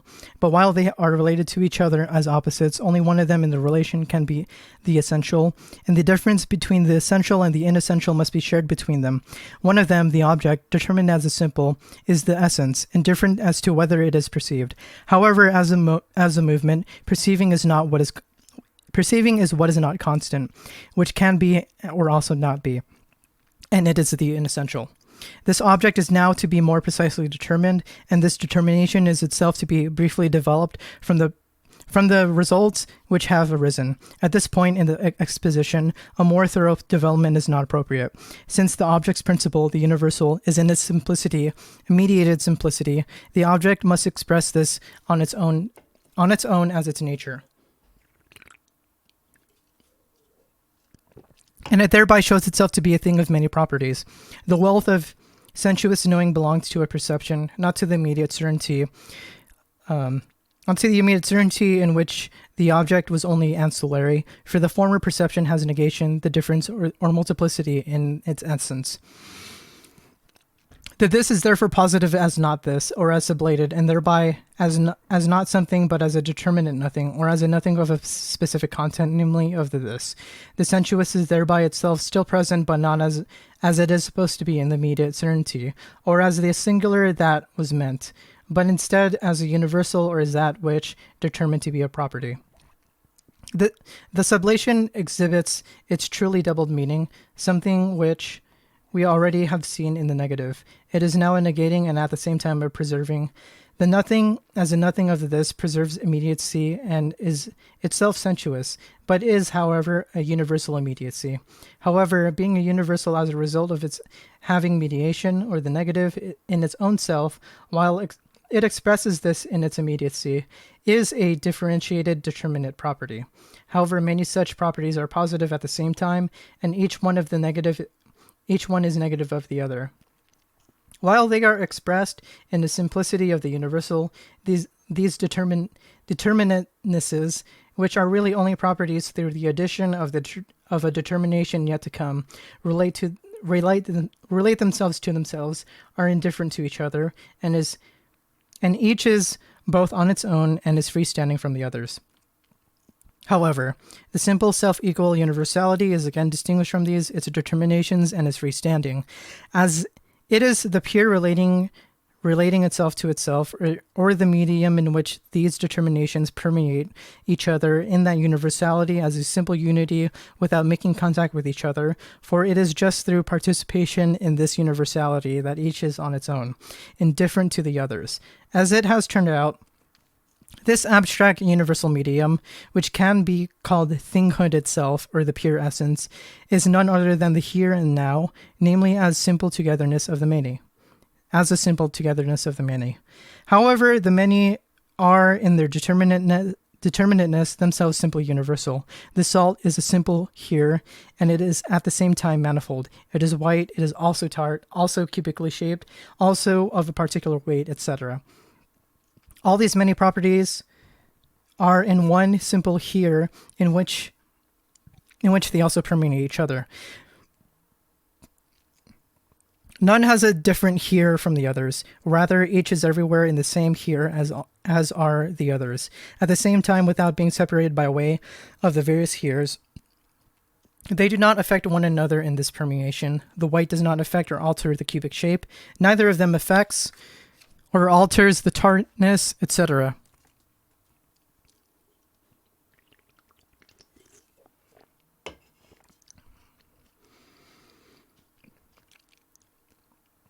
Rather, since each itself is a simple relating in itself to itself, it leaves the others at rest and relates himself to them only through the indifferent also. This also, therefore, is the pure universal itself, or the medium. The thinghood keeping them together in this way. As it turned out, in this relationship, it is only the character of positive universality which is at first observed and developed. However, An aspect arises which must also be taken into consideration. If the many determinate properties were to be utterly indifferent and were for all intents and purposes related only to themselves, then they would still not be determinate properties. For they are determinate properties only insofar as they both differentiate themselves from each other and relate to themselves each other as opposites. However, according to this opposition, they could not be together in the simple unity of their medium, which is as essential to them as is negation, insofar as their difference within that unity does not amount to an indifferent difference, but rather to an excluding difference, which itself amounts to a difference which negates others. So this difference thus falls outside of this simple medium. This simple medium is not only and also an indifferent unity, it is also a one and excluding unity. The one is the moment of negation, as it itself relates to itself in a simple way and excludes others, and by which thinghood is determined as thing. As determinateness, the negation is the property which is immediately at one with the immediacy of being, which, through the unity with negation, is universality. However, as one and as set free from this unity with its opposite, it is in and for itself. Oof. Easy stuff. Easy.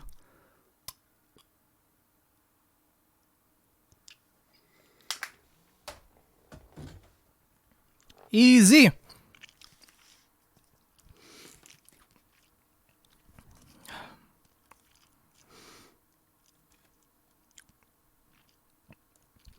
In these moments taken altogether, the thing as the truth of perception really reaches its culmination, or at least insofar as it is necessary to develop out that here.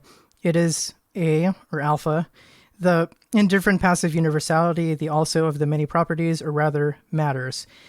Beta. Likewise, the negation as simple, or the one, the excluding of the opposed properties, and gamma.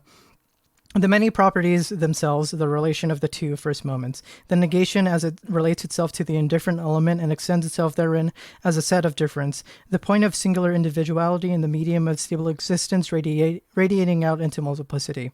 According to the aspect in which these differences belong to the indifferent medium, the differences are themselves universal. Each relates itself only to itself, and they do not affect each other. However, according to the aspect in terms of which they belong to the negative unity, they at the same time exclude each other, but necessarily have this opposed relation to the properties, which are at a distance from there also. The sensuous universality, or the immediate unity of being and the negative, is in that way the property insofar as the one and the pure universality are developed out of that unity. Insofar as both as they are differentiated from each other and as the unity emerges with them with each other. This relation of that unity to those pure essential moments finally brings the thing to its culmination. Now this is the way that the thing of perception is constituted, and consciousness is determined as perceiving consciousness insofar as this thing is its object.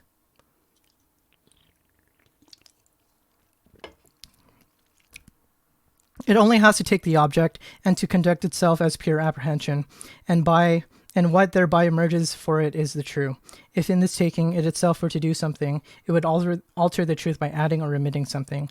While the object is the true and the universal, like unto itself, and while consciousness to itself is what is alterable and inessential, it can happen to consciousness that it apprehends the object incorrectly and deludes itself. The one who is perceiving is aware of the possibility of illusion, for in universality, which is the principle, otherness itself is immediately for him, but as nullity, as what is sublated. His criterion for truth is thus self-equality, and his conduct is to be grasped as self-equality. At the same time, while what is diverse for the perceiver is a relation of the diverse moments of his comprehending to each other. If and inequality differentiates itself in this comparison, then the relating is not an untruth of the object, for the object is what is equal to itself. It is an untruth of perceiving itself.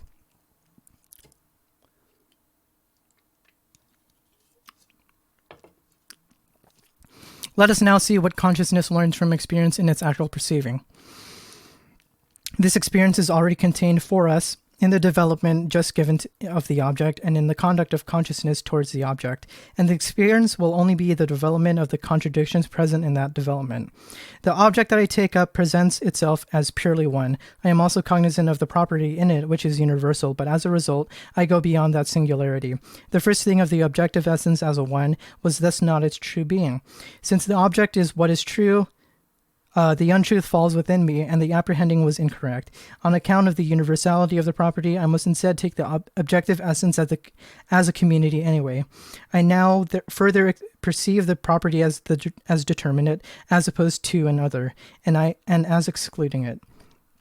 I thus, in fact, did not apprehend the objective essence correctly when I determined it as a community with others, or as continuity, and according to the determinateness of the property. I must in fact break up the continuity into pieces and posit the objective essence as an excluding one. Wow.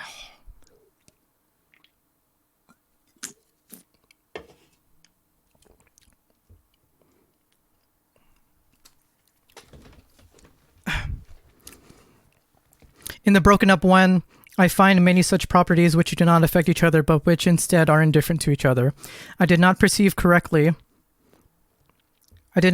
object correctly when I grasp it as something which it excludes. Rather, just as it previously was, it is only continuity in general, so that now it is a universal communal medium in which there are many properties as sensuous universalities, each existing on its own, and which as determinate excludes the others. The simple and true, which I however perceive, is thereby not a universal medium, but rather a singular property for itself. However, in that way, it is neither a property nor a determinate being, for it is now neither in a one nor in relation to others. But it is a property only in the one, and is only determinate in relation to others. As this pure relating itself to itself, it remains only sensuous being per se, since it no longer has in its own self the character of negativity, and consciousness, for which a sensuous being now is, amounts only to meaning something, which is to say, it has entirely gone beyond perceiving, and has taken an inward turn back into itself. Yet sensuous being and meaning something each of themselves pass over into perceiving. I am thus thrown back to the beginning and pulled back into the same cycle which sublates itself both in each moment and as a whole. Whew. Consciousness, therefore, necessarily turns into that cycle again, but not in the same way as it did at first. It has learned from experience about perceiving, namely that its results and its truth are its dissolution, or that perceiving is a reflective turn into itself from out of the true. For consciousness, it has thereby been determined just how its perceiving is essentially composed, namely, it is not a simple pure comprehending, but rather in its comprehending has at the same time taken a reflective turn into itself from out of the true. This return of consciousness into itself, which immediately blends itself into that pure comprehending, for it has been shown to be essential to perceiving, alters the true. At the same time, consciousness takes cognizance of this aspect as its own, and it takes upon itself, and as a result, it purely receives the true object. Thereby, now there is a present in perceiving, just as happened with sensuous certainty, the aspect of consciousness which had been forced back into itself. However, this is not as it was initially, as it took place in sensuous certainty, as if the truth of perceiving were to be subsumed within the sphere of sensuous certainty. Instead, consciousness takes cognizance with the untruth, which comes to the fore here, follows within consciousness. However, through this taking cognizance, consciousness is capable of sublating the untruth.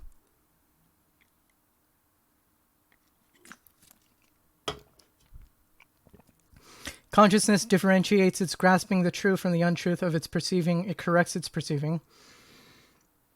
And insofar as it itself undertakes this correction, the truth, as the truth of perceiving, falls further, without further ado, into consciousness. The conduct of consciousness, which is now to be scrutinized, is so constituted that it is no longer merely perceiving, but is conscious of its reflective turn into itself, and separates this reflective turn into itself from simple apprehension itself. At first, I view the thing as one, and I have to hold fast to it in this true determination. If in the movement of perceiving there's something which comes up which contradicts that perceiving, then this is to be cognized as my reflection. Now, in perception, various properties turn up that seem to be properties of things, yet the thing is one, and we ourselves are conscious of this diversity through which it ceases to be one as falling within us. The thing is therefore in fact only white as it is brought to our eyes. It is also tart on our tongues, also cubical to our feel, etc. We do not take the entire diversity of these aspects from the thing, but from ourselves. To us, they come undone from each other in this way because the eye is quite distinct from the tongue and so on. We are thus the universal medium within which such moments dissociate themselves from each other and in which each is on its own. Thereby, since we regard this determinateness, that we are the universal medium as our reflection, we preserve the self-equality and the truth of the thing, namely its being one.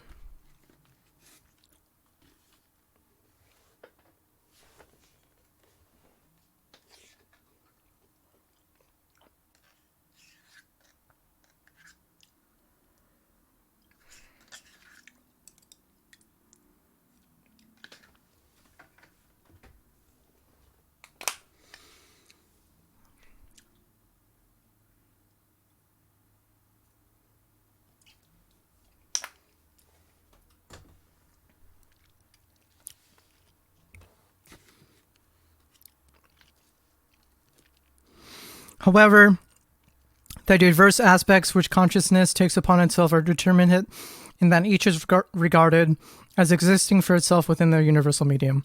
White is only in contrast to black, etc., and the thing is one precisely as a result of its being contrasted with others. However, it does not exclude others from itself insofar as it is the one. For to be one is to be the universal relating itself to itself, and as a result of its being one, it is instead the same as all others. Rather, it is through this determinateness that it excludes others. The things in themselves are thus determinate in and for themselves. They have properties whereby they are differentiated from others. As the property is the thing's own property, or a determinateness in its own self, it has multiple properties. For in the first place, the thing is true, and it is in itself, and what is in its own self is in its own self its own essence, not on account of others. Second, the determinate properties thus are not only on account of other things, and for other things, but are on their own. However, they are determinate properties in the thing only while there are many of them, and which is differentiated from the other. Third, while they are in that way within thinghood, they are and for themselves, and are indifferent to each other. Therefore, in truth, it is the thing itself which is white and also cubical, also tart, etc., or the thing is the also, which is to say, the universal medium in which the many properties stably exist externally to each other, and where none makes contact with the other, and none is sublated. Taken in that way, the thing is taken to be true, the true. Now, in this perceiving, consciousness is at the same time conscious that it also reflects itself into itself, and that in perceiving, the moment opposed to the also crops up. However, this moment is the unity of the thing with itself, which excludes difference from itself. It is accordingly the unity that consciousness has to take upon itself, for the thing itself in the stable existence of many virtuous and independent properties. The stable existence of many various and independent properties. It is therefore said of the thing, it is white, also cubical, also tart, etc. However, insofar as it is white, it is not cubical, and insofar as it is cubical and also white, it is not tart, etc. The positing into a one of these properties belongs only to consciousness, which thus has to avoid letting them fall into a one in the thing. To that end, consciousness brings into play the insofar whereby it keeps the properties apart from each other, and it keeps the thing as also. Quite rightly, consciousness takes upon itself the oneness in such a way that what was called a property is now represented as a freestanding matter. In this way, the thing is elevated into being a genuine also, while it becomes a collection of matters, and instead of being a one, it becomes a merely enclosing surface.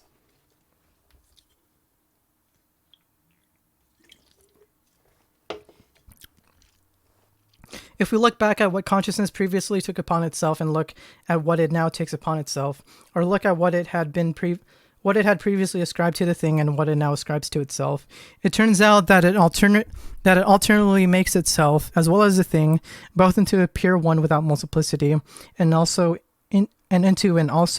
dissolve into self-sufficient matters. Through the comparison, consciousness thus finds that not only its taking the true has in itself the diversity of, or the act of comprehending, of returning into itself, it also finds that the true itself, the thing, instead shows itself to be in this doubled fashion. Therefore, what is present is the experience of the thing which exhibits itself in a determinate way for the comprehending consciousness, but at the same time takes itself in terms of the way in which it offers itself and is reflected itself back into itself, or in its own self it has the opposed truth. Consciousness has thus also outside in this second way of conducting itself in perceiving, namely, to take the thing as the true, the thing as self-equal, but to take itself to be the unequal, to be what is returning back into itself from out of its equality. And the object now is, to consciousness, this whole movement which previously was shared between consciousness and the thing. The thing is one, reflected into itself. It is for itself, but is also for another. Namely, it is an other for itself as it is for an other. The thing thereby is for itself and also for another, a doubly diverse being, but it is also one. However, its oneness contradicts its diversity. Consciousness would thereby have to take this positing into a one upon itself again, and keep it apart from the thing. It would therefore have to say that the thing, insofar as it is for itself and is not for others. Yet, as consciousness has learned from experience, oneness also corresponds to the thing itself. The thing is essentially reflected into itself. The also, or the indifferent difference, falls just as much into the thing as it does into oneness. But since both are different, it does not fall into the same thing, but rather into different things. The contradiction, which is per se in the objective essence, is distributed into two objects. The thing, therefore, is in and for itself, self-equal, but this unity with itself is disturbed through other things. In that way, the unity of the thing is preserved, and at the same time, that otherness, which is external to the thing, just as it is to consciousness, is preserved.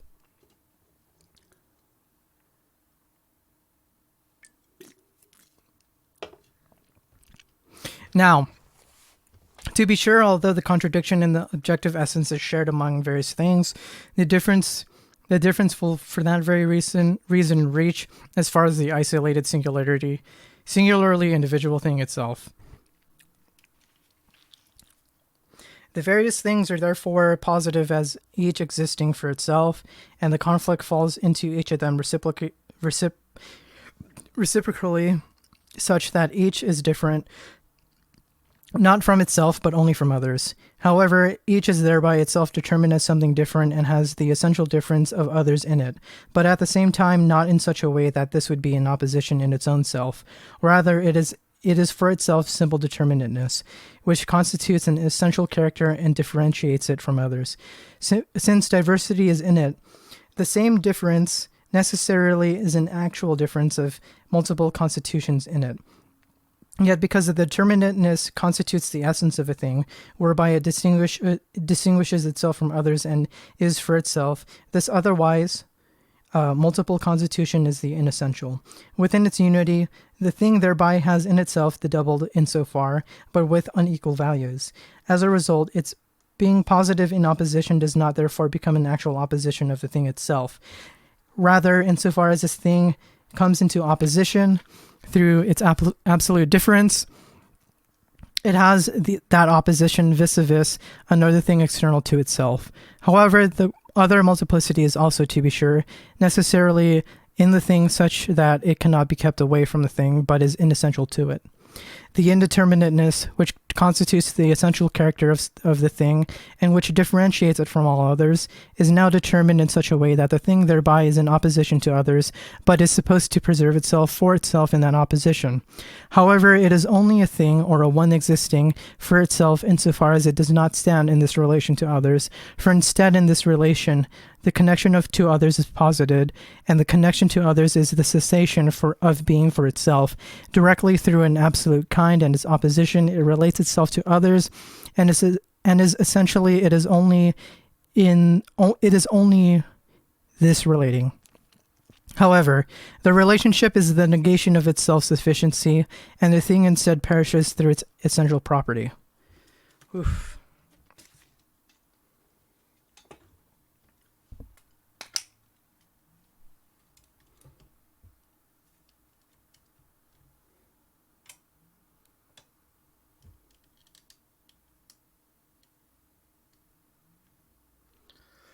All right, another pee break.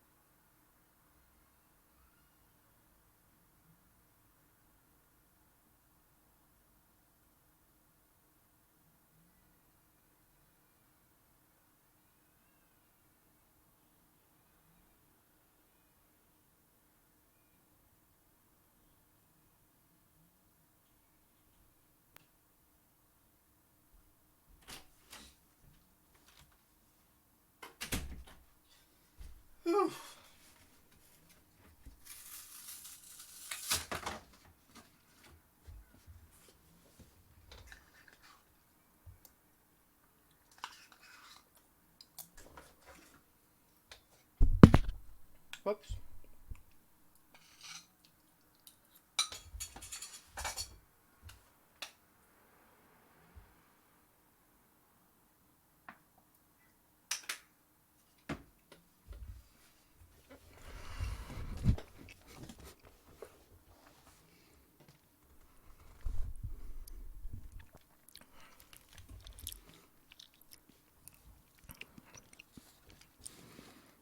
Where are we?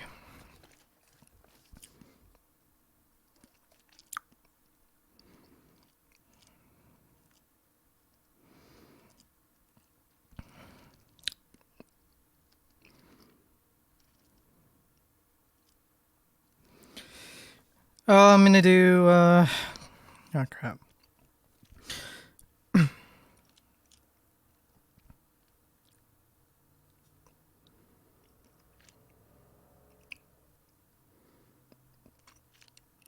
This determinateness, which constitutes the essential character of the thing and which differentiates it from all others, is now determined in such a way that the thing thereby in its opposition to others, but is supposed to preserve itself for itself in that opposition.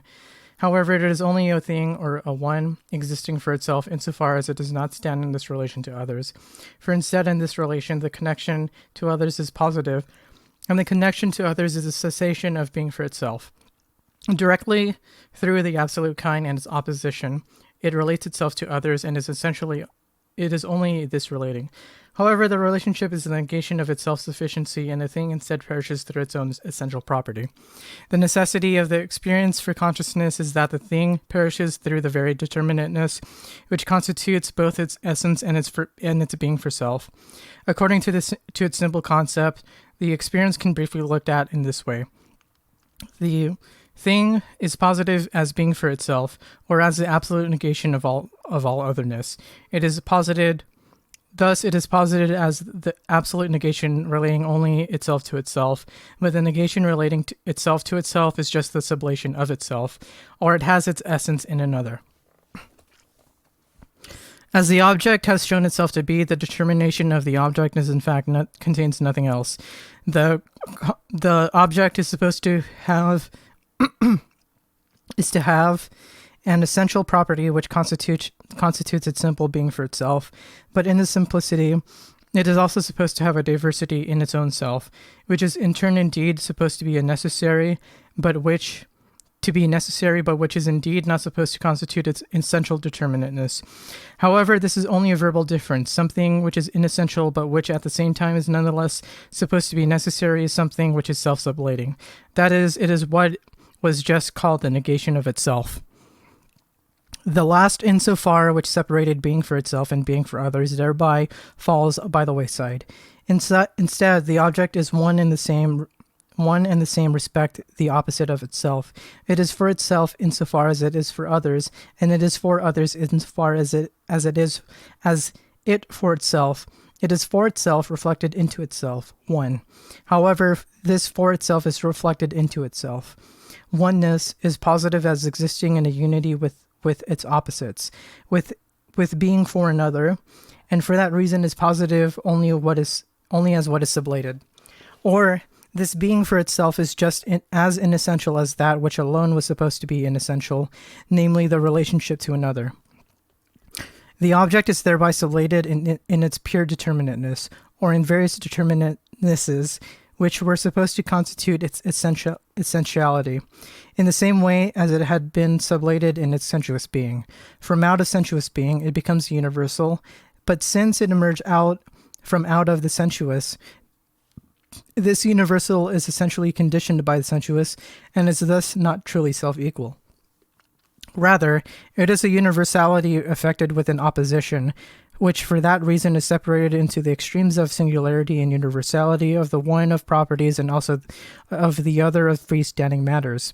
This pure determinatenesses seem to express essentiality itself, but they are only a being for itself which is burdened with a being for another. But while both are essentially one in unity, unconditioned absolute universality itself is now present, and for the first time consciousness truly enters into the realm of the understanding. Sensuous singularity therefore doesn't need to vanish in the dialectical movement of immediate certainty and becomes universality, but it becomes only sensuous universality, meaning something has vanished and perceiving takes the object as it is in itself or as a universal as such. Singularity emerges in the object as true singularity, as being in itself of the one, or as being reflected into itself. However, it, the one, is still a conditioned being for itself, alongside which another being for itself comes into view, a universality opposed to singularity and conditioned by singularity. However, both of these contradictory extremes are not only alongside each other, but rather are in one unity, or what amounts to the same thing, that which is common to both. Being for itself is burdened altogether with an opposition, which is to say, it is at the same time not a being for itself. The sophistry of perceiving seeks to save these moments from the contradictions, to cling tenaciously to them by distinguishing various points of view, and by invoking the also and the insofar, as well as finally seeking to take hold of the true by distinguishing the inessential from an essence, which is opposed to the universal. Yet these expedients, instead of warding off illusion in the act of comprehending, turn out to be null and void, and the true, which is supposed to be one through this logic of perceiving, turns out to be in one and the same regard, the very opposite, and thereby to have its essence, the universality, completely devoid of difference and determination. These empty abstractions of singularity and of the universality opposed to it, as well as the empty abstraction of essence, which is bound up with an inessential or an inessential which is nonetheless the same, at the same time necessary, are the powers whose play is the perceptual understanding often called healthy common sense.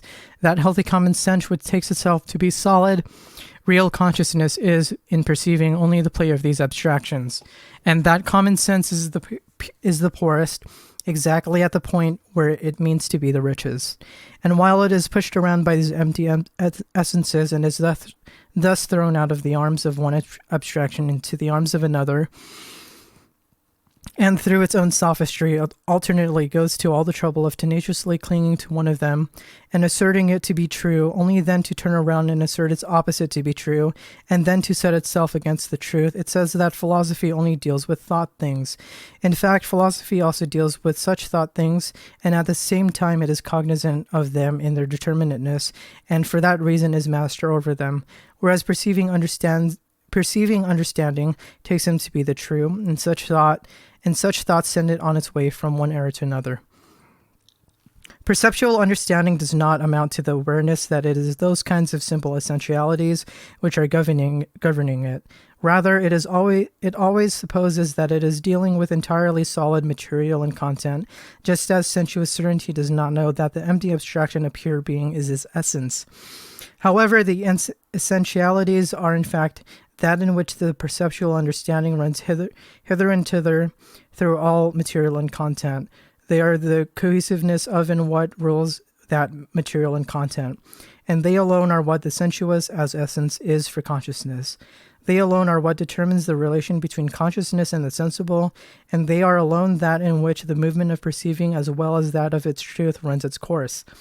This course is a constant alternation between determining the truth and sublating this determining, genuinely constitutes the everyday and constant life and drive, both of perceiving and of the consciousness, which supposes that its own movement takes place within the truth. Within that life, consciousness incessantly presses forward to the result in which it sublates all of these essentialities or determinations. However, in each singular moment, it is conscious only of this one determinateness of the true, and then again of its contrary. It no doubt suspects that their inessentiality, and in order to save them from the danger threatening them, it passes over into sophistry, where it asserts as true what it had just asserted as untrue.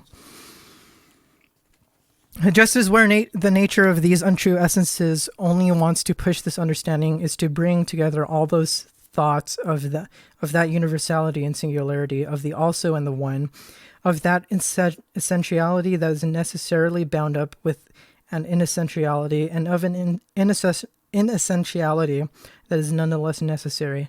That is, to push it to bring together the thoughts of these non-essences, and thereby to sublate them.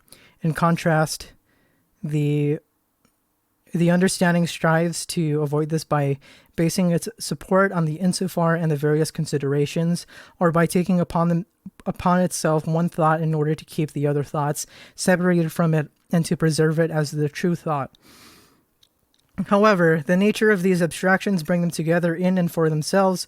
Common sense is the prey of these abstractions which, in all their spinning circularities, bring it to such grief, while healthy common sense wants to bestow truth upon them, sometimes by their untruth onto itself, sometimes by calling the semblance of unreliable things an illusion, and sometimes by separating the essential from the necessary, but nonetheless inessential, by clinging to the former as their truth in the face of the latter. In doing so, it does not secure their truth for them, but it does manage to bestow untruth unto itself.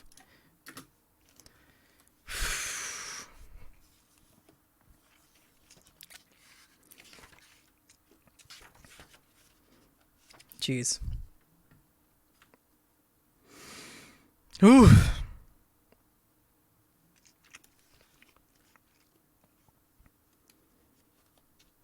I got all this shit to read.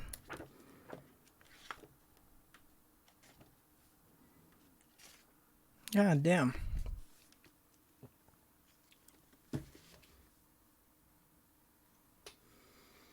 Oh boy.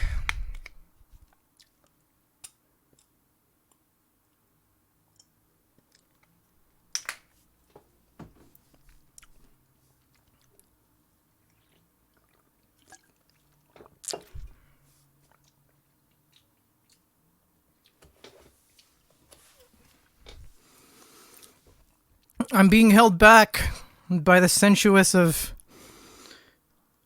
by sensuous certainty that my throat feels fucked up. We'll see how it goes.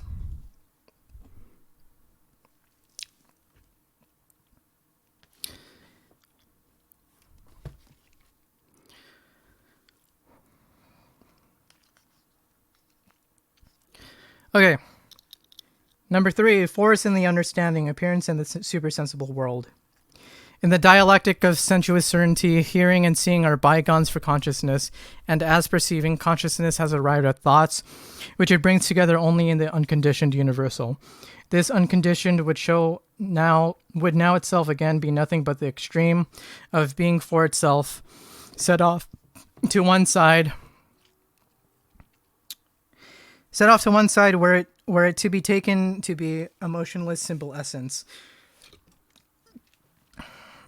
Itself set off to one side. Oh, shit. The unconditioned would now itself again be nothing but the extreme of being for itself set off to one side were it to be taken to be a motionless simple essence, in which case the non-essence would confront the unconditioned. However, related to the non-essence, it would be itself non-essential, and consciousness would have not gotten out of the illusion of perceiving. Yet that universal has turned out to be such that it has returned into itself from out of such conditioned being for itself. This unconditioned universal, which is henceforth the true object of consciousness, is still an object of consciousness. Consciousness has not yet grasped its concept as concept. Both are essentially to be distinguished from each other. To consciousness, the object has returned into itself from out of its relations to another, and has thereby come to be in itself concept.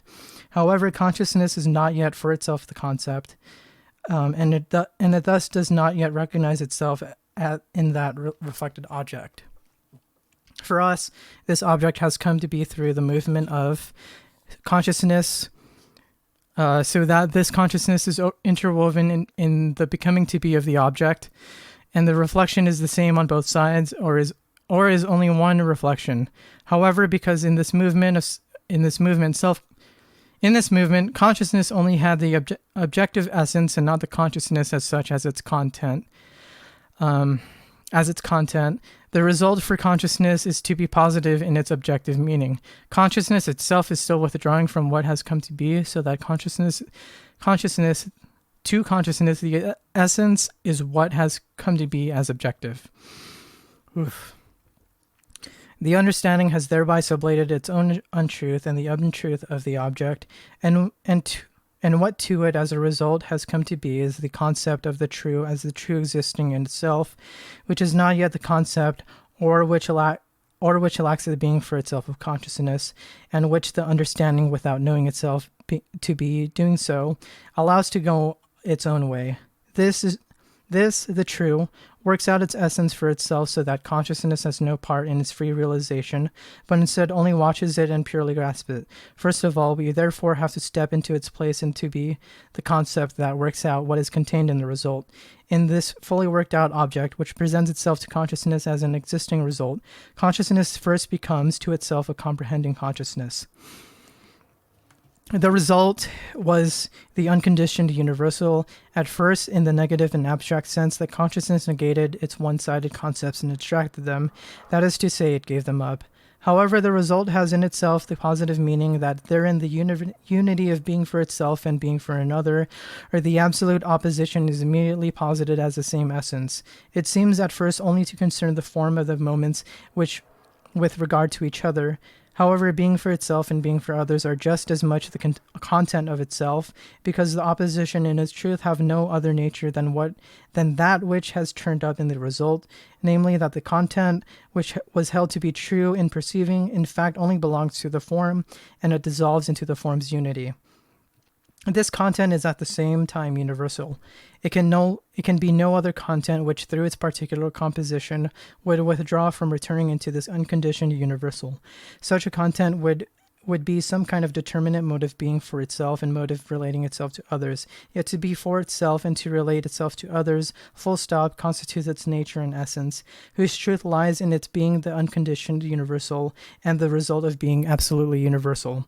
However, because this unconditioned universal is an object for consciousness, the difference of form and content emerges in it, and in the shape of content the moments have the look in which they first presented themselves. On the one hand, to be a universal medium of many stably existing matters, and on the other hand, to be a one reflected into itself, in which this self-sufficiency is eradicated. The former is a dissolution of the self-sufficiency of the thing, or the passivity that is being for another, whereas the latter, however, is being for itself. It remains to be seen how these moments will display themselves in that unconditioned universality which is their essence. In the first place, it becomes clear that as a result of their existing only within that unconditioned universality, they no longer diverge from each other at all. Rather, in themselves, they are essentially self-sublating aspects, and what is posited is only that that transition of each of them into each other. The moment, therefore, there appears as the essence set off to one side, as the universal medium, or as the stable existence of self-sufficient matters. However, the self-sufficiency of these matters is nothing but the medium, or this universal is, to all intents and purposes, the multiplicity of such distinct universals. The universal is in its own self undivided unity with this multiplicity, which means, however, that these matters are each where the other is. They reciprocally permeate each other without, however, touching each other, because on the one side of the coin, the many distinct matters are likewise self-sufficient.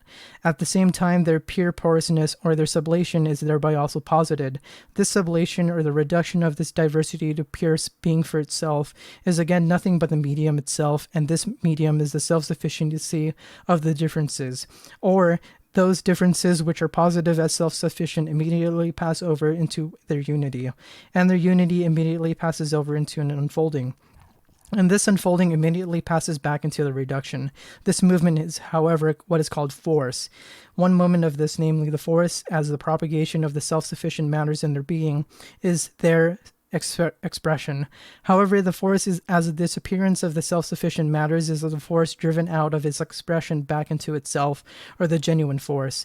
However, the force first driven back into itself must express itself, and second, in the expression, the force is just as much the force existing within itself as it is the expression is inwardly turned to being.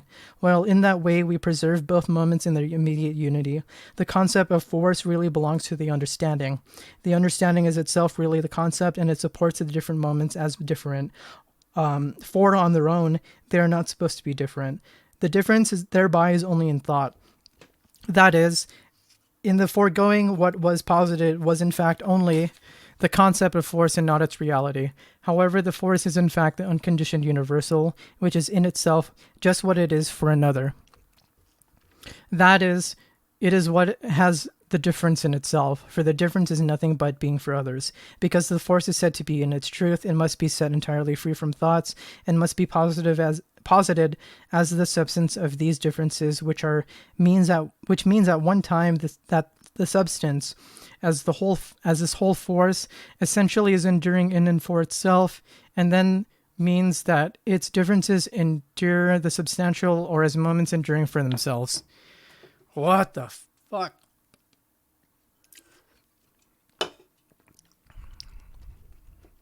This is easy. This is the easiest book I read in my life. The force is such, or as driven back into itself, is thereby for itself as an excluding one, for which the unfolding of the matters is another stably existing essence. In that way, two distinct self-sufficient aspects are posited. However, the force is also the whole, or it remains what it is according to its concept. This is to say that these differences remain pure form, superficial, vanishing moments. At the same time, the differences between the genuine force driven back into itself and the unfolding of the self-sufficient matters would not be at all if they were not to have a stable existence, or the force would not be if it did not exist in these opposing ways. However, their existing in these opposing ways means nothing but that both moments are themselves at the same time self-sufficient. This movement of the two moments as stably existing, rendering themselves self-sufficient, and then as again sublating themselves, is what is now up for examination. Jeez. Do you look at this word? Sorry. It's right here. Stably existing, rendering themselves self-sufficient. What a sadist. Anyway.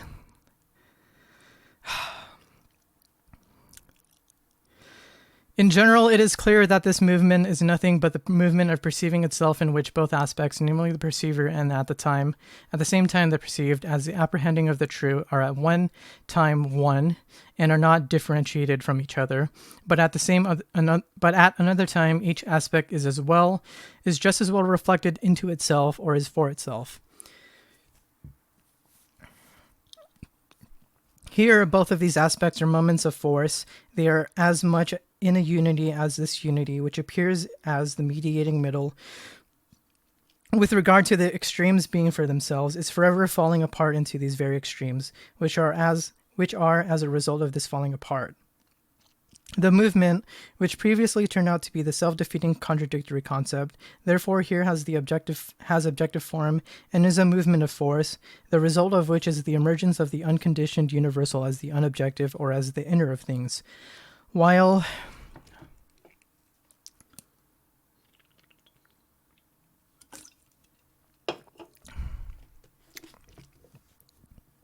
While it is necessary that force itself is supposed to be this stable existence, or while it is necessary that force express itself, its expression is represented so that this other approaches it and solicits it. However, while force indeed necessarily expresses itself, it in its own self, it has what was positive as another essence.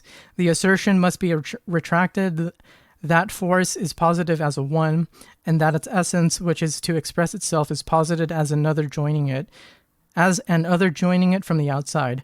Instead, force is itself this universal medium of the stable experience of the moments as matters or force has expressed itself. And instead, what is supposed to be the soliciting other is force. Force, therefore, now exists as a medium of the unfolded matters. However, it has, without more ado, essentially the form of the sublatedness of the stably existing matters, or it is essentially one. This being one is thereby now an other than force, since force is posited as a medium of the matters, and force has this, its essence, external to itself. However, while force must necessarily be what it is not yet posited as being, this other joins it in that way, and solicits it to a reflective turn into itself, or the other sublates its expression. However, force itself is itself this being reflected into itself, or the sublatedness of the expression. The oneness vanishes in this way it appeared, namely as an other. Force is itself this other. Force is force driven into itself. Jeez. What came on the scene as an other, which solicited force to expression as well as solicited it to return into itself, is, as it immediately turns out, itself force. For the other shows itself to be a universal medium as well as a one, and it does this in such a way that each of these shapes emerges at the same time only as a vanishing moment. Here, hence, as a result of an other existing for it and it existing for another, force has in no way come out from its concept. At the same time, there are two forces present, and the concept of both is to be sure the same. However, the concept has gone out from its unity and entered into duality. Instead of the opposition remaining entirely and essentially for just a moment, it seems to have withdrawn from the unity's dominion over it through its estrangement into entirely self-sufficient forces. What is at stake in this self-sufficiency needs to be viewed more precisely. First of all, the second force emerges as a soliciting force, in fact, according to its content, as a universal medium, as facing off with what is determined to be the solicited force. However, while the former, the second force, is essentially the flux of both moments and is itself force, it is in fact likewise only the universal medium as a result of its being solicited to that end, and likewise is also a negative unity, or it solicits the recession of force as a result of its being solicited. This difference, which came to pass between both forces, such that one of them was supposed to be the soliciting and the other the solicited force, is thereby transformed into the same reciprocal exchange of determinatenesses.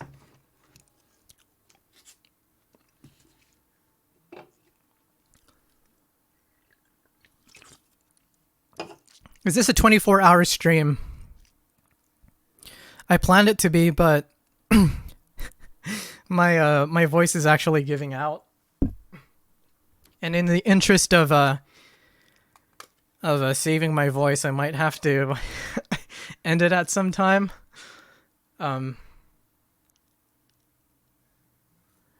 Yeah, I'm actually including breaks as a time, as a 100% completion run.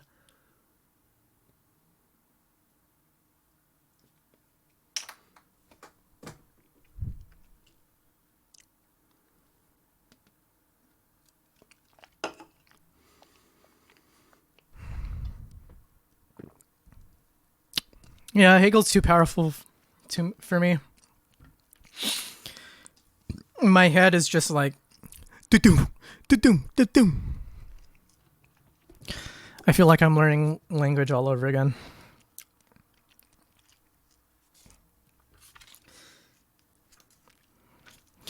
Okay, the play of both forces thereby consists in this oppositional determinateness on both parts, or in their being for each other within both this determination and the absolute immediate flux of the determinations, within a transition as a result of which alone these determinations are that in which the forces seem to make their appearance self-sufficiently. The one which is soliciting is, for example, posited as a universal medium, and in contrast, the solicited one as a force driven back. However, the former is a universal medium itself only as a result of the other being the force that is driven back, or the latter is instead the one that is soliciting for the former, and is what makes the former into a medium in the first place. The former only has its determinateness through the other, and it is soliciting only insofar as it is solicited by the other. It immediately loses as well this determinateness given to it, for this determinateness passes over into the other, or instead it has already passed over into that other. What is alien and is soliciting the force emerges as a universal medium, but only as a result of its having been solicited by the other force, which is to say that the force posits it in that way and is instead itself essentially the universal medium. It pauses what is soliciting in such a way for the reason that this other determination is essential to it, which is to say, because it is instead the other determination itself. For the completion of the insight into the concept of this movement, attention can be drawn to the following. The differences themselves show themselves to be within a duplicated difference, at one time as differences of content, while the one extreme is the force reflected into itself, and the other extreme is the medium of the matters. At another time as differences of form, while one solicits, the other is solicited, and the former is active, whereas the latter is passive. According to the difference of content, they are as such, or for us, differentiated. However, according to the difference of form, they are self-sufficient in their relation to each other, separating themselves from each other and opposing themselves to each other.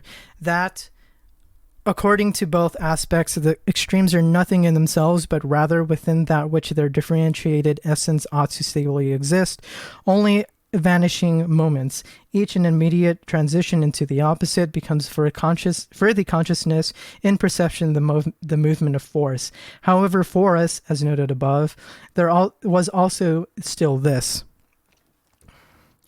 In themselves, the differences vanish as differences of content and of form, and on the side of form, according to the essence, the active, the soliciting force, or what is existing for itself, was the same time as what on the side of the content was the force driven back into itself.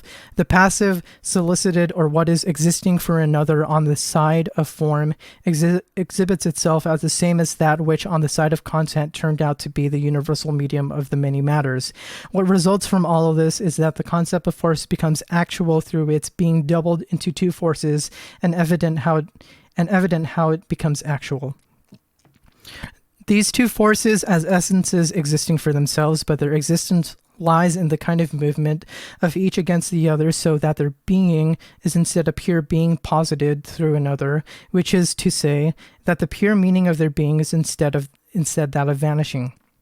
They are not like extremes, which retain something fixed for themselves and transmit only an external property to each other in the mediating middle and in their contact. Rather, they are what they are only in this mediating middle and this contact.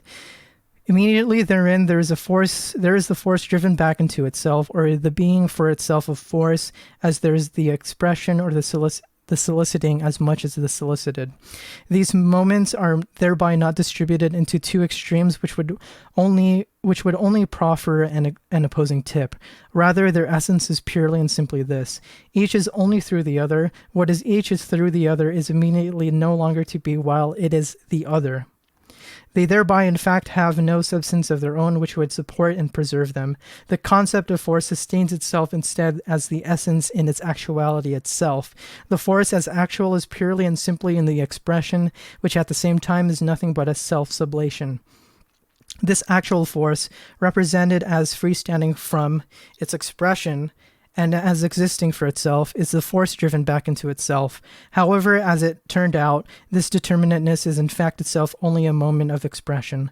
The truth of force remains therefore only the thought of force, and without pause, the moments of its actuality, its substances, and its movements collapse together into an undifferentiated unity, which is not the force driven back into itself, since this is itself only one such moment.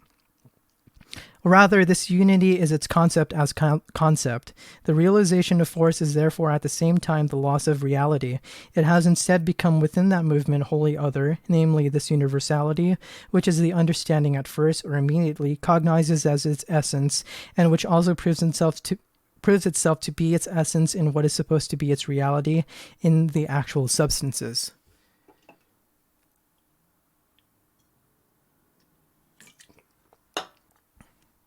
I have no idea what Hegel is talking about. There's a force, and then there's a force in the force stuff. Hegel's copying Star Wars. Insofar as we consider the first universal as a concept of the understanding which in force does not yet exist for itself, so the second universal is now its essence as it exhibits itself in and for itself. Or conversely, if we regard the first universal as the immediate, which is supposed to be an actual object for consciousness, then this second universal is determined as the negative of the sensuously objective force. It is force that it is in its true essence as the object of the understanding. The former, the first universal, would be force driven back into itself, or the force as substance. However, the second universal is the inner things as the inner, which is the same as the concept as concept. Oh, jeez. This genuine essence of things now has been determined as not existing immediately for consciousness. Rather, consciousness has a mediated relation to the inner, and as the understanding, it looks into the true background of things by means of this mediating middle of the play of forces. The mediating middle, which merges together the two extremes, the understanding and the inner, is the developed being of force, which for the understanding is henceforth a vanishing. For that reason it is called appearance, for being that is immediately in its own self a non-being is what is called semblance. However, it is not only a semblance, but rather an appearance, a whole of semblances. This whole as a whole, or a universal, is what constitutes the inner, the play of forces that, as that plays reflective turn into itself. Within that play, the essences of perception are so posited for the consciousness in the objective mode as they are in themselves, namely as moments immediately transforming themselves into their opposites, without rest and without being. The one immediately transforming itself into the universal, and immediately transforming the essential into the inessential, and vice versa. What the fuck?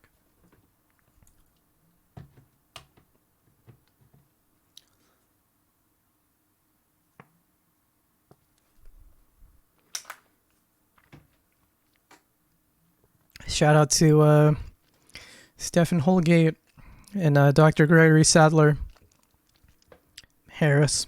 Oh, jeez. Let me take another sip.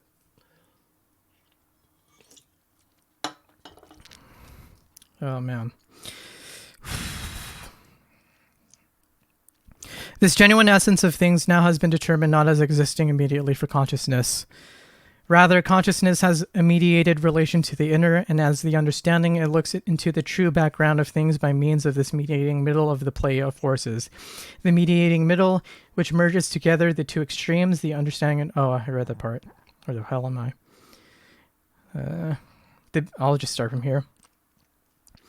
The being of that object, so right here, the being for that object for consciousness is mediated through the movement of appearance, in which the being of perception and what is sensuously objective have only a negative meaning, and out of which consciousness therefore reflects itself into itself as reflecting itself into the true. However, again as consciousness, it makes this, the truth, into the objectively inner, and distinguishes the reflection of things into themselves from its own reflection into self. Just as into consciousness, the mediating movement is still as much an objective movement.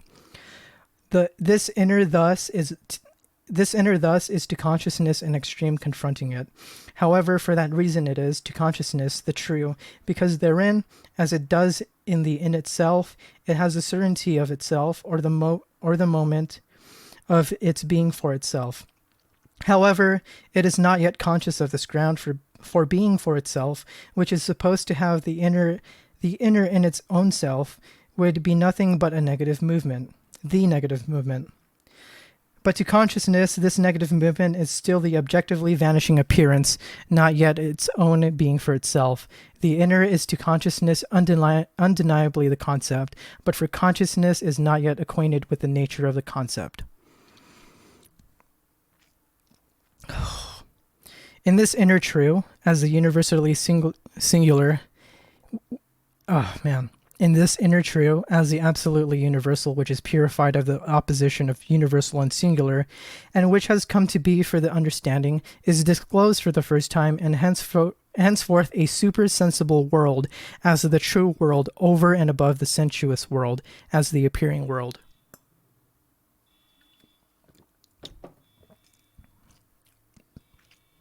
That is, over and above this vanishing of this worldliness, there is a disclosed and enduring otherworldly beyond, and in itself which is the first and for that reason incomplete appearance of reason, or the pure element in which the truth has its essence. Take that, Kant! With that, our object is henceforth the syllogism, which has for its extreme terms the inner of things and the understanding, and for its middle term appearance. However, the movement of the syllogism yields the further determination of what the understanding through the middle term beholds in this inner. It also yields what it learns from experience about this relation of the syllogistic closure. Thank you, Thatcher Dick. Thanks for tuning in. Hopefully you're here with me in spirit. Okay. I'm slowing down.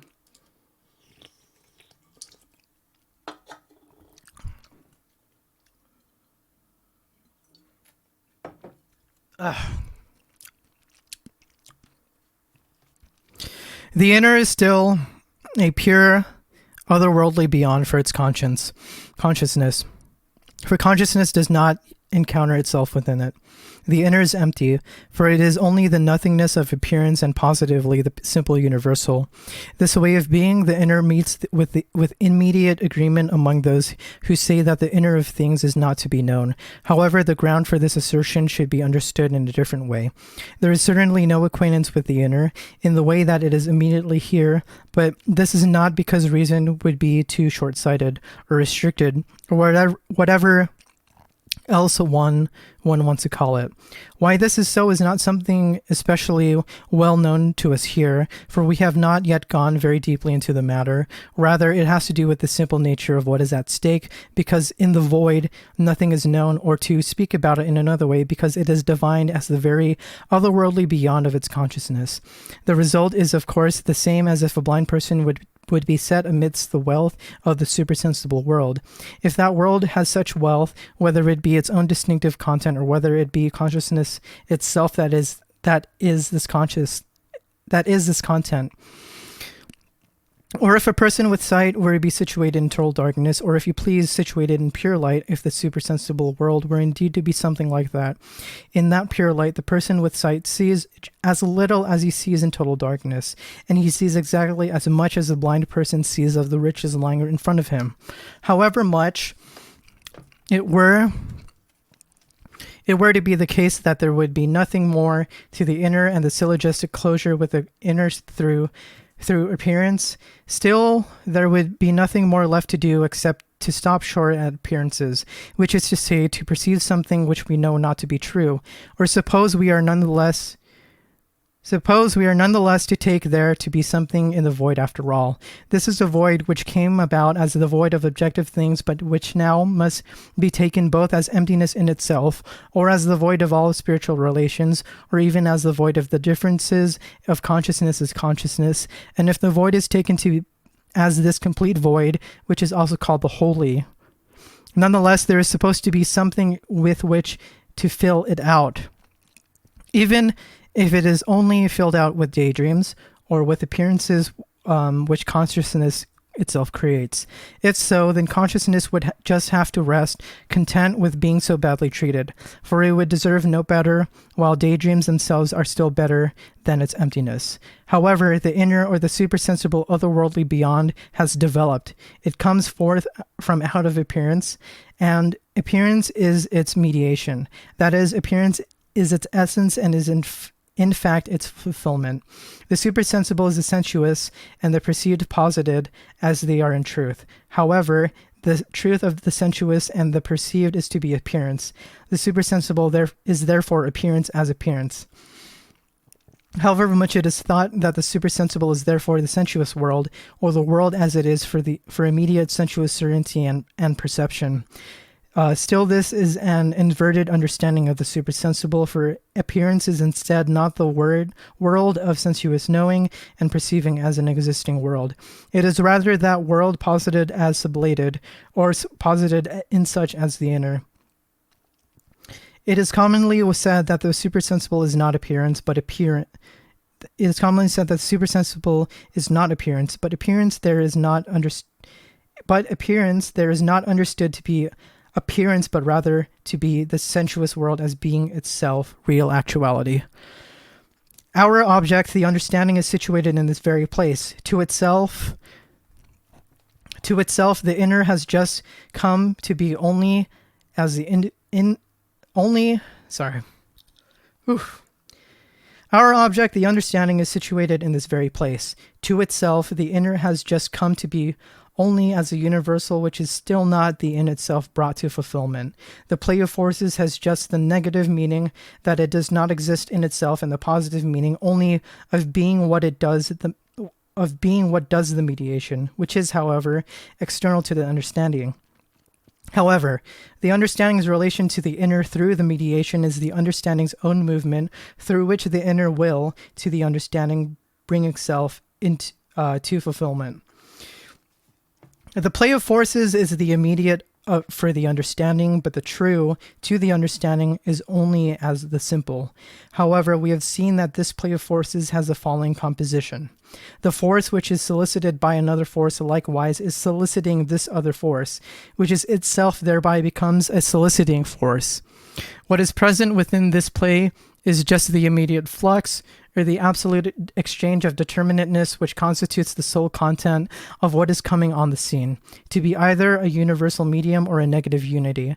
In its determinate onset, it itself immediately ceases to be what it was as it came on the scene. Through its determinate onset, it solicits the other aspect, which thereby expresses itself.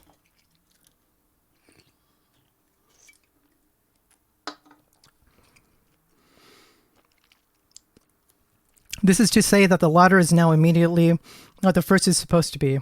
The two sides, the relations of soliciting, and the relations of the determinately opposed content are each on their own, absolute invertedness and confusion.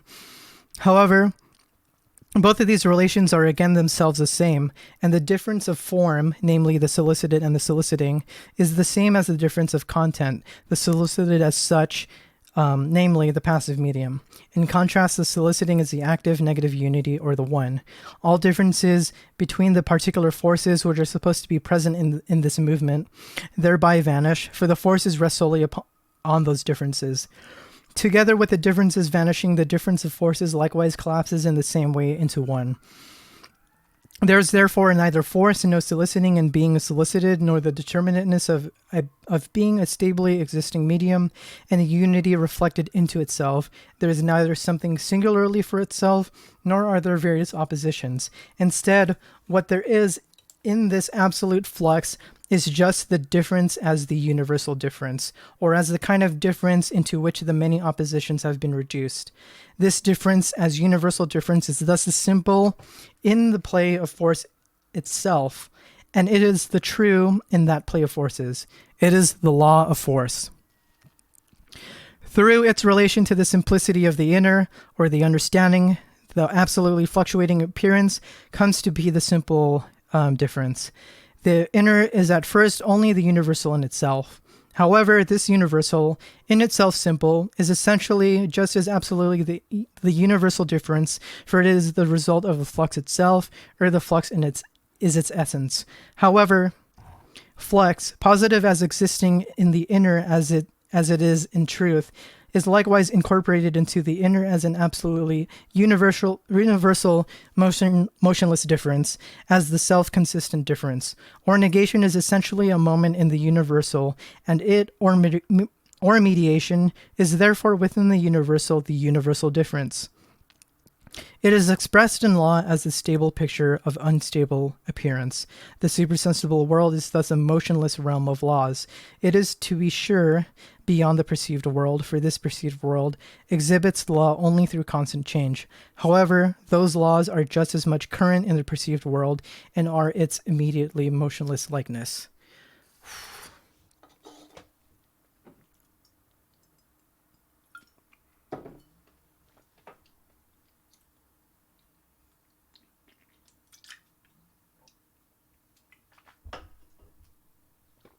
Oh, man.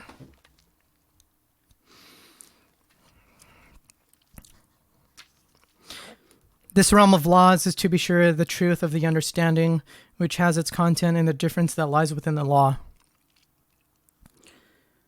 I'm going to get another shot of honey.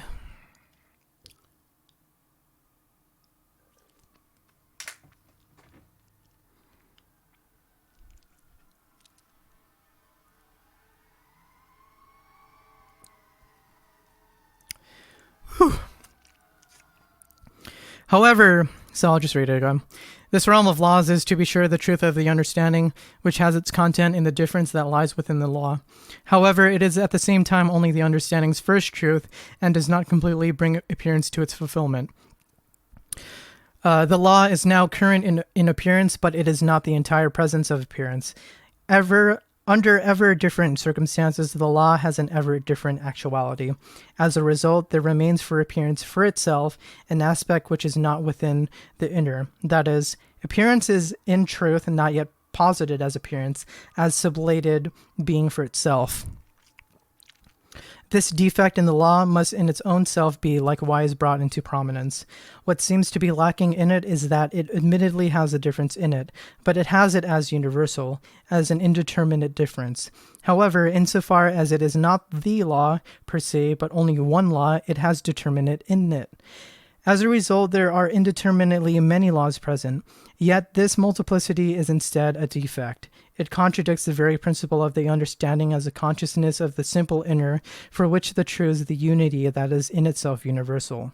For that reason, it must, instead, let the many laws collapse together into one law. For example, the law according to which a stone falls and the law according to which the heavenly spheres move have been conceptually grasped as one law. However, in this collapse into each other, the laws lose their determinateness. The law becomes ever more superficial, and as a result, what is found is not really the unity of these determinate laws, but rather one law, which omits their determinateness in the way that the one law, which unifies within itself the law of bodies falling to the earth and the law of heavenly movement, does not in fact express either of them. The unification of all laws into universal attraction expresses no further content than that of the mere concept of law itself, which is positive as existing therein. Universal attraction only says this: everything has a constant difference with regard to everything else. In saying that, the understanding supposes that it has found a universal law which expresses universal actuality as such, but has in fact only found the concept of law itself. Nonetheless, it has done so in such a way that it says at the same time that all actuality is in its own self lawful. For that reason, The expression of universal attraction has to that extent great importance as it is directed against the unthinking representation for which everything presents itself in the shape of contingency and for which determinateness has the form of sensuous self-sufficiency. Universal attraction, or the pure concept of law, thereby stands over and against determinate laws. Insofar as this pure concept is regarded as the essence or the true inner, the determinateness itself of determinate laws still belongs to appearance, or rather it belongs to sensuous being. Yet the pure concept of law does not only go beyond the law, which itself being a determinate law stands over and against other determinate laws.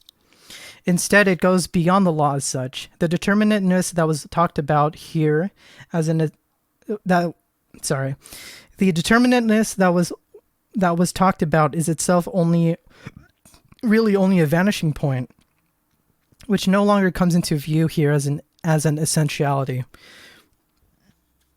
For what is present here is only the law as the true. However, the concept of the law has turned against the law itself.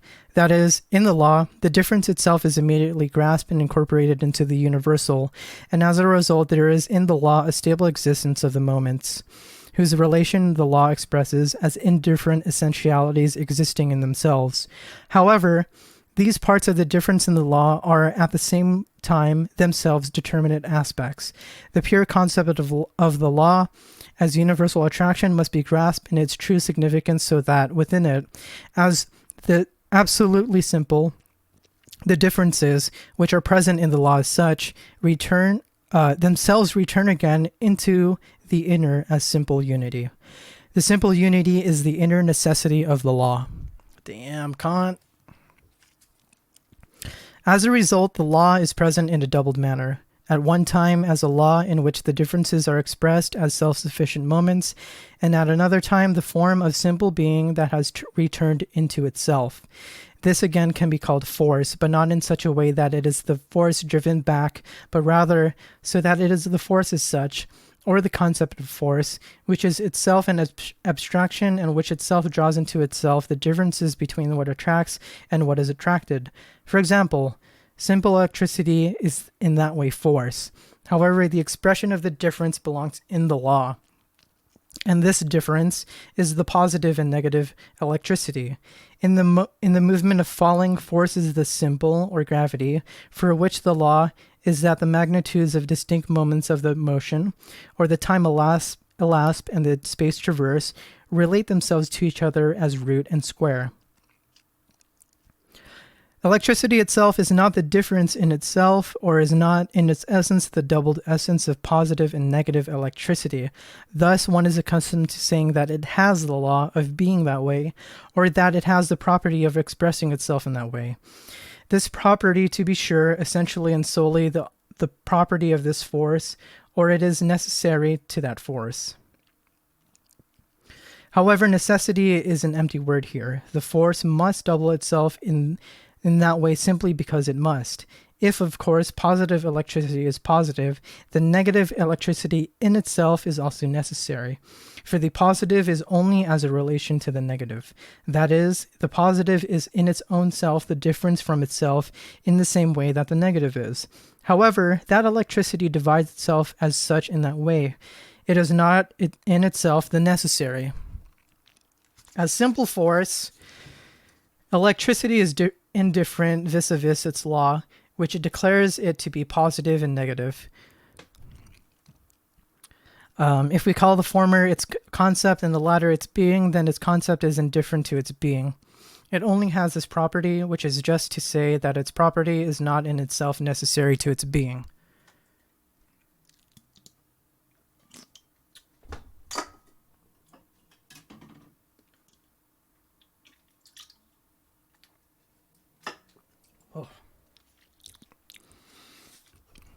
Some right here.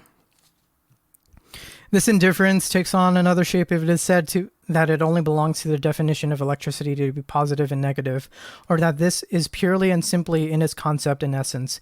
Its being would then mean its existence as such. However, the necessity of its existence does not lie in that definition. For one either comes upon its existence, which is to say, it is not necessary at all, or it has its existence through other forces, which is to say that its necessity is external.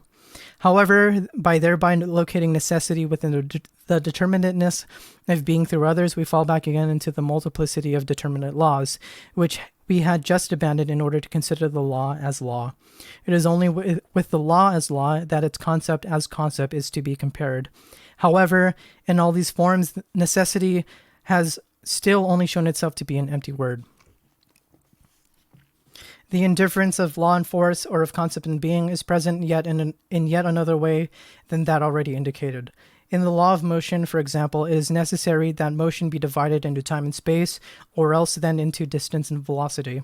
While motion is only the relation of those moments, motion or the universal is here divided in itself. However, these parts, space and time, or distance and velocity, do not now express in themselves the origination out of this one universal. They are indifferent to each other.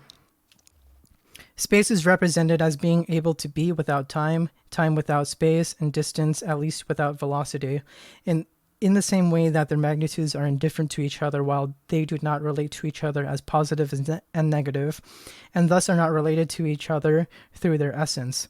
Thus, there is, of course, the necessity of division, but not the necessity of the parts as such for each other. However, for that reason, that first necessity is itself also sham, a false necessity. That is, motion itself is not represented as simple essence or as pure essence, but rather as already divided.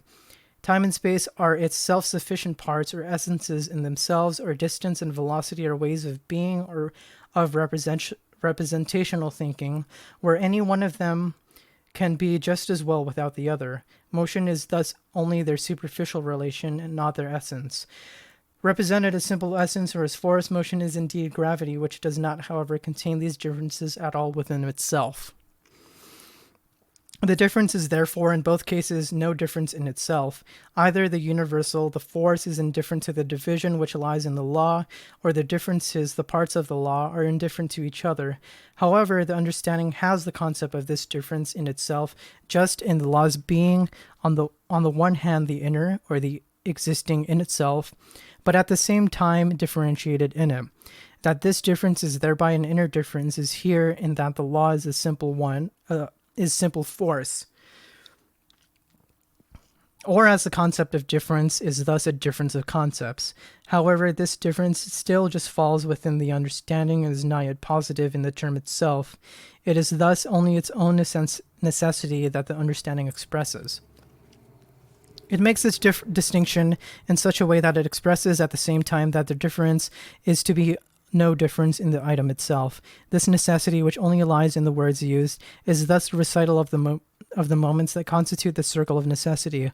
They are, to be sure, distinguished, but at the same time their difference is expressed as being no difference of the item itself, and thus is itself again straightway sublated. This movement is called explanation. A law is thus declared, and from this law, its universal in itself, or the ground, is distinguished as force. However, it is said of this difference that it is no difference at all, but rather that the grounding reason is instead entirely constituted in the same way as is the law. For example, the singular event of lightning is comprehended as universal, and this universal is expressed as the law of electricity. The explanation then condenses the law into the force as the essence of the law. This force is then so constituted that, when it expresses itself, opposed electricities come forth. These opposed electricities then again vanish into each other, which is to say, the force is composed exactly as is the law. It is said that both are not different at all.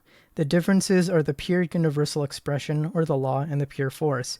However, both have the same content, the same constitution. The difference as a difference of content, which is to say, in the item itself, is therefore also again withdrawn.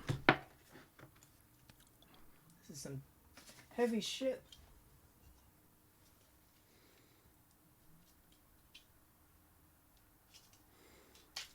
So we're at 155.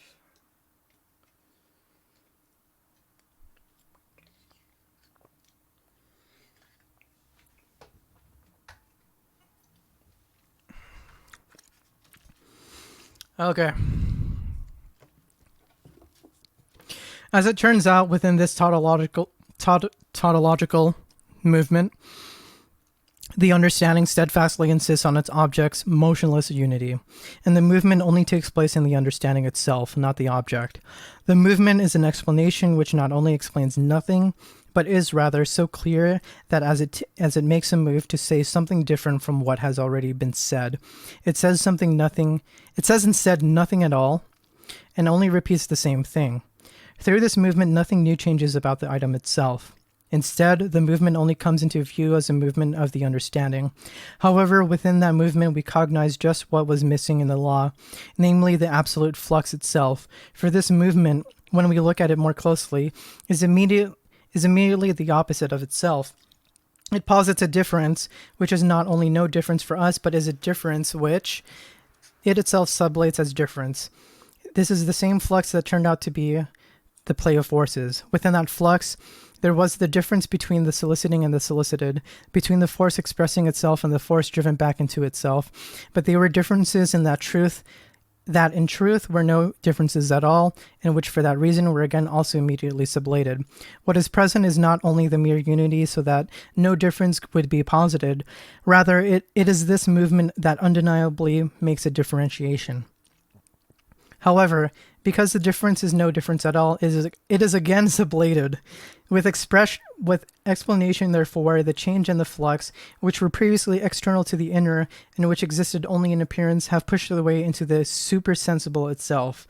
However, our consciousness has moved out of the inner as object, over to the other side, into the understanding, and it is in the understanding that it has such flux.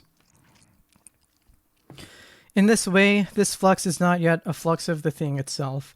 As a result of that, it exhibits itself as pure flux in that the content of the moments of a flux remains the same.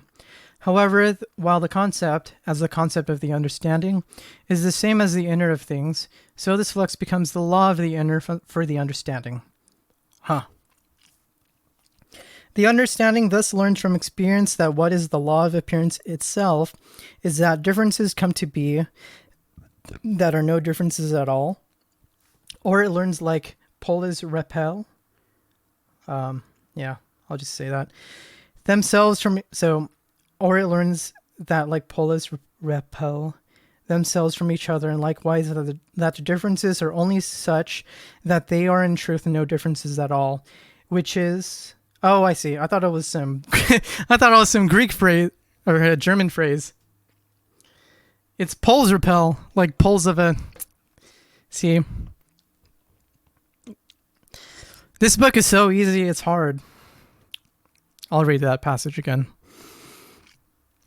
The understanding thus learns from experience that what is the law of appearance itself is that differences come to be that are no differences at all, or it learns that like poles repel themselves from each other, and likewise that the differences are only such that they are in truth no differences at all, which is to say that they sublate themselves, or that, unlike poles, attract each other. There is a second law whose content is opposed to what was previously called the law. That is to say, it is opposed to the enduring self-consistent difference. This is because this new law instead expresses the becoming unequal of what is equal and the becoming equal of the unequal.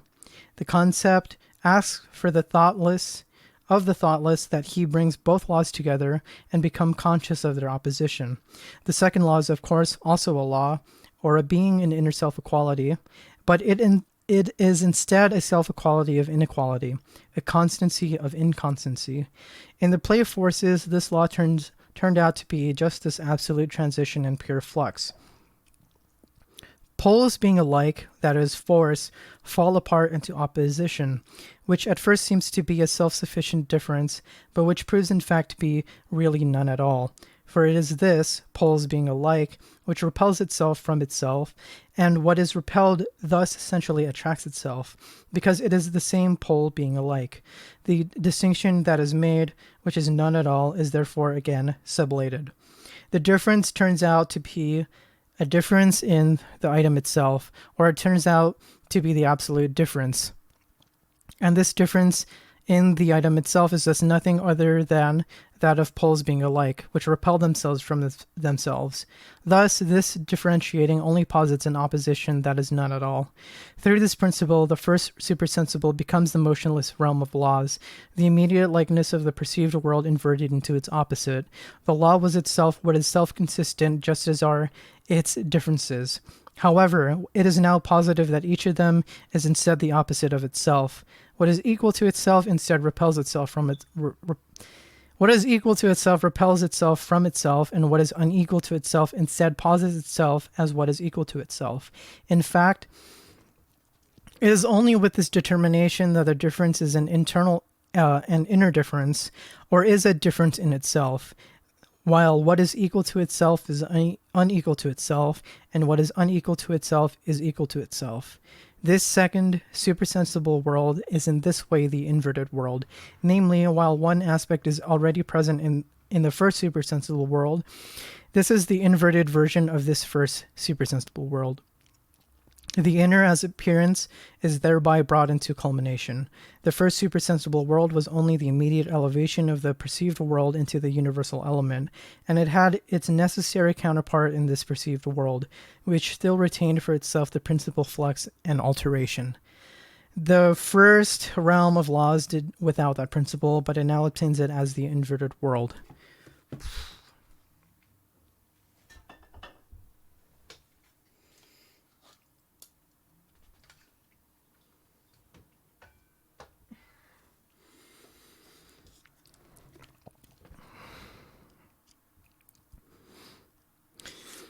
According to the laws, therefore, of this inverted world, like poles in the first world, are each the unlike of itself, and the unlike in the first is just as the unlike to itself, or it becomes to be equal to itself.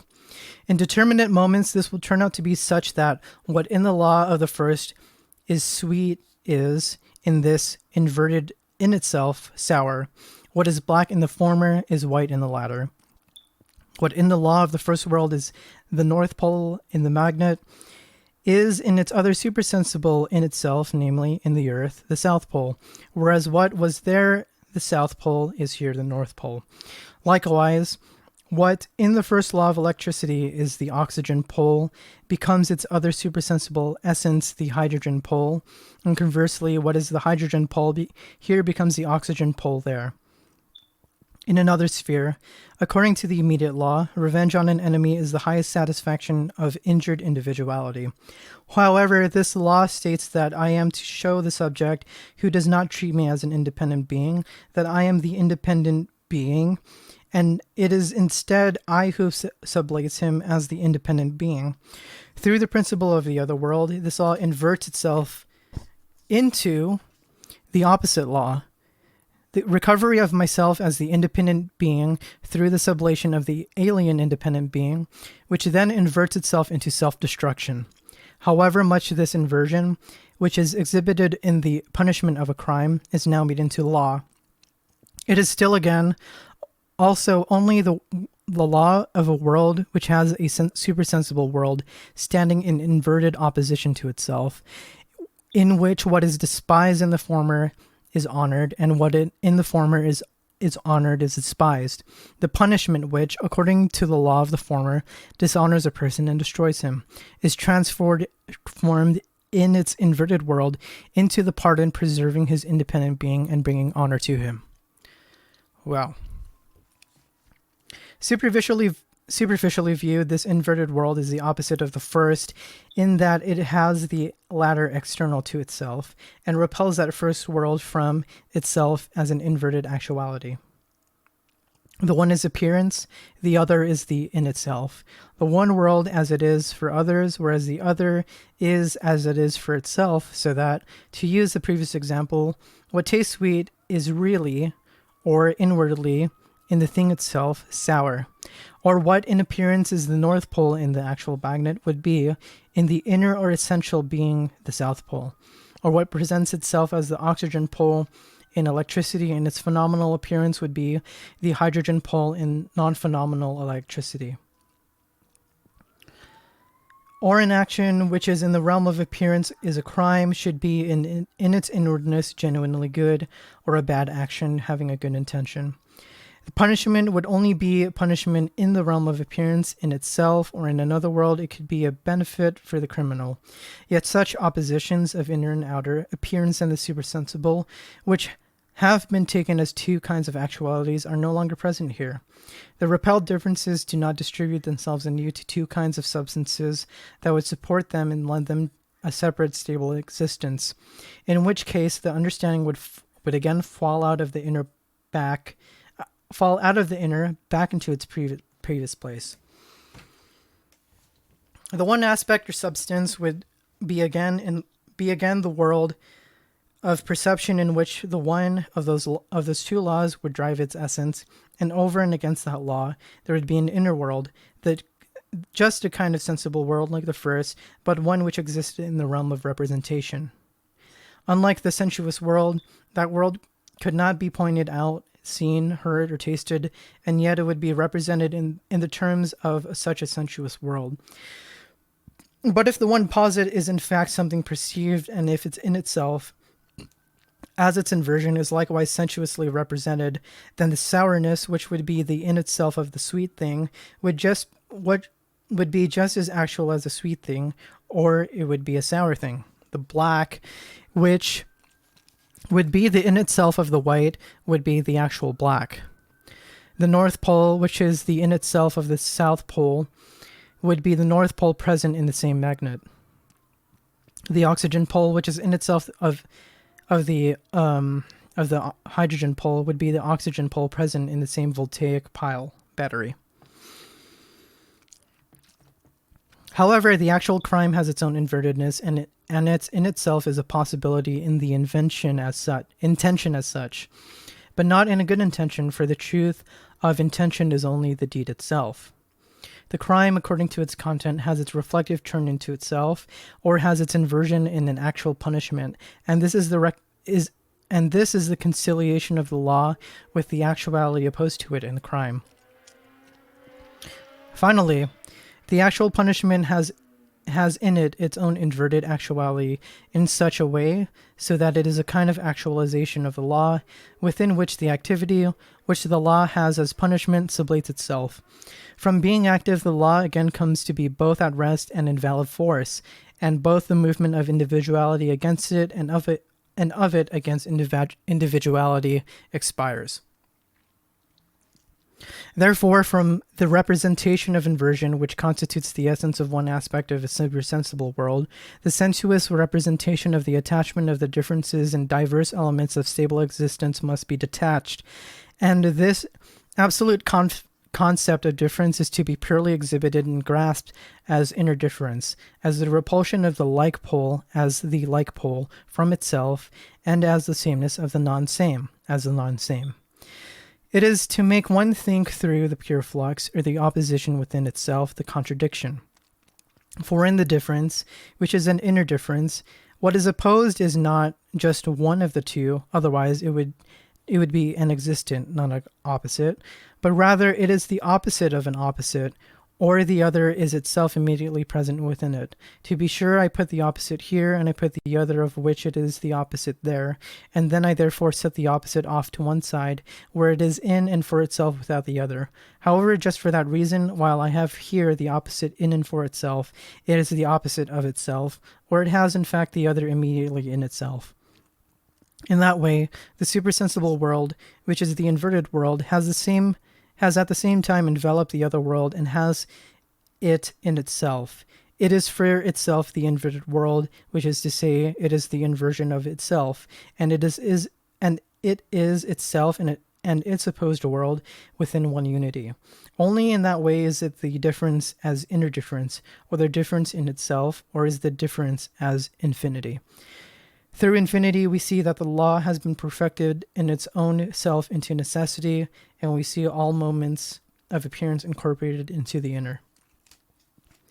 What is simple in law is infinity, and this means according to how things have turned out. Alpha. There is a self equal, which is, however, the difference in itself, or it is the like pole which repels itself from itself, or which it estranges itself. What was called simple force doubles itself, and through its infinity is law, beta. The estrange, which constitutes the parts represented in the law, turns out to be what is stably existing. And if the parts are considered without the concept of the inner difference, then space and time, or distance and velocity, which appear as moments of gravity, are just as much indifferent to one another and without any necessity for each other as they are for gravity itself, just as this simple gravity is indifferent to them, or the simple electricity is indifferent to the positive and the negative, gamma. However, through this concept of inner difference, what is unlike and indifferent, space and time, etc., is a difference that is no difference or only a difference of like poles, and its essence its unity. They are reciprocally spiritualized as positive and negative. Their being is instead of this, to posit itself as not being and to sublate itself in the unity. Both of the distinguished poles stably exist. They are in themselves as opposites, which is to say, they are opposites of themselves. They have their own other in themselves and are only one unity.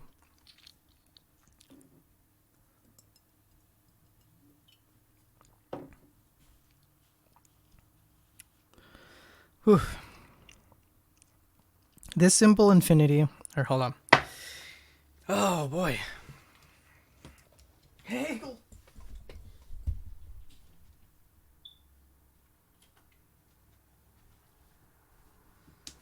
Yeah, my throat's pretty messed up.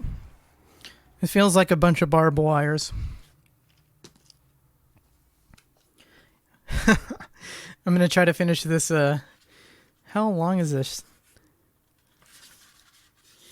Okay, I got a couple of pages. I think I'm gonna stop. I think I'm gonna stop after consciousness.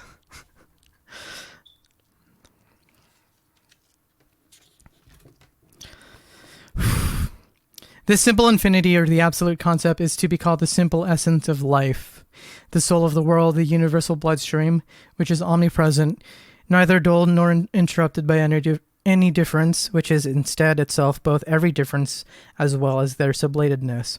It is therefore pulsating within itself without setting itself in motion. It is trembling within itself without itself being agitated. It is itself self-equality, for the differences are tautological. They are differences that are none at all. This self-equal essence relates itself only to itself.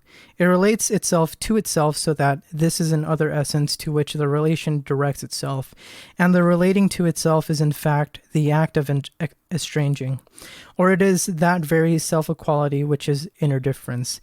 These estranged items are in and for themselves, each an opposite of the other, of an other, so that within that estrangement, expressing one moment is at the same time expressing the other. Or it is not the opposite of an other, but rather it is only the pure opposite, and in that way it is thus its own self, the opposite of itself. That is, it is not an opposite at all, but instead is purely for itself a pure self-equal essence which has no difference in it. Thus, we neither need to ask such questions, nor need we regard the distress over such questions as philosophy, nor do we even need to hold that these questions are ones that philosophy cannot answer, such as how difference or otherness is supposed to come out of this pure essence. For the estrangement has already taken place. The difference has been excluded from what is self-equal and set to one side. What has supposed to be self-equality is thus already instead one of the estranged moments, rather than being the absolute essence itself. The self-equal estranges itself means just that it, as already estranged, thereby sublates itself, and sublates itself as otherness. The unity about which it is commonly said that difference cannot come out of it is in fact itself only one moment of estrangement. It is the abstraction of simplicity which stands in direct contrast to difference. However, While it is an abstraction, or while it is only one of the two opposites, it thus has already been said that the unity is itself what is doing the estranging. For if the unity is itself a negative, is an opposite, then it is posited as what has opposition in it. For that reason, the differences between estrangement and coming to be self-equal are likewise only this movement of self-sublation. For while what is self-equal, which is supposed simply to estrange itself, or to become its opposite, is itself an abstraction, or is already itself the estranged, its estranging is in that way thereby a sublation of what it is, and is therefore the sublation of its estrangement. Coming to be self-equal is likewise an estrangement. What becomes self-equal thereby takes up a stance over and against the estrangement, which is to say, it thereby places itself off to one side, that is, it becomes instead an estrangement. Infinity, or this absolute restlessness of pure self-movement, which is such that whatever is determined in any manner, for example, as being, is instead the opposite of this determinateness. This infinity, to be sure, already the soul of all that came before, but it was in the inner that it first freely emerged. Appearance, or the play of forces, already exhibits infinity itself, but infinity first freely emerges as explanation. As infinity is finally an object for consciousness, and consciousness is aware of it as what it is, so is consciousness self-consciousness. The explanation provided by the understanding at first constitutes only the description of what self-consciousness is. The understanding sublates the differences already present in the law, differences that have already become pure differences, but which are still indifferent differences, and it posits them within a unity of that of force. However, this coming to be equal is likewise merely an estrangement, for it is only as a result of that estrangement that the understanding sublates the differences and posits the one of force by means of making a new difference between force and law, but which is at the same time no difference at all. With regard to this difference, which is no difference, the understanding goes further and again sublates this difference, while it allows force to be constituted in the same way as it does law. However, this movement, or this necessity, is in this way still a necessity and a movement of the understanding, or as such, it is not the understanding's object.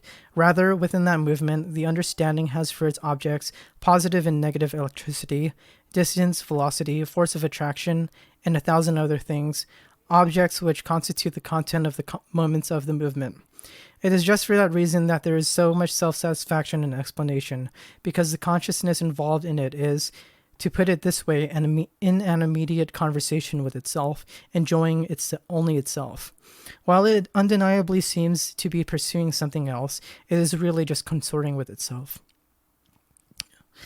In the opposite law, as the inversion of the first law, or in the inner difference, infinity indeed becomes itself the object of the understanding, but again the understanding fails to notice it as such. While understanding again distributes to two worlds, or to two substantial elements, the difference in itself, the self-repulsion of the like poles and the self-attraction of what is unlike. For the understanding, the movement as it is here in experience is an event. And like poles and the unlike are predicates whose essence is an existing substrate. What is an object and sensuous covering for the understanding is now there for us in its essential shape as a pure concept. This grasping of the difference as it is in truth, or the grasping of infinity as such, is for us or in itself. Excuse me. The exposition of its concept belongs to science. However, consciousness, as it immediately has this concept again, comes on the scene as its own form, as a new shape of consciousness that does not recognize its essence in what has gone before, but instead regards it as something wholly different. While this concept of infinity is, to consciousness, the object, it is therefore consciousness of the difference as likewise immediately sublated. Consciousness is for itself, it is a distinguishing of what is not distinct, or it is self-consciousness. I distinguish myself from myself, and in doing so, what is immediately for me in this? What is distinguished is not distinguished. I, like the like pole, repel myself away from myself. But what is distinguished, what is positive is not the same as me, is, while it is undifferentiated, immediately no difference from me. Consciousness of another, of an object as such, is indeed necessarily self-consciousness, being reflected into itself, consciousness of its own self in its otherness. The necessary advance from the previous shapes of consciousness, to whom their truth was a thing, or was something other than themselves, expresses just the following. Not only is consciousness of things only possible for a self-consciousness, rather it is this self-conscious alone which is the truth of those shapes. However, this truth is here only for us and not yet for consciousness. Self-consciousness has first come to be for itself, but not yet as a unity with consciousness itself. We see that the understanding in truth experiences in the inner of appearance nothing but appearance itself, but not appearance in the way it is as the play of forces. Rather, it experiences the play of forces within their absolutely universal moments and their movement. In fact, the understanding experiences only itself. Raised above perception, consciousness exhibits itself as merged with the supersensible world through the mediating middle of appearance through which it gazes into this background. The two extremes, the one of purely inner, the other of the inner gazing into the purely inner, have now merged together. And just as they have vanished as extremes, the mediating middle, as something other than these extremes, has also vanished. The curtain is therefore lifted away from the inner, and what is present is the gazing of the inner into the inner, the gazing of the non-distinguished like pole, which repels itself from itself, pausing itself as a distinguished inner. But for which there is present just as immediately the non-difference of both of them, self-consciousness. It turns out that behind the so-called curtain, which is supposed to hide what is inner, there is nothing to be seen if we ourselves do not go behind it, and one can see something behind the curtain only if there is something behind the curtain to be seen.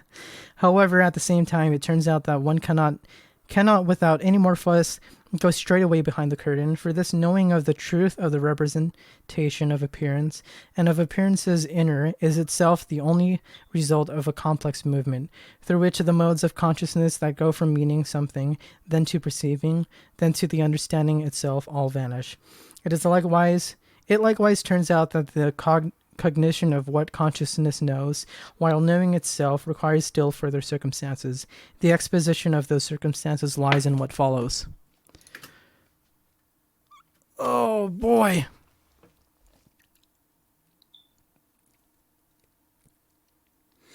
I think I'm gonna stop there. Oh man, that was oh boy. We're at self-consciousness. I'm gonna call it a day. My throat is pretty it just got ruined. And I don't want to damage it.